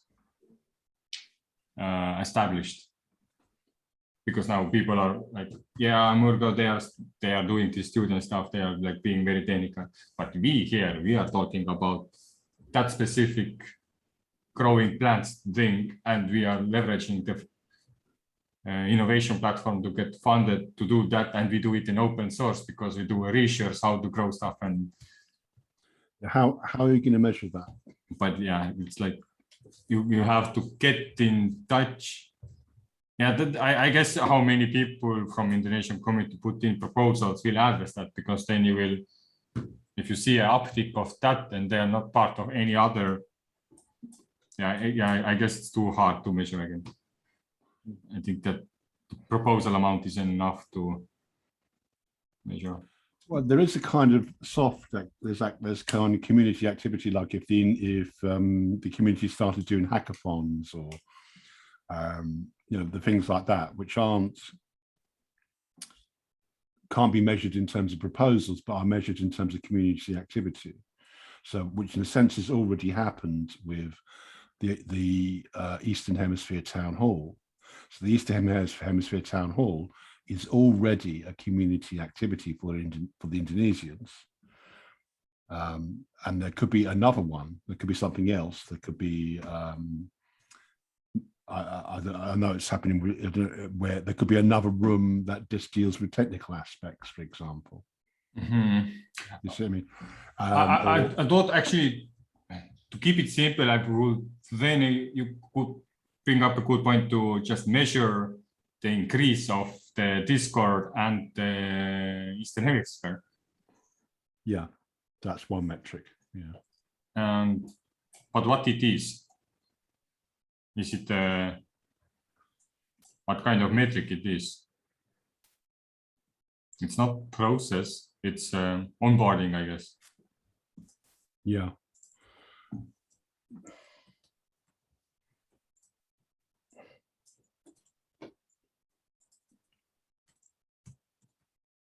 Or community relations.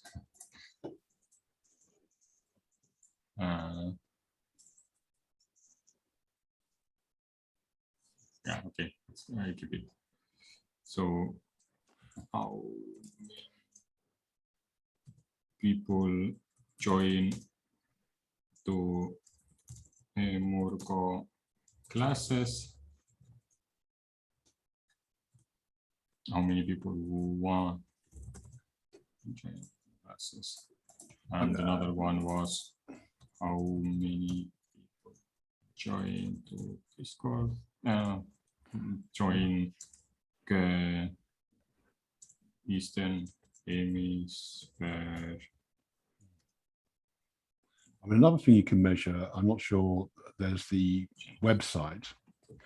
So you could do analytics on the translation of the website to see how many Indonesians are using the website.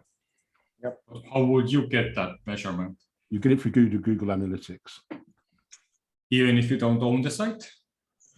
You just have to, well, we need to speak to Robert about it, but the way I do it, I think you'd have to put it at the root of each language category. The way I think it works is that there's an automatic translation program of some kind that creates different language versions of the website, okay? And then, so at the root of that, you just put an analytics code, Google Analytics code, and that'll track that, everything downstream from that.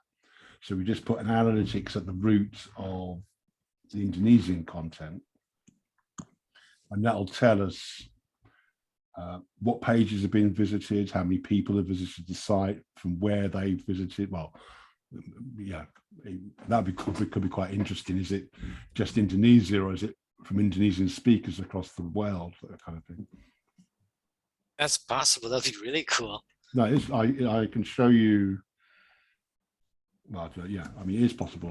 We're already doing that with Catalyst Swarm. Oh wow! I didn't even know that. Yeah, I saw it. That's why I didn't. I thought I told you. If I can do a screen share on, hold on a sec. Website? Do you mean the website that Robert is developing? Yeah. Okay. I'm not sure if he. I mean, it should be possible to do it there, because I think it's quite straightforward analytics. But the You should be able to screen share now. yeah. Okay. Let's. Oh, where have we got share screen? Where is it? Okay, so can you see that? Okay, I'm seeing it. So that's I mean, we've had 40 users. I think this is for, I can't remember which website this is. That's unique users.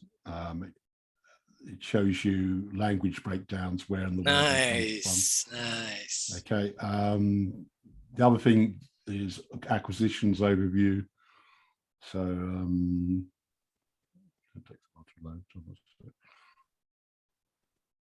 And we would get that information from. so it shows where's the referrals are coming from, what play, so are they coming from social media, are they coming from Ideascale, that kind of thing, and also behaviors, which is quite interesting because that will tell you. That's Swarm's website. Yeah, but yeah, you do need the tag manager, like the container tag in the Ideascale. And does the Catalyst team has it? And does it share this information? So what do you mean, Tevo? Can you say that again? I mean, you're talking about tracking Ideascale activity. No, just the website.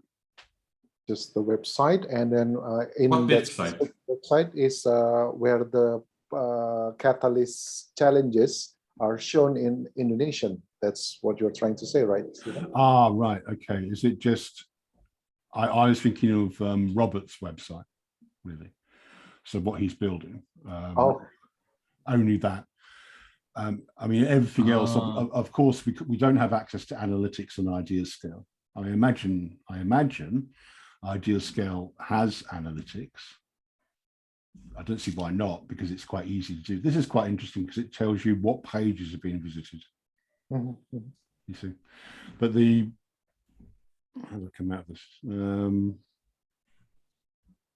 always forget how to. Oh yeah, okay. Stop scare. There you go. Yeah. So maybe we should rally to Catalyst and tell us. Show. No, new things. Yeah, it's valuable information. I mean, they probably keep. I don't know. Who knows what the deal was with Ideascale. So, do we want to put how many people join from Indonesia?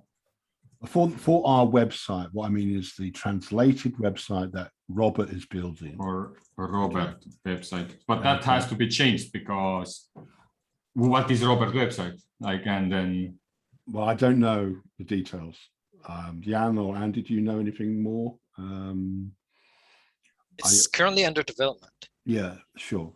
But what it will give the opportunity to do once it's completed is to do Google Analytics. So, and that'll tell us,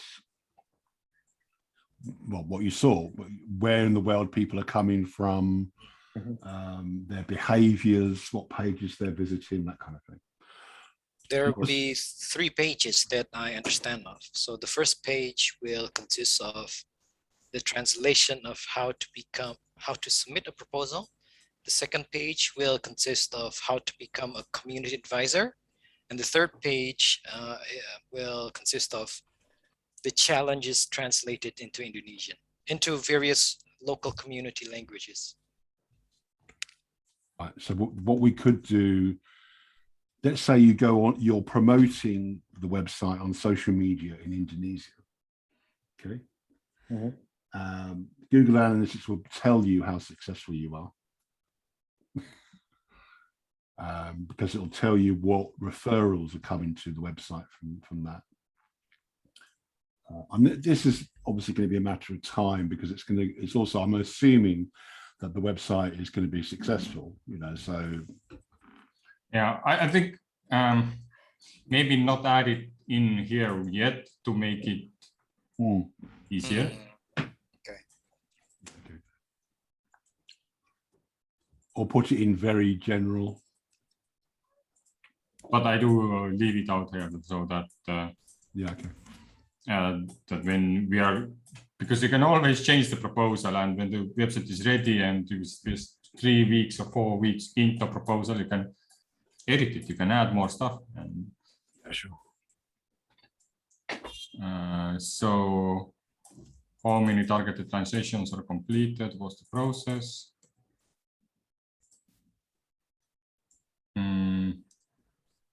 And pretty much users who put work in, so how people we reach with public relations. Yeah, what does this mean, Tevo? Users who put work in? So basically that would be actually how many targeted translations are completed. So they are these people who, in my example, these were the people who create the content pretty much. But I can delete it because it is like the whole goal was what metrics you want to change, and that was like example of metrics you could use. And in my example, I didn't actually use it. I used okay, I did have the, like when I had this great channel metrics, so I wanted to measure how many moderators now create channels manually, still keep going. We have the automatic tool, but we still need to do that. And how many users are able to create the channels. So that would like showcase, like if the tool is created, but still moderators are using it mainly, then there could be an issue that it's not self-explanatory for the community members to use it. But that was a metric for a different thing, and probably doesn't make sense here, unless we want to make it that the Indonesians themselves will start translating, like who are not part of the community, and just translate stuff and share their own. But I know that's not the point here. I think. Yeah. User are going to use the tool. So process is how many target attentions are completed. Maybe also add this here. I feel like the design has to be changed there too, because we are already not making sense.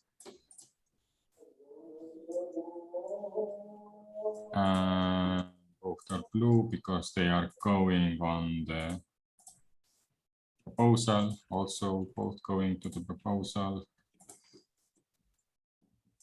and users who are going to use the tool. So how do we measure them?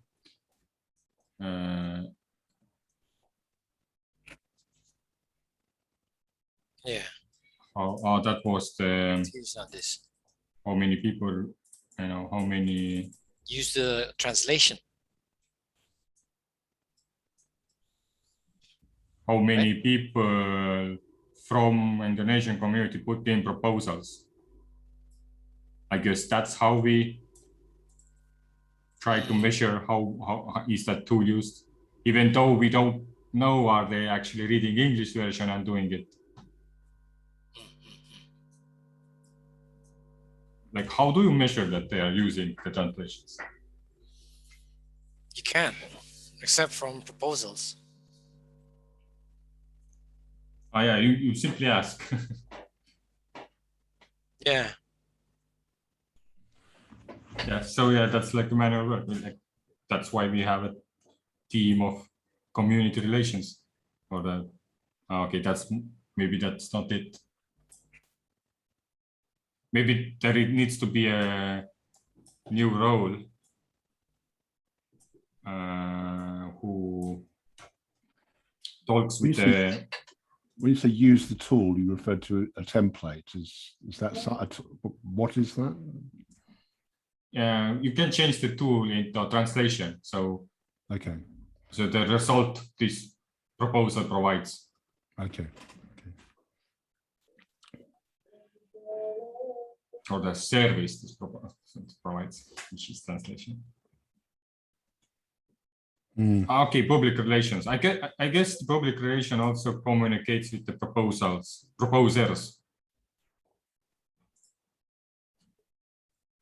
The public relations communicate with the proposers outside of the proposal he is representing. Like whose job is to check? Like who would be the person who's like, hey, you're Indonesian. Did you use the translations we provided, or you used the English Ideascale? Like the project manager and the admin support, because it's essentially statistical work, isn't it? Research. Yeah. So but where does that fit in? Yeah. Well, if because that's a. Sorry, if there's no other way, you're going to have to do surveys. Possibly. What do you think, Tevo? Yeah, I'm writing down. So creating surveys for statistical purposes. I can't think any other way of doing that because it's not online. If it was online, you could track who's visiting, that kind of thing. Yeah, that was the most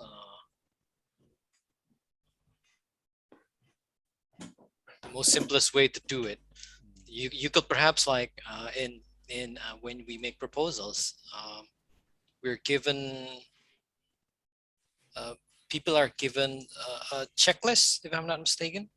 Maybe additional checklist for the Indonesian is where did you get the material for this proposal? Yeah. Okay, I think this part will come later. So let's focus on measurements. And we have 5 measurements now. I think it's nice. And every measurement actually should is now what is the current situation, why people want the role, why. Okay, let me check what is this, which is this, what is this. That still correlates. Why people want to have a proposal. Let me check. Because it's quite related to my example. Okay. So they want, and yeah, they.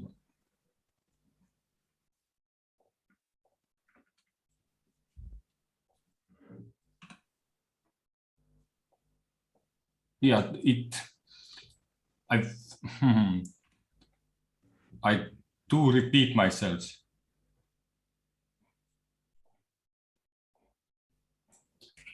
Meaning? Uh, You repeat yourself where?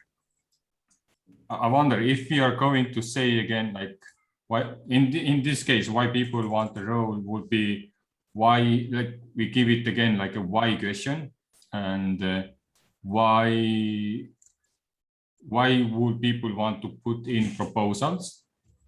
Why would people want to put in proposals? And then we are pretty much getting final answers that they would want to put in proposals because they will have a chance to get funding. They will get the experience how to communicate with community. Okay, actually, it's not repeating ourselves. It's actually making things more specific. Yep. Okay, so let's keep it here. Why would people want to put in proposals? What is current situation? What do people expect from submitting proposals? Yeah, I think somebody already included.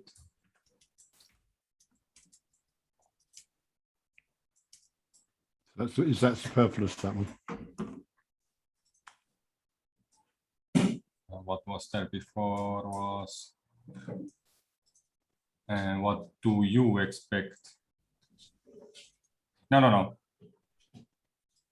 I'll change it back. The idea was like what is current situation and what do you expect will be the result? Like right now we have 0 proposals from Indonesians, and we expect if we have like 10 because and we take this number because we have 11 people on the town hall, something like that. Okay. That Tevo? But Yes. these questions here, 1, 2, 3, will they also? Oh wow. Okay. For all of that would be. Okay. What we're doing, that's for Indonesian proposals. Because if possible, I really want to get to the end of this. That'll be beautiful. Okay, so we take each one in turn. Maybe Andy can take the Murgo classes stuff, and or maybe we just focus on one, like here, and continue that. Will that somehow affect the end result? Yes. Okay. Because it also means that you can actually just continue another time because you get the gist what you're supposed to do. I mean, we don't have to. We could use the collective power to grind to the end. This is, I mean, for the top one, no translations is the current. That one is the current situation.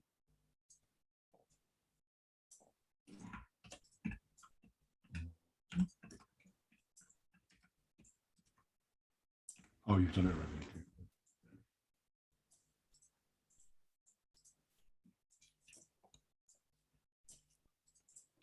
But I can't connect, Stefan.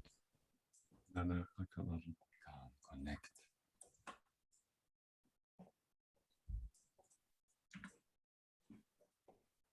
Oh.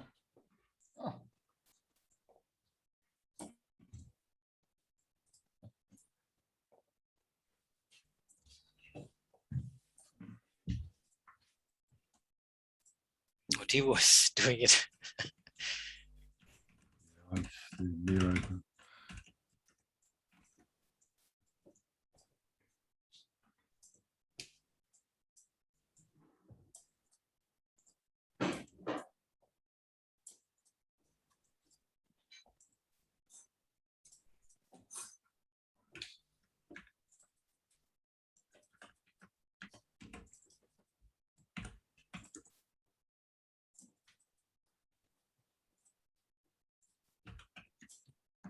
to put in proposals. Sorry, Andy? No, I was squealing myself.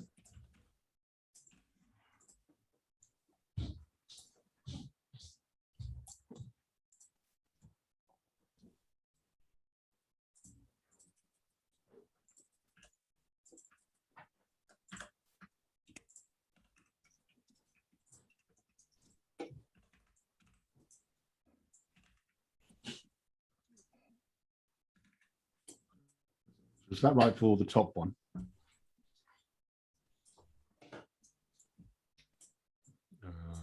These two here.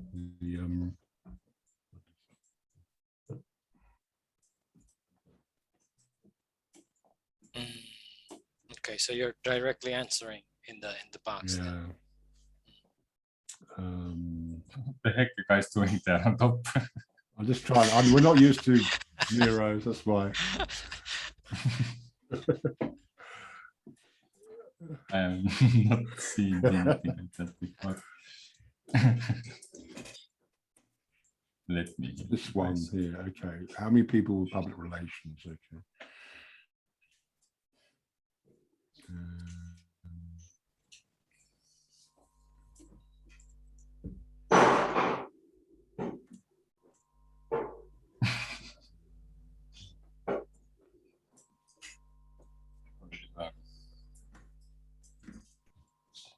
What is currency in 0?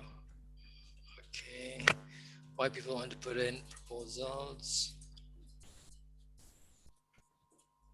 to fund their local solutions.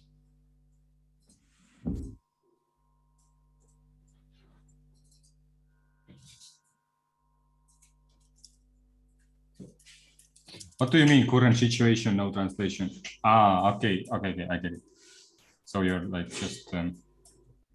I put it in this because so people know what it is. Never. You know, yeah, because otherwise, if I just put no translations to say, well, what do you mean? You know, so.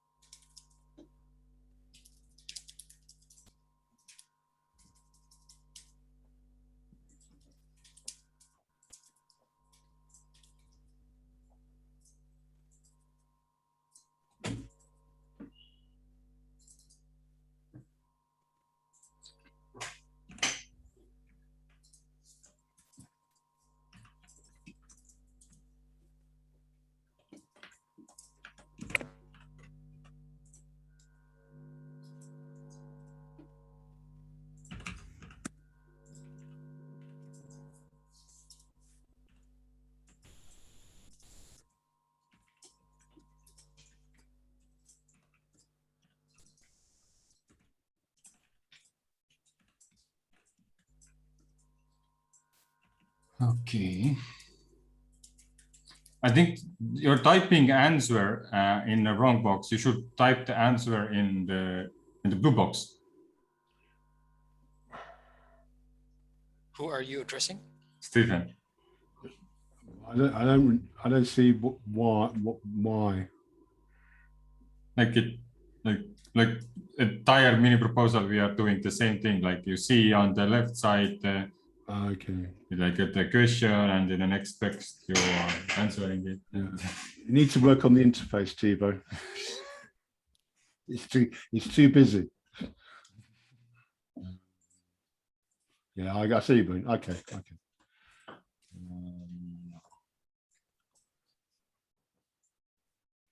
You can simply copy paste it and I will fix the. No, I know. text. I'll do that now. I'll do 100%.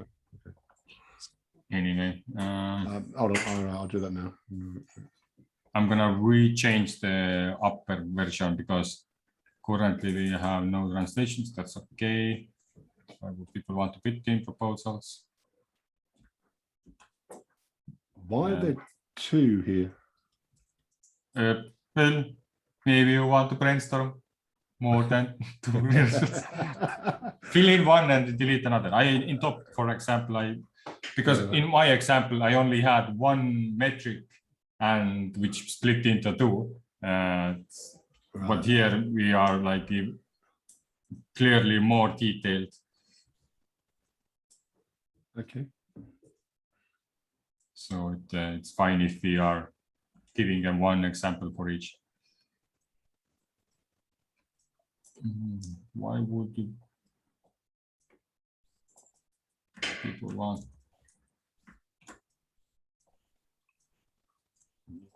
to translate?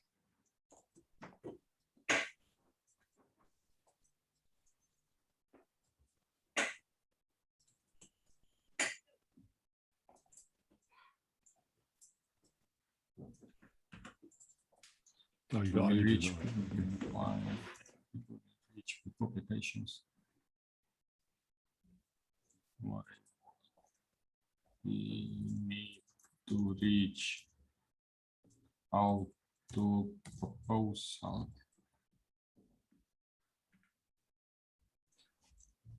Out to the members.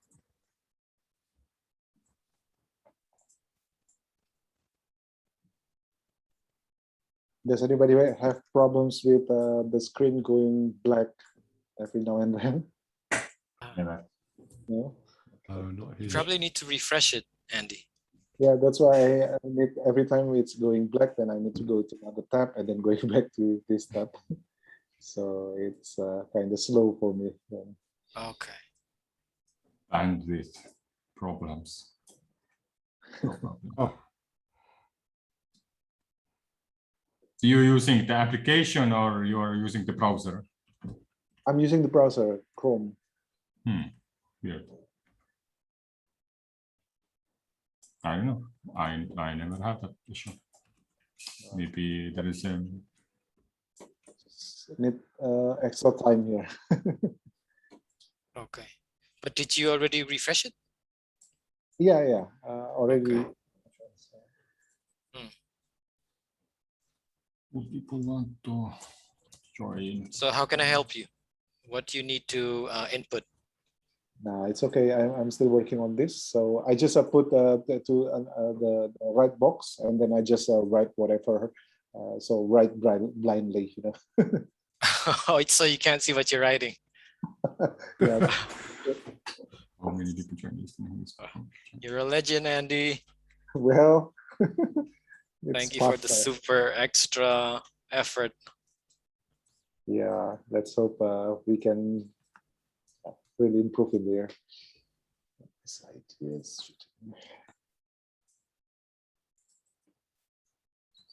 How many people are Okay, all the red ones should be, red questions should be nice now.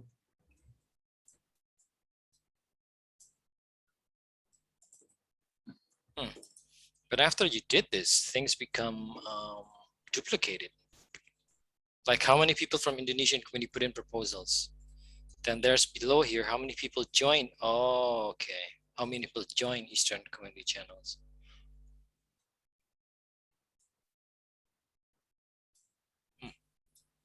Yeah, the one duplication might have happened because I answered some questions and then duplicated everything. And then I started changing the default state back.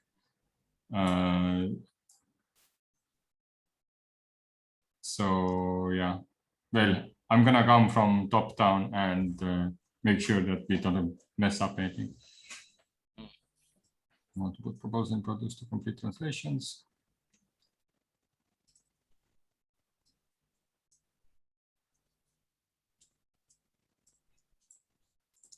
be more specific, and I guess.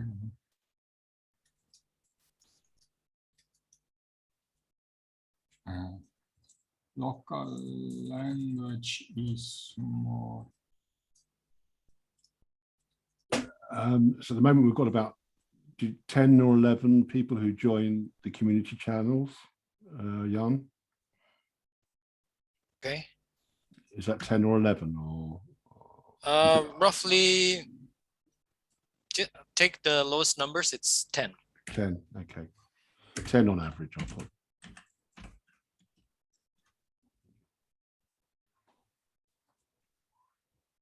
Okay, 10 on, okay. People want to put in proposals to produce completed translations. But why? Need to translate challenges.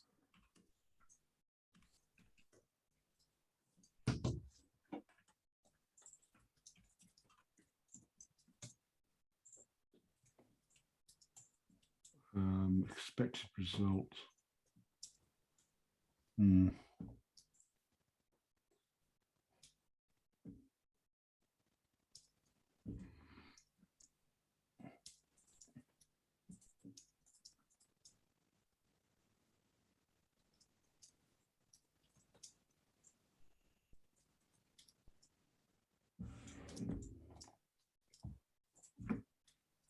Okay, the first one I can help because use the problem solution or problem.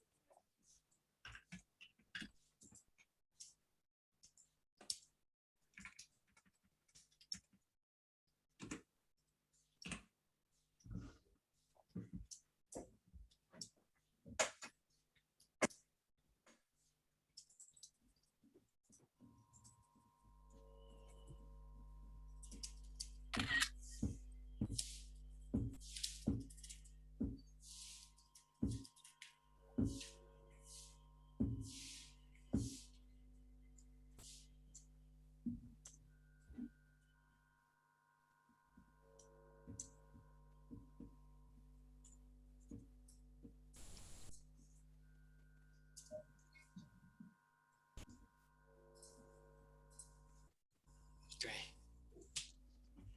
Okay, I think we got this.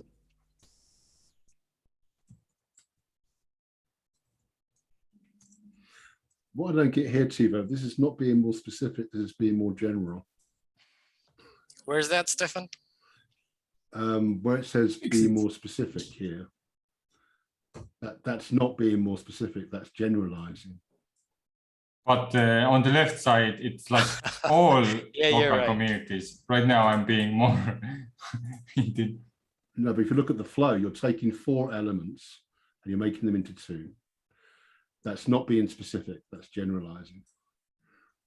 I'm the same, you know, but What? Where? What are you talking about? I'm talking about this use of language here, be more specific. And that comes from here, yeah? Yes. So count them, 1, 2, be more specific into 1. No. It's only people would want to put in proposals because they have become aware of the possibility. Be more specific.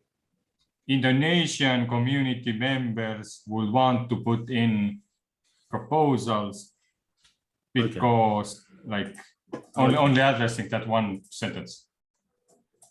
Okay, okay. And I will delete the second one. Oh, okay, I was getting thrown by that. Yeah, that's what was confusing me. Okay.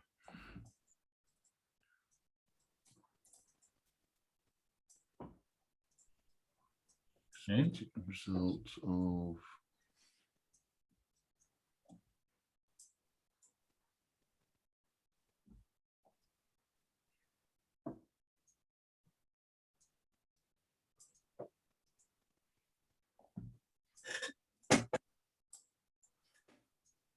Oh, damn, you kind of actually finished it while I was just working in one sentence.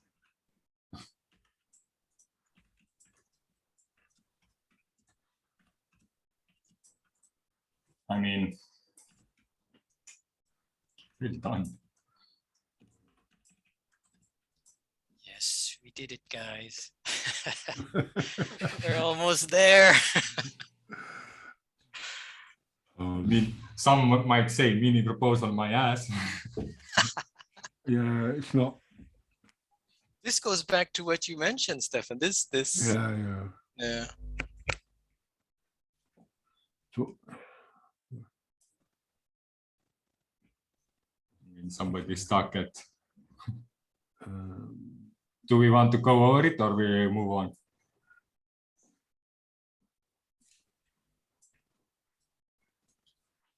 I think it's roughly okay.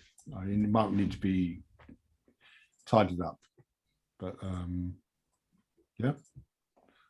Okay. Then let's roughly take us to the next step. User flow. Create the simple user guide flow chart. So right now there's like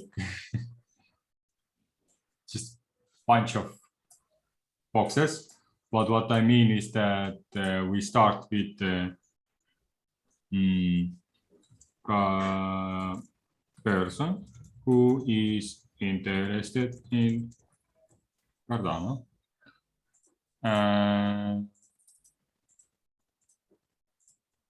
So the next chapter, so it's not the person, he's like Indonesia speaking person.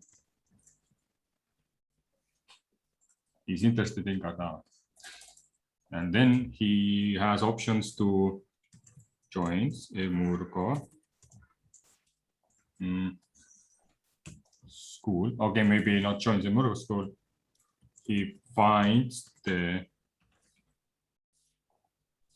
translated Cardano challenges.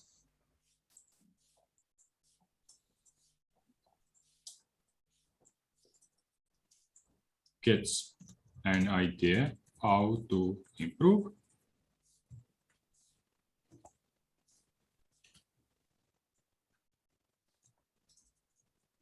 So gets an idea how to address the challenge.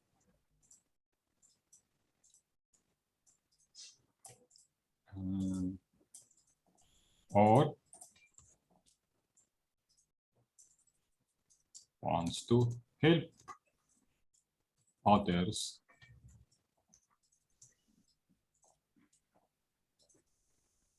to solve solve the challenge.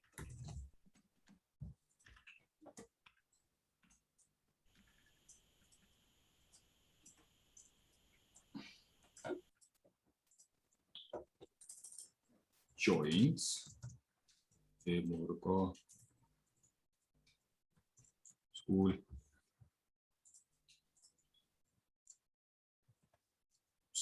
Course.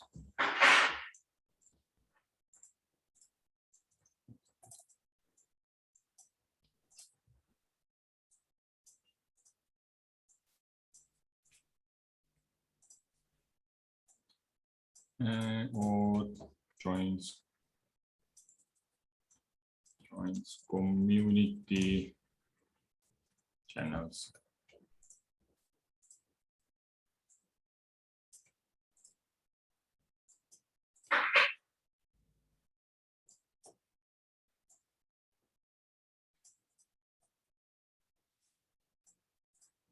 It can be both ways. Yeah.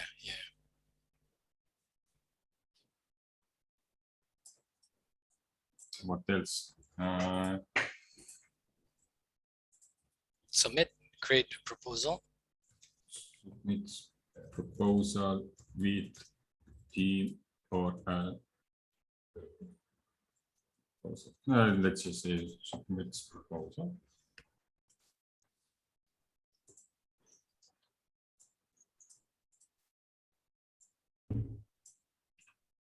Likewise.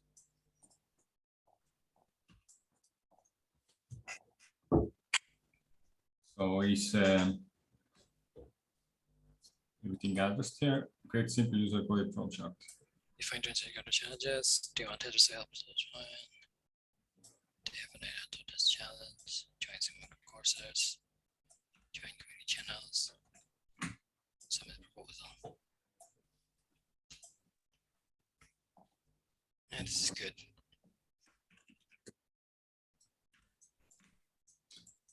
My example is quite specific, actually. I'm even making, but yeah, I'm like, in my case, I'm using a tool. So I'm like taking pictures of what buttons to click, what happens, what people say. But yeah, I think it. But you mentioned here, create a simple user guide flowchart. Yeah. So it is. When you use buttons, that doesn't become simple, right? Yeah. Indeed. Yeah. Yeah, I'm addressing a different area.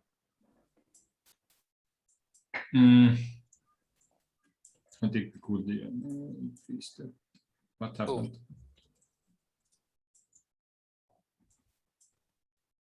Because I think you're not adding anything here anymore.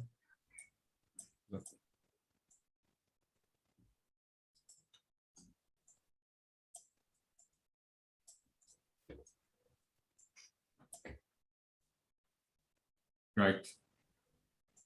There is no more like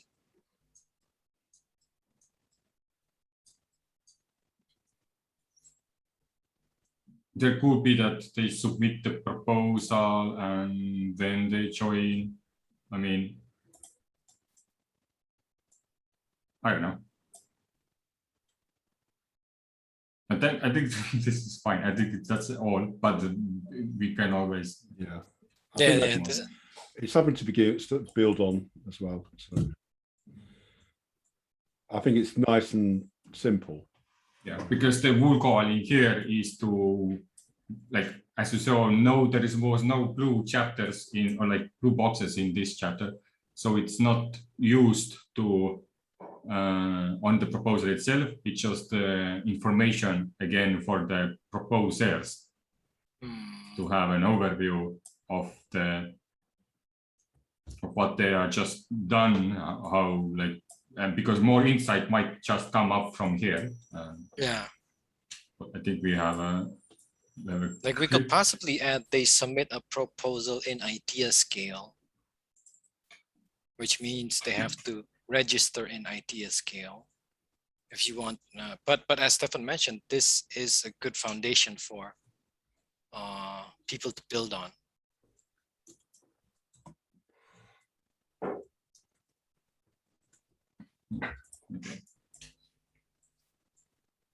Okay. Yeah, and if you actually really want to make it nice, then you would use it more simpler terms of like icons and have a picture on the proposal as an image, like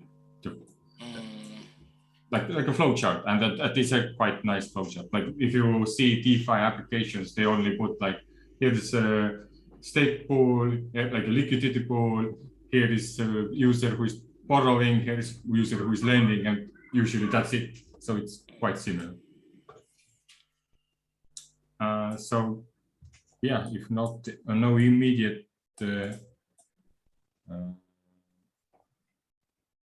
ideas, then we can move on. And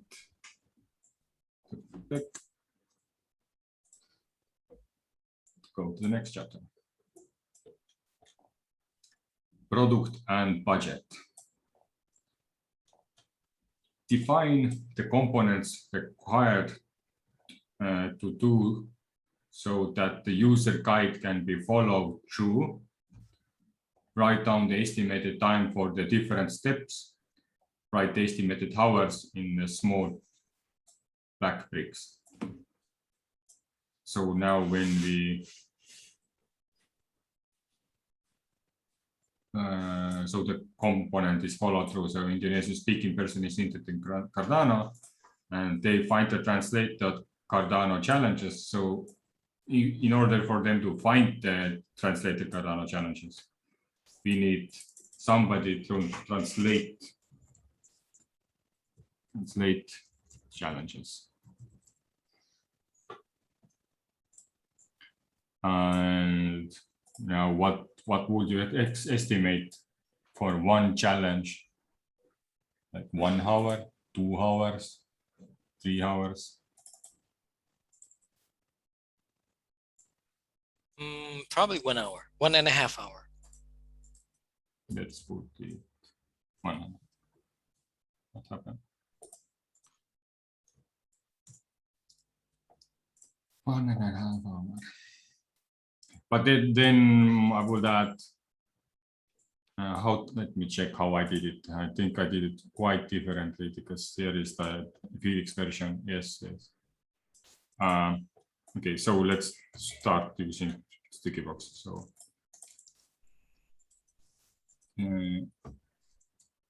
each challenge translation by translator is 1.5 hours. However, proofreader also reads it through and maybe does some each translation is proofread, and that might take 30 minutes. And we always assuming people are doing it perfect in a first glance. So I'd say a proofread is an hour, isn't it? Okay, 1 hour. Because but we can use the buffer later, or maybe we could already mention that entire rework might be done. So in case of and if a rework is done, also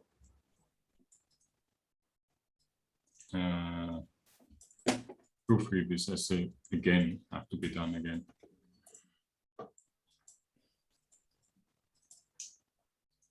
Then what else? we need to do this for project management, admin, and marketing. Though. Yeah, I think I'm gonna copy over what we went through as a high level at the beginning of the discussion 4 hours ago. Now that you mentioned that. Oh god. And then we can steal the options here. Okay. Find relevant information to be translated. So somebody who is collecting and defining target sources. I think that's easy because the challenges are always in the same place. You don't really have to figure it out. Maybe some discussion would have to occur and 30 minutes, should we do this? Should we do that? Like a project management discussion. But I would say half an hour.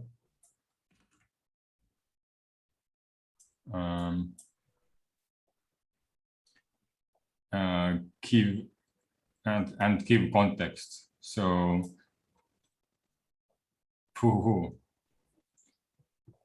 that is also quite the task.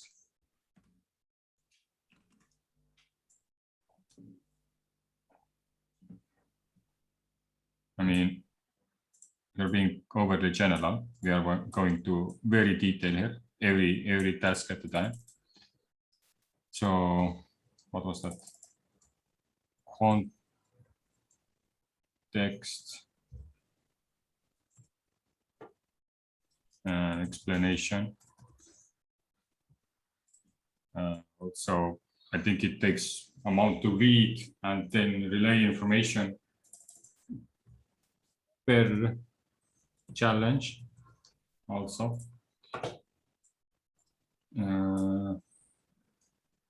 Managing the budget. So I guess that's not too difficult. I guess like 1 hour discussion. 1-2 hours a week. I mean, why per week? Like at the start, you kind of say, hey, we have 16 challenges here. We say that this challenge is like half smaller than this one. This is that challenge. It's more like technical. I'm gonna give it 10% more. Like everything is equal, but then I'm gonna take from this easy one 10% off and put 10% on. So you just allocate all the existing budget already on all the proposals.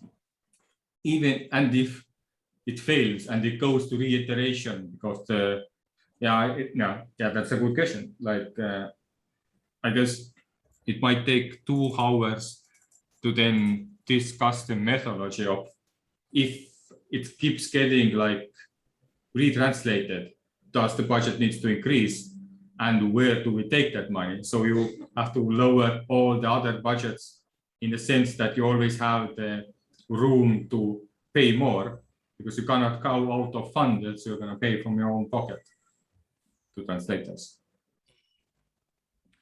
Okay. But yeah, to me, it's like you have to have like a deep discussion, maybe 1 hour, like you have one big meeting and you're not just gonna have maybe you have a budget meeting, you have a 1 or 2 hour meeting there. And I think in 2 hours you could figure all that specifically out, but because it's not too complicated, because you only have one specific scope of challenges, and you have a specific budget, what you are asking later. And I think 2 hours enough is for a challenge of this size. Maybe it's too much actually, because we already know how much the translations will, the price of translations in general. Yeah. I mean, yeah, we technically already figured out the budget. So that is already paying for the work you're doing on the proposal. So I think 2 hours is fine. Yeah. And we later, there are a few things later also with that, because you don't want to be under the budget. Anyway, sets milestones and roadmap. So I think that's also half an hour. You pretty much just want to explain that. Maybe 1 hour. Setting milestones is getting people on the right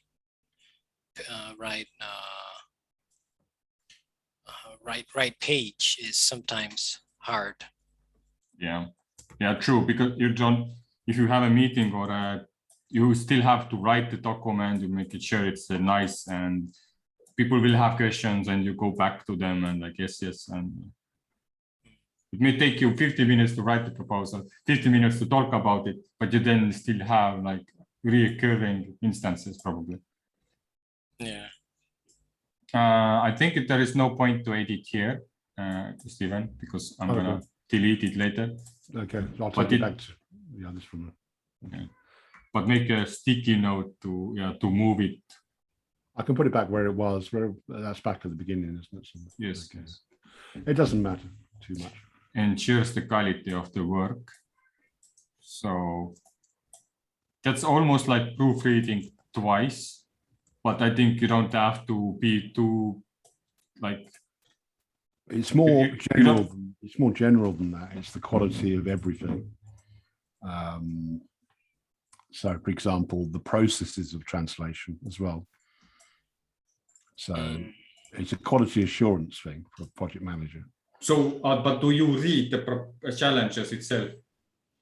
No, it's I would say it's more high level. It's like, Okay. so it may take less time because it's like maybe it's just checking that the processes of translation, the organization are all being run in an efficient manner, in a quality way. That's how I interpret that. But so half an hour, I'm not sure. I think you are the person to answer that. On quality, it's just something else to add. It's just a consideration, you know, so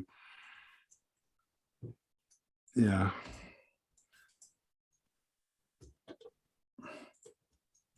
Quality of process. I guess I would put 1 hour. So it's more like a buffer for all of that stuff, because it's like managing budget, and if like it takes more than 2 hours to manage budgets, then it's like a quality of process and you take time from that. And like milestones are set and still people have questions and are confused, and you're like from taking care to improve that. Yeah, it's a responsibility issue as well, because you're responsible for, you know, as you say, people are going to go to the project manager to ask about those questions. So take this here. No, we don't need it to be that so far away. Something happened. Something really happened.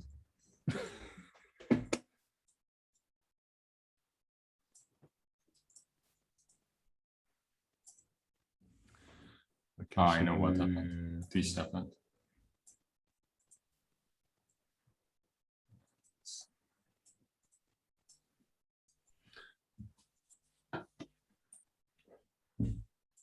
Anyway, so to make sure all transactions are done, the translations are done, and all the roads are covered. So I guess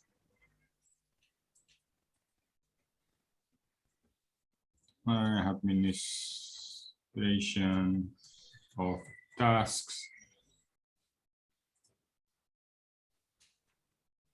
That's like checking the boxes, waking up every week, like going through the list of what has been done, what is not been done, and then communicating to project managers that, hey, this is not done, this is, and just getting the feedback and relaying that feedback to the one who communicates with the voters and other people, I guess. In my experience, administration takes the most time. Yeah, so like I would double everything. So I just know from experience. I mean, the administrator is often the one you think the least about and does the most work. No, it's true. It's true, though. I know. Because it's just people just don't think of all the work that's involved in going and, you know, going and getting staff, filing staff, checking staff, all the kind of boring stuff, you know. So I would say 2 hours, 1.5 hours, certainly. I mean, would he have to administrate all of the challenges itself? So if it's like 30 minutes on each of the challenge, like, then it would be actually like then 300, like 12 hours of work. I mean, actually, look, it's and just that would sound like reasonable. Yeah, I mean, it's basically, if you think of everything here as a discrete task, and then it's not even a separate role, is it necessarily? It's just going to be the administrative aspect of that. So if you do a translation, that's one thing, but then you have to take that translation and put it in a certain location on the Google Drive, and give it the right file name and all that kind of stuff, which is really boring. Technically, project manager already does that now. No. They shouldn't do that. The project management is organizing, is deciding the organization of things. It's not the execution of things. Okay, but we could make the translator already do the translations on the GitHub, for example. Yeah, And, I know. So, but yeah, it can be. I'm not saying it can't be made more efficient. Of course it can, and yeah. So you could blur the lines between administration and execution. tasks. I'll just be careful not to underestimate administration. Okay, this. Know where all the documents are. Well, the knowing of that is like let's just hope he doesn't forget.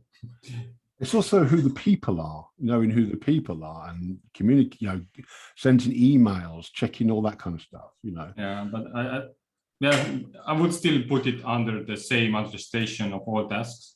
And that's just like all the aspects of that. Yeah, set up templates. Okay, that's a new thing. Creating templates. Creating process templates and guides, I guess. And how translating template, project management template, administration template, communication template. Like I guess template for each role. And guides for each role, and that may take,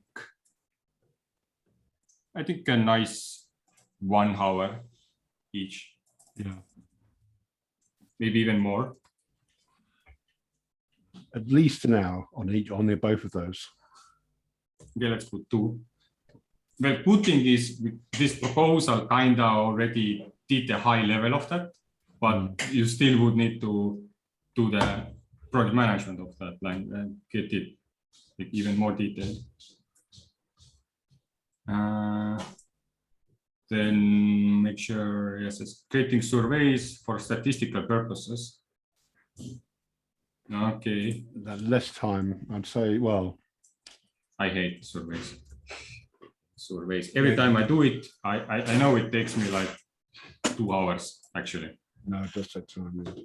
Because I do it, then I share it, then I get feedback, then I change it, then I double question myself.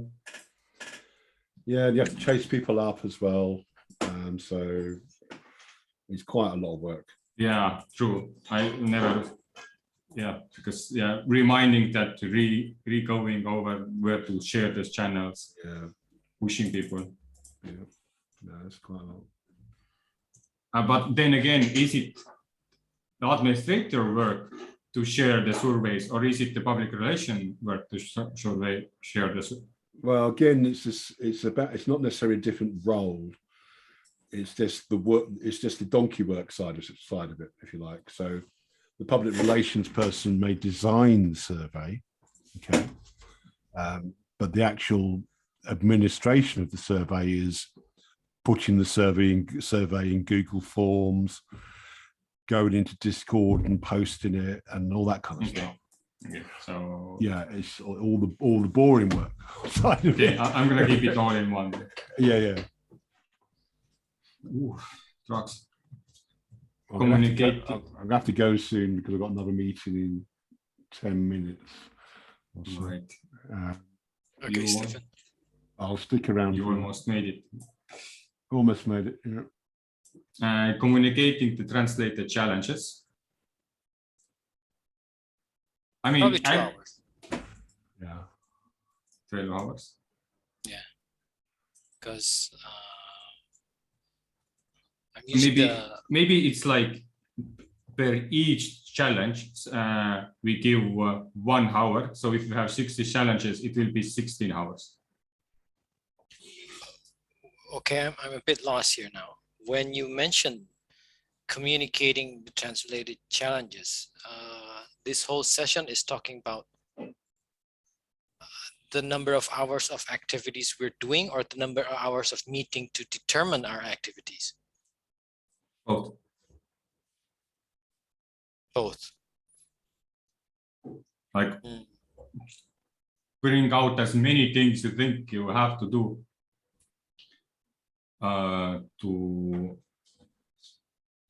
to execute on the proposal.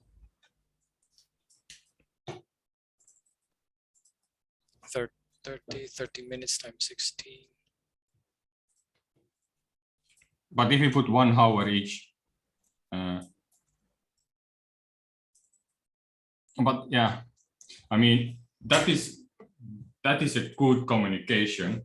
But then again, if you do it like few times, you already have the channels you want to do. Somebody gets translation out, and you're like, you just publish it, and you're like done. It takes like 5 minutes. But then again, as if you are a public relations, you are expected to answer questions. People are like, oh, that what they have a question about translations, and kind of obligated to answer, I guess. So I think 1 hour is still nice.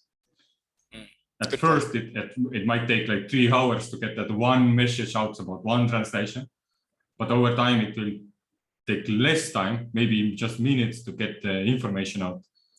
But community participation might increase to the level that they start asking more information. So yeah, I think 1 hour per each is nice, because then it will add like 16 hours in total, as for now.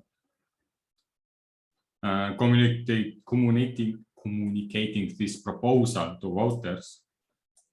So that is, I think, how long you think that would take? That's a lot.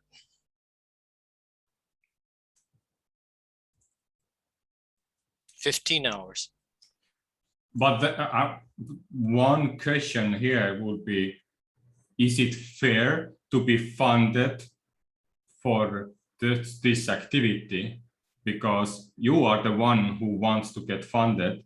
So shouldn't you take the risk of communicating and spending your time or spending whoever is taking the role of public relation, like spend that time to do the work for free as like a skin in the game? I spend my time because I think this proposal is valuable, and I think it should be rewarded. Not that I do it because I know I will get paid for getting for doing that. Like, you know what I mean? Yeah, I'm more towards your first explanation about skin in the game. So this person it should be mentioned that the work hours will be this much, but it shouldn't be a position that he's looking to compensate him or her for.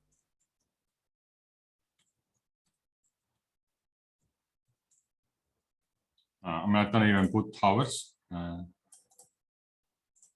and just keep it like that.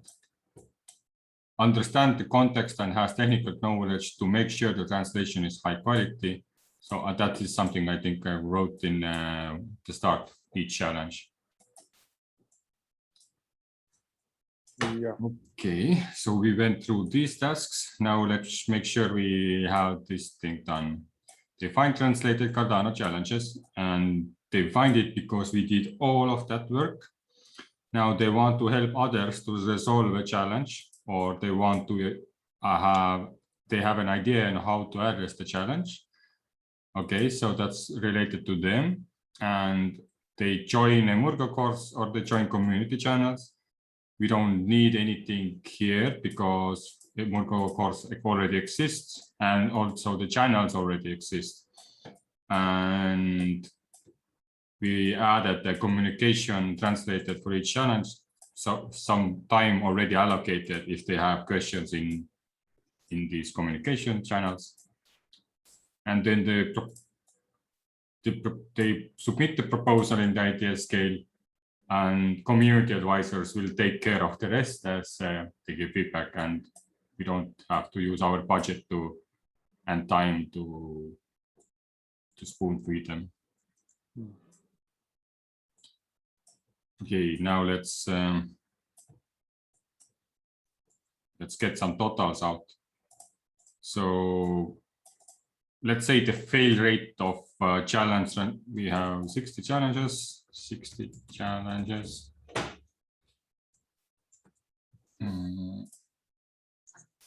The fail rate of challenge could be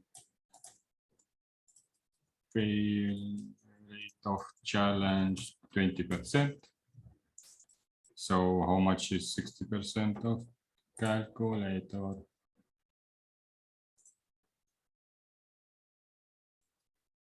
60 times 0.0.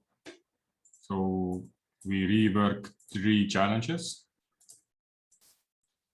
3 reworks.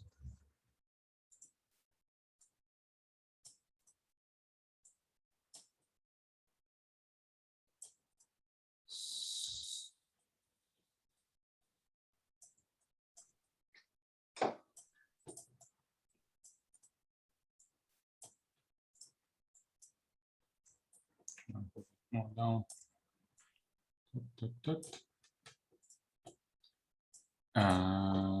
So that also means 3 works here. And that would mean 19 works. 19 times 1.5 hours, right? Yep. So that 19 times 1.5, 28.5 hours. And same thing for another one. Oh no, it's 19 hours. It's 20. Sorry, 3. Yeah. 19. Defining target resource, that remains the same. I guess we don't have to double it. Per challenge, that's also half of that, so it's 9.5.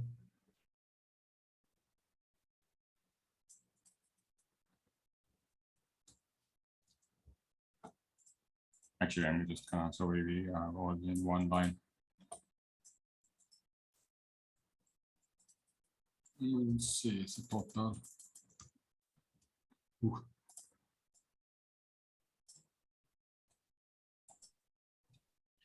Ah, fuck. Let's just say this is up. Business budget remains the same. Set milestones and get people aligned. This, they are same.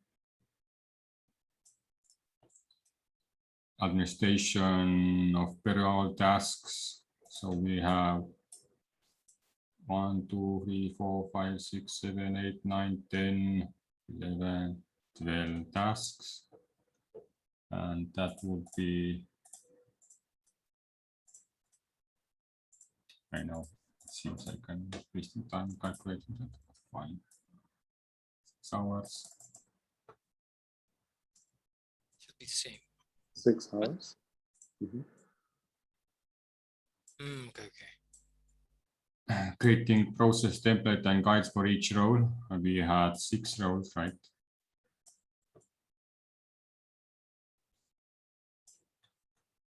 No, we had 5 roles. So that's 10 hours. Creating surveys and sharing it. Yeah, that's one thing. Communicating each or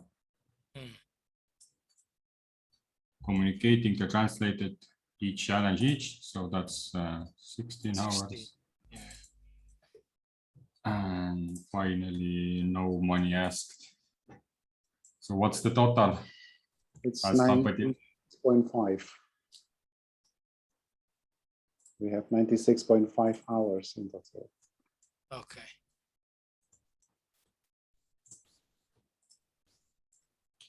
Well, that's more than a mini task could ask. Let's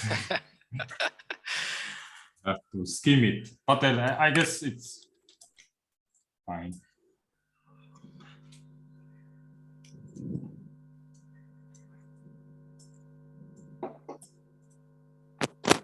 Making it look better. Yeah, but this will be a good foundation for determining the budget. Yeah.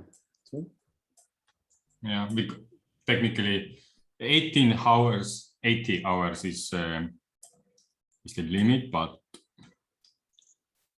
Oh, is there any limit on that? 6 yeah, or 8 hours? well, not well, again, not really. But when I started, as I said, like we want to ask only 3,000 data, and if you are gonna say that 15 euros per hour or 20 euros per hour, then it's going to be more than 3,000 data. Okay, all right. So that's the base calculation. Yeah. Okay. But yeah, there are options that the hourly payment is smaller, or that we don't like communicating. We take off some, like we can start rebudgeting it. Could you write that down also, Felix, by the side of it? Ideally, it should be 80 hours. Besides 96.5. So people know. But then again, what is ideal? Like Okay. ideally it's 96 hours, and like this it's estimation on the left. But yeah, but you have a point, because from community to another community, it's going to be different. Different in terms of the hourly pay of someone, different in terms of the level of skill of this communicator.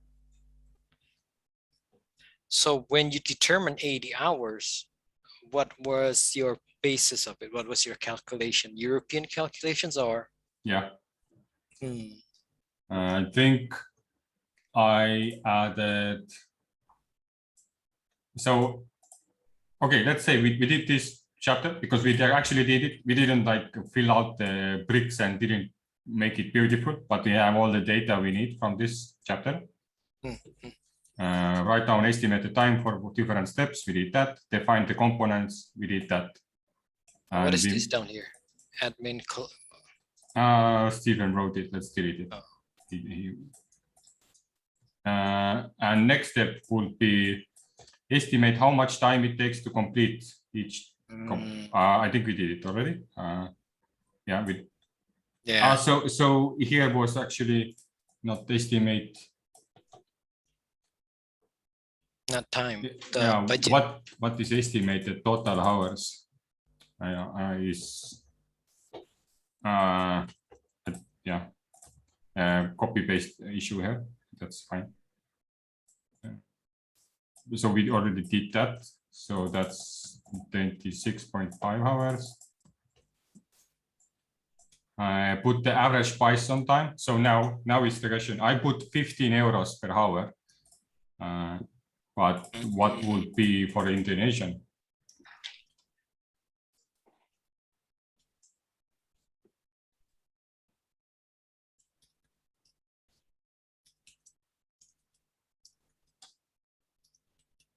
Like how much do you get paid, Andy? Like use, and then say, are you happy with the price you get per hour? And if you're not, just increase it into the amount where you would be more happier. Okay, well, there's such a, I think, yeah, such a gap, yeah. There also in Indonesia itself, there's not much of a standard here. So yeah, I don't know. How about it, Jan? Yeah, I agree with both of you in terms of regarding Andy, that we do have our own system, and from from region to another region, there's a difference in minimum pay. But that also correlates with Tevo's mentioning that in the end, it eventually will depend on the communication between of the members. So perhaps the members come with a number that they feel is comfortable, but that number is totally not in correlation with our regulations. Because if we were to speak about regulations in Jakarta, because the minimum pay is about 4.8 million. And if we were to, not dollars, okay? Rupiah. How much will that be in euros? So, but first you have to understand minimum pay is factory worker. Okay. So factory worker in Jakarta is paid 4.8 million, and divided in euros, if I'm not mistaken, is euros about 12,000. No, I think it's 17,000. 17,000? Yeah. Okay. So yearly amount is 70,000. So it's only $282 per day, and one day is 8 working hours. What? So that's only 35. Okay, so $35 per hour or day? Per, okay. That's a lot. That's like then 30 euros something hour. Wait a minute. No, it's not like that. Yeah, something is wrong here. Wait a minute. Okay, I got it now. Oh my God. So $282 is per month. So we divide it by that by 31 days, it gets $9 per day. And if you divide it by that working hour, so it's $9 divided by 8, it's $1.2 per day for a factory worker. Per hour. Per hour. For a factory worker. For something with managerial skills and so forth, times that. Okay, so manager would be, yeah, 2 times this. White. Color. I don't know, maybe it's a blue color, I don't know. Okay, that would be $2.4. So you guys literally get $2 per day. What is it? Oh no. No. Per hour. Hour. Yes, hour. Oh my God. So you see. Still, what the hell? Okay, so it's like 2 euros per hour, but I guess 5 euros per hour, and everybody would be very happy, even the translators. Yes. God damn. I think you're gonna take over the entire Catalyst that way. Because I'm literally in the average right there with the 15 euros hour. And the 15 hours is like an average, or is a dot? Yes, it's a global average. Like Germany and stuff would ask probably like 14 euros per hour, and the USA. There is potential of that, Tevo. Yeah,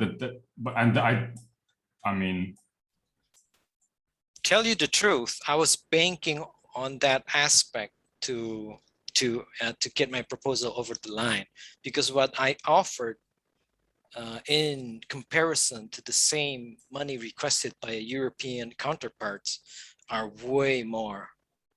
But the thing is, it did get a lot of upvote, but it also get plenty of downvote. So you might say you're worried, but in the end, it also depends on how we communicate the proposal, the quality of the proposal, and so forth. Yeah. So you shouldn't worry too much. All right. I'm have to just ask again. Is €5 hour really enough?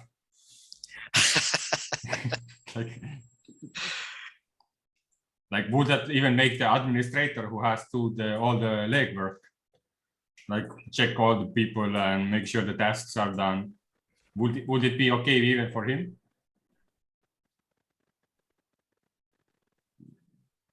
Wait a minute, I'm calculating.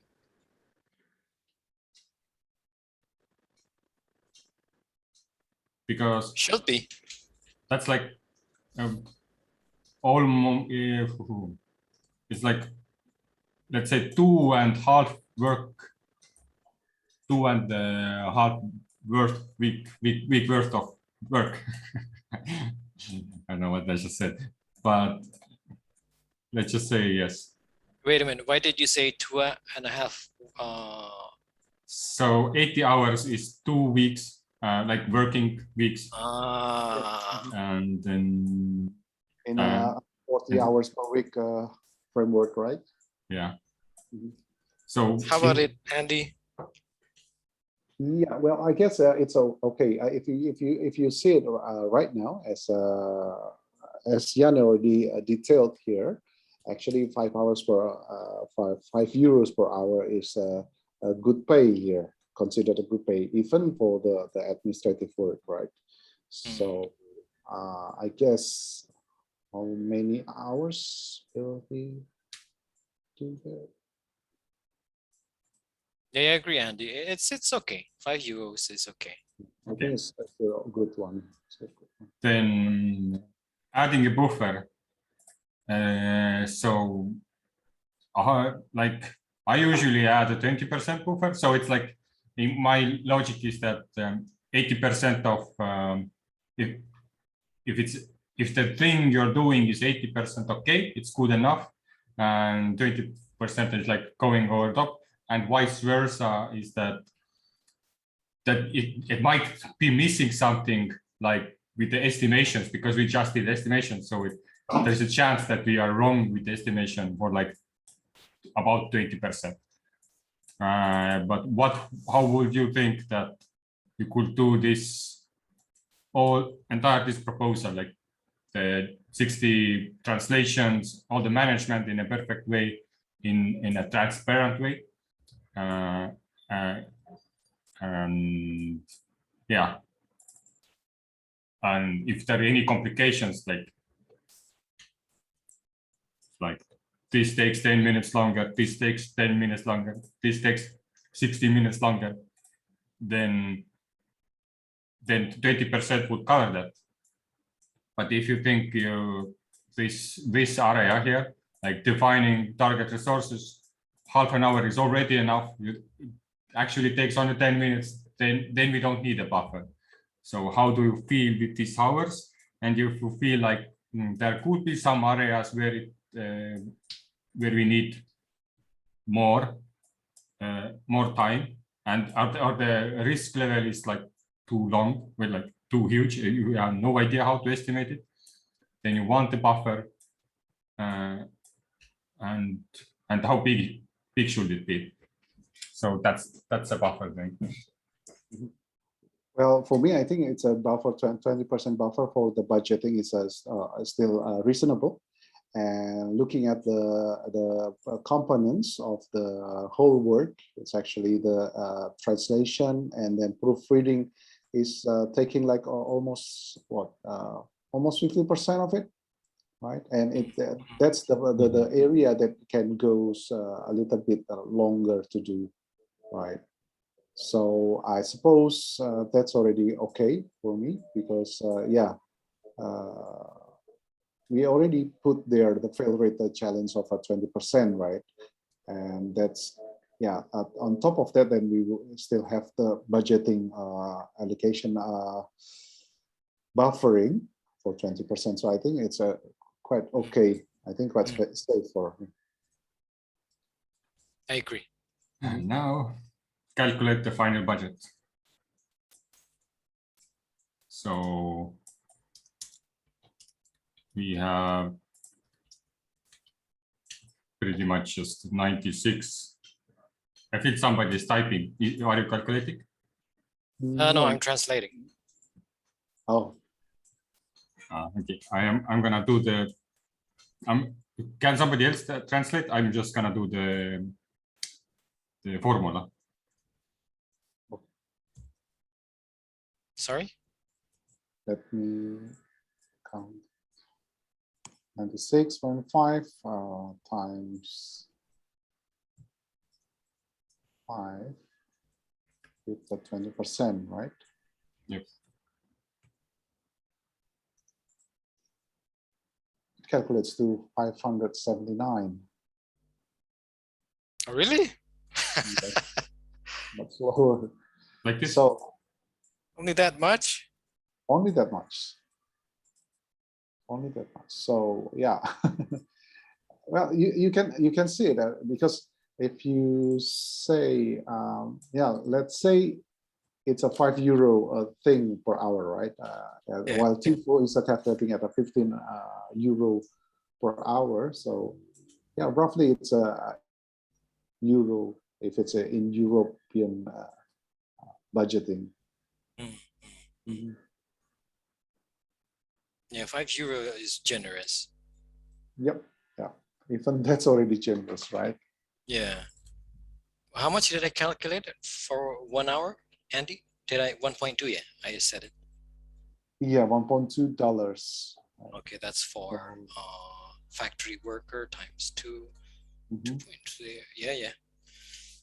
This is really generous. I thought it was gonna go bamboozle, but it's only 579. That's really small. Yeah. So yeah, that is with the assumption of this one, right? Of the one we do at the 11.11. So I wonder if there's something that we're missing there, perhaps. 0.11. Oh, Yeah. okay. The working hours, you mean? The working hours, yeah. So, Mm, but it looks already okay. But then, yeah. The thing is actually, so we are thinking about this project of a translation, right? That the challenges for the Fund 7, right? Yep. Yes. Fund 7. So technically, the current challenges is like free work to prove that you can do the work in the community mind, because I don't know, I don't think they are like funding. But again, you don't have to do all the challenges right now. You can pick like only the challenges you are proposing or making proposals into, or you see high value, and you don't have to have the management part of that. You just this translation, it's good enough, and that's like showing that you are willing to put in the work, and show proving the proposal value itself. So that's the skin in the game, like we explained before, like showing results. And yeah, I see like this is highly likely to get funded, and that's just one proposal. Now, if you go back and take another solution, because we provided other translations, you can reuse a lot of things. We can say similar roles, probably nothing to add there, maybe few words, probably similar community service proposal. It's also a minute proposal, so nothing to add here. And yeah, so you can see that there is so many things where it is the same, only the KPIs might be changed, but even some of them would kind of be related, because in the end, all the other stuff to also you want to increase the participation in the challenges and increase the amount of proposals people are making, so you can keep some of the same KPIs, some are new, depending what you challenge you're using. User chart kind of changes, and the budgeting and product probably changes a lot, but you already have like the estimation from previous work because the roles are the same, so you pretty much do the same tasks. And like, even though these last two were quite easy because we did so much legwork at the beginning already. So yeah, I mean, you're the first one completing the mini proposal workshop on the Miro board. There is one step Andy, more. you're a legend, Andy. Thank you, Tevo. Wow. Round of applause for everyone. I use the reactions. If I find it, it's now awkward if I get to the reactions, but I'm still gonna find it. What reaction? Yes. Yes. Okay. Okay. Right. But yeah, to keep it short, I'm gonna close the recording. We went over time, 30 minutes, but we did get Stephen back into the session, so it also took a bit of time. And at the beginning, we also had some good discussion, so we started a bit later. So technically, my estimation of 6 hours was on top, and I like this kind of stuff. So nice. Any closing thoughts on our feedback? So before I stop the recording. Yeah. If it's for me, then I just want to make sure for two things actually, because what we are trying to do here in this specific case of my mini proposal here is actually it's translating for the challenges for the Fund 7. And then in the Fund 7 itself, it goes like a 3 months window time, right? Mm-hmm. Between the funds. So will there be changes in the challenges within these 3 months? I mean, if it's there is some kind of challenge changes, then we have to redo the work, right? No, so there's nothing. Yes. So we can just do one time and then done, right? Yeah. Okay, good. Right. And regarding, then, continue, Andy. Please continue. I'm actually, it's about the difference between the European standard and then also the Indonesian standard or any other country standard in regards of the pay. Yeah, let's say how many dollars or euros you get an hour. So will that actually, I don't know what to say, will that change things? For example, now the mini proposal is a cap at 3,000 ADA per proposal, right? Will that be then, for example, like we are proposing for 579 worth of project, will that be seen as, well, it's nothing serious there? Is there something like that in the judging?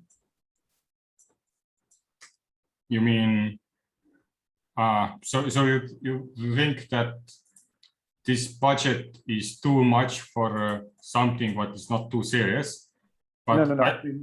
If it's because the photos will be around the world, right? Or yeah. I mean, for the world standard, then is it going to be too little? So people will think, oh, it should not be a serious project. Is there any kind of consideration on that? Yes, there was consideration on that. But for example, this is much better, like even higher impact proposal compared to the mini proposals I created. And I also asked $500 for a bot what takes like 5 times less hours to do than all these translations. and I got voted and I got funded. So I see no reason why this is less likely. Okay. But there is that thing that maybe in some reason my name is already a bit more known, and they're like, oh, okay, Tevo, and they just voted because they see my name and they didn't ask much. But I think it's mainly for the voter. I don't know. I don't think that's relevant in current beginning of the catalyst, but it could have some effect. Okay. I however think if you would compare my mini proposals with this mini proposal, this has higher chance to be voted. Okay. And we can check it out next in Fund 6 when results come out, then we can compare. Right now we only have 2 mini proposals. Okay. I understand your sentiment, Andy. Although I didn't get through the whole processes of actually getting funded, but seeing the process that we went through, the detail in it, the quality of discussions, those are all strong points that voters will react positively. Even though the budget is small, they will know that this comes from a community that perhaps the standard of living is different. But when they look deeply into the proposals, they see these steps are all detailed. That will give a positive feedback. Do you remember in the previous Eastern Town Hall, I also shared a Miro board? There were 4 proposals. I'm going to that asked around 3,000 ADA and so forth, but they weren't as detailed as what we just did here, and they still got funded. And I'm situating that to I'm situating that to 2 aspects, because they are answering a local community need, and second, because they've built a reputation, as Tevo has mentioned. Okay, all right.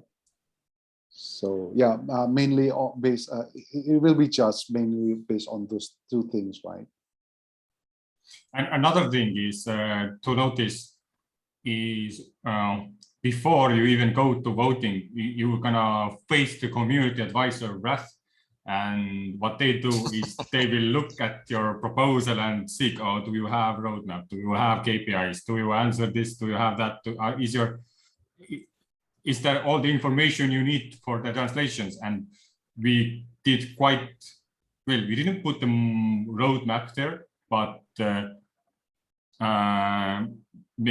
but that will come out from the community advisors before, probably in the comments, like, hey, where you will be in 6 months, and you could simply answer, hey, this is a mini proposal. We are only here to do 1 challenge at a time and see the impact, and based on that, the results, what we will figure out, we will decide if we need more translations for the future challenges.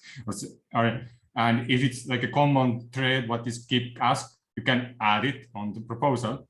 Right now, it wasn't really addressed the entire scope of a year or something. So yeah, like I have a feeling that this proposal itself will be around 4 stars. There will be people who are negative, but you can always improve on that. The one thing I didn't do is that I did get feedback from the people, but I was too busy on taking another proposal or changing the process of mini proposals, so I didn't improve the existing proposal I had on Ideascale. So there was I didn't get much better rating. So and if you already get like a 4-star rating, then another thing what happens is you're gonna be the top proposals on the voting application. And a lot of voters, they are like, they open up the challenge, they say, okay, this challenge, okay, the top things are this. I'm not gonna even go further down, because like they are half, like, what does mean 3 stars? Some people like three stars is actually a good idea, but if you're not a community member, you don't know that. You're like, oh, they are like half-assed. It's like, why should I pay for somebody who is getting C in a class? Or like, exactly. And another thing, Andy, you could mention, but this is more in relation towards the public relation aspect of it, that if the students of FOB, so for instance, who are proposing, for instance, Andy, who's Andy? Andy is a student graduate of the Foundations of Blockchains of Emargo. And then you have a referral. Who's the referral? Referral is Andy from Emargo. Doing strategies, but honest strategies. You have to underline honest strategies like that. That could also help in getting funded. Okay. Because that speaks to reputation. That when I mentioned back then, there's 2 points: reputation and helping local communities. So a point, a case example of reputation helps in proposals is the case of the group called WADA. Way back in point 1 we mentioned.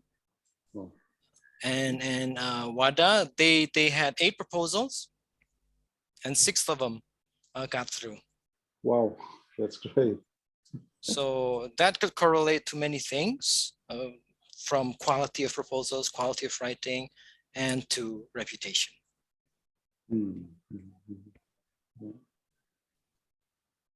Yeah, I think WADA has pulled a lot of reputation. And that is one of the reasons they get funded. Like, to be honest, I didn't read all of the proposals, but I voted yes because I know they're WADA. Tevo! It actually has a danger in that if you don't look who are the proposers and they just use somebody else branding, like I'm Charles Hoskinson and I'm proposing that, and like, people might vote yes without reading. So, but I'm a simple person.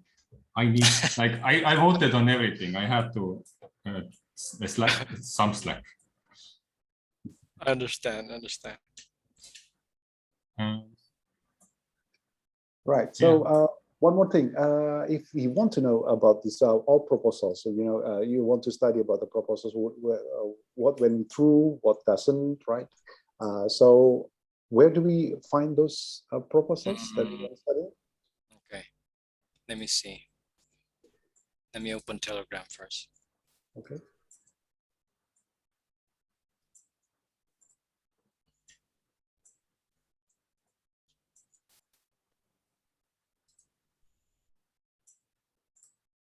Because what we have is actually this is the guidance to create the proposal itself, right? The proposal itself, it should be in a wording, right? In a document. So like I mentioned before, this was the brainstorm part of the proposal, and technically, I think it's possible to do something like this. Maybe let's say like I'm copy paste it. I'm gonna do the. Yeah, there are things that won't work actually. I'm just gonna. I actually haven't tried it at all, but my assumption is that if we turn it around like this, and then you export it as CVX, you will get. So Tevo is technically explaining how it can translate directly if you export it. But conceptual wise, using this proposal is recommended actually. Yeah. So if I do it that, now I have some kind of data. And from that data, I would try to turn it into Word document, because there are dates. The CSV file does is strict, but I can script them out. So basically, what I could do is, if we have these, okay, these are sticky notes, so that's the issue. That's why we use these numbers, like these numbers 8 and stuff. So I know that 0.0, 0.12, 0.1. Okay, here are the numbers. So let's take 0.10. These things were answered here. So I kind of know they were part of. Yeah, it might not work. Let's see. 10. What is 10? 10 is just a flow chart, so I know that I can skip that part. Let's say in the start. 8.1, we answered proposals are submitted in the Asian community. 8.1. Nope. Nope. Okay, it doesn't work. Doesn't matter then. Translation of challenges will make it easier for Asian. The result 8.2. Yeah, okay, it doesn't work. So the answer of 8.1 is in 8.2. It doesn't mean that the answer of proposals are submitted or answer of fate. Yes, they are. So technically, again, if it's if it's working like that, that always the answer for 8 is first answer of 8.1, then I could make automation to collect all of the blue boxes, because the blue boxes were the final answer used for proposals. Everything else was just to brainstorm the most impactful message, the meaning, what you want to relay on the proposers. Then you could get already a template of ideas, like a proposal, what you could use for Ideascale. So that's something I will play around myself. You don't have to worry about it. And I will just hand you a tool where you copy paste, you turn the thing, you take the CSV file, and we can manage the way where you upload it, and it will push out your the Word document, or I will, if you can use Excel, I will give you the Excel what generates the document itself. Anyway, so that is like in a process what is to be automated. But for now, even I myself, what I did was I manually copy pasted all these results into one single document, and then started doing the writing. Yeah, to compile the whole thing, right? Yeah, because you kind of still need to make it readable. And what we missed here in this process was the section where we now take this first question and make the answer to like a full sentence. Like you answer the question in a sense that people know what kind of question answered. But then again, thinking about what we just did here, maybe that's too much, because that would make the session also 1-2 hours longer, and maybe just the brainstorming here is more important to get the meaningful result out. Like, and the formulation of that would be the second part of that. So yeah, the process is not fully thought through how to make it easier and automated, but it's to me it's good enough to be used and already share with people and explain how proposal could be made in an effective way. It's really good, Tevo. Don't sell yourself. Don't sell yourself short. It really helps, because I imagine having this as a template, then people could just copy paste and just take out or put in, because we've done this from beginning to the end. So not like your previous sessions where it's always stop, so people can't implement the whole thing. With this having finished until the end, people could just take out what they don't need and add in what they need. Andy, please Yes. find the link to all previous winners. Okay, I'm opening it. Oh, so okay, these are all links. Yeah. Wow. Yeah. That's great. That's great. Yep, I got Thank it. you, Tevo. Mhm. You got it? I got it. I got it. Okay. Gonna stop the recording. Right.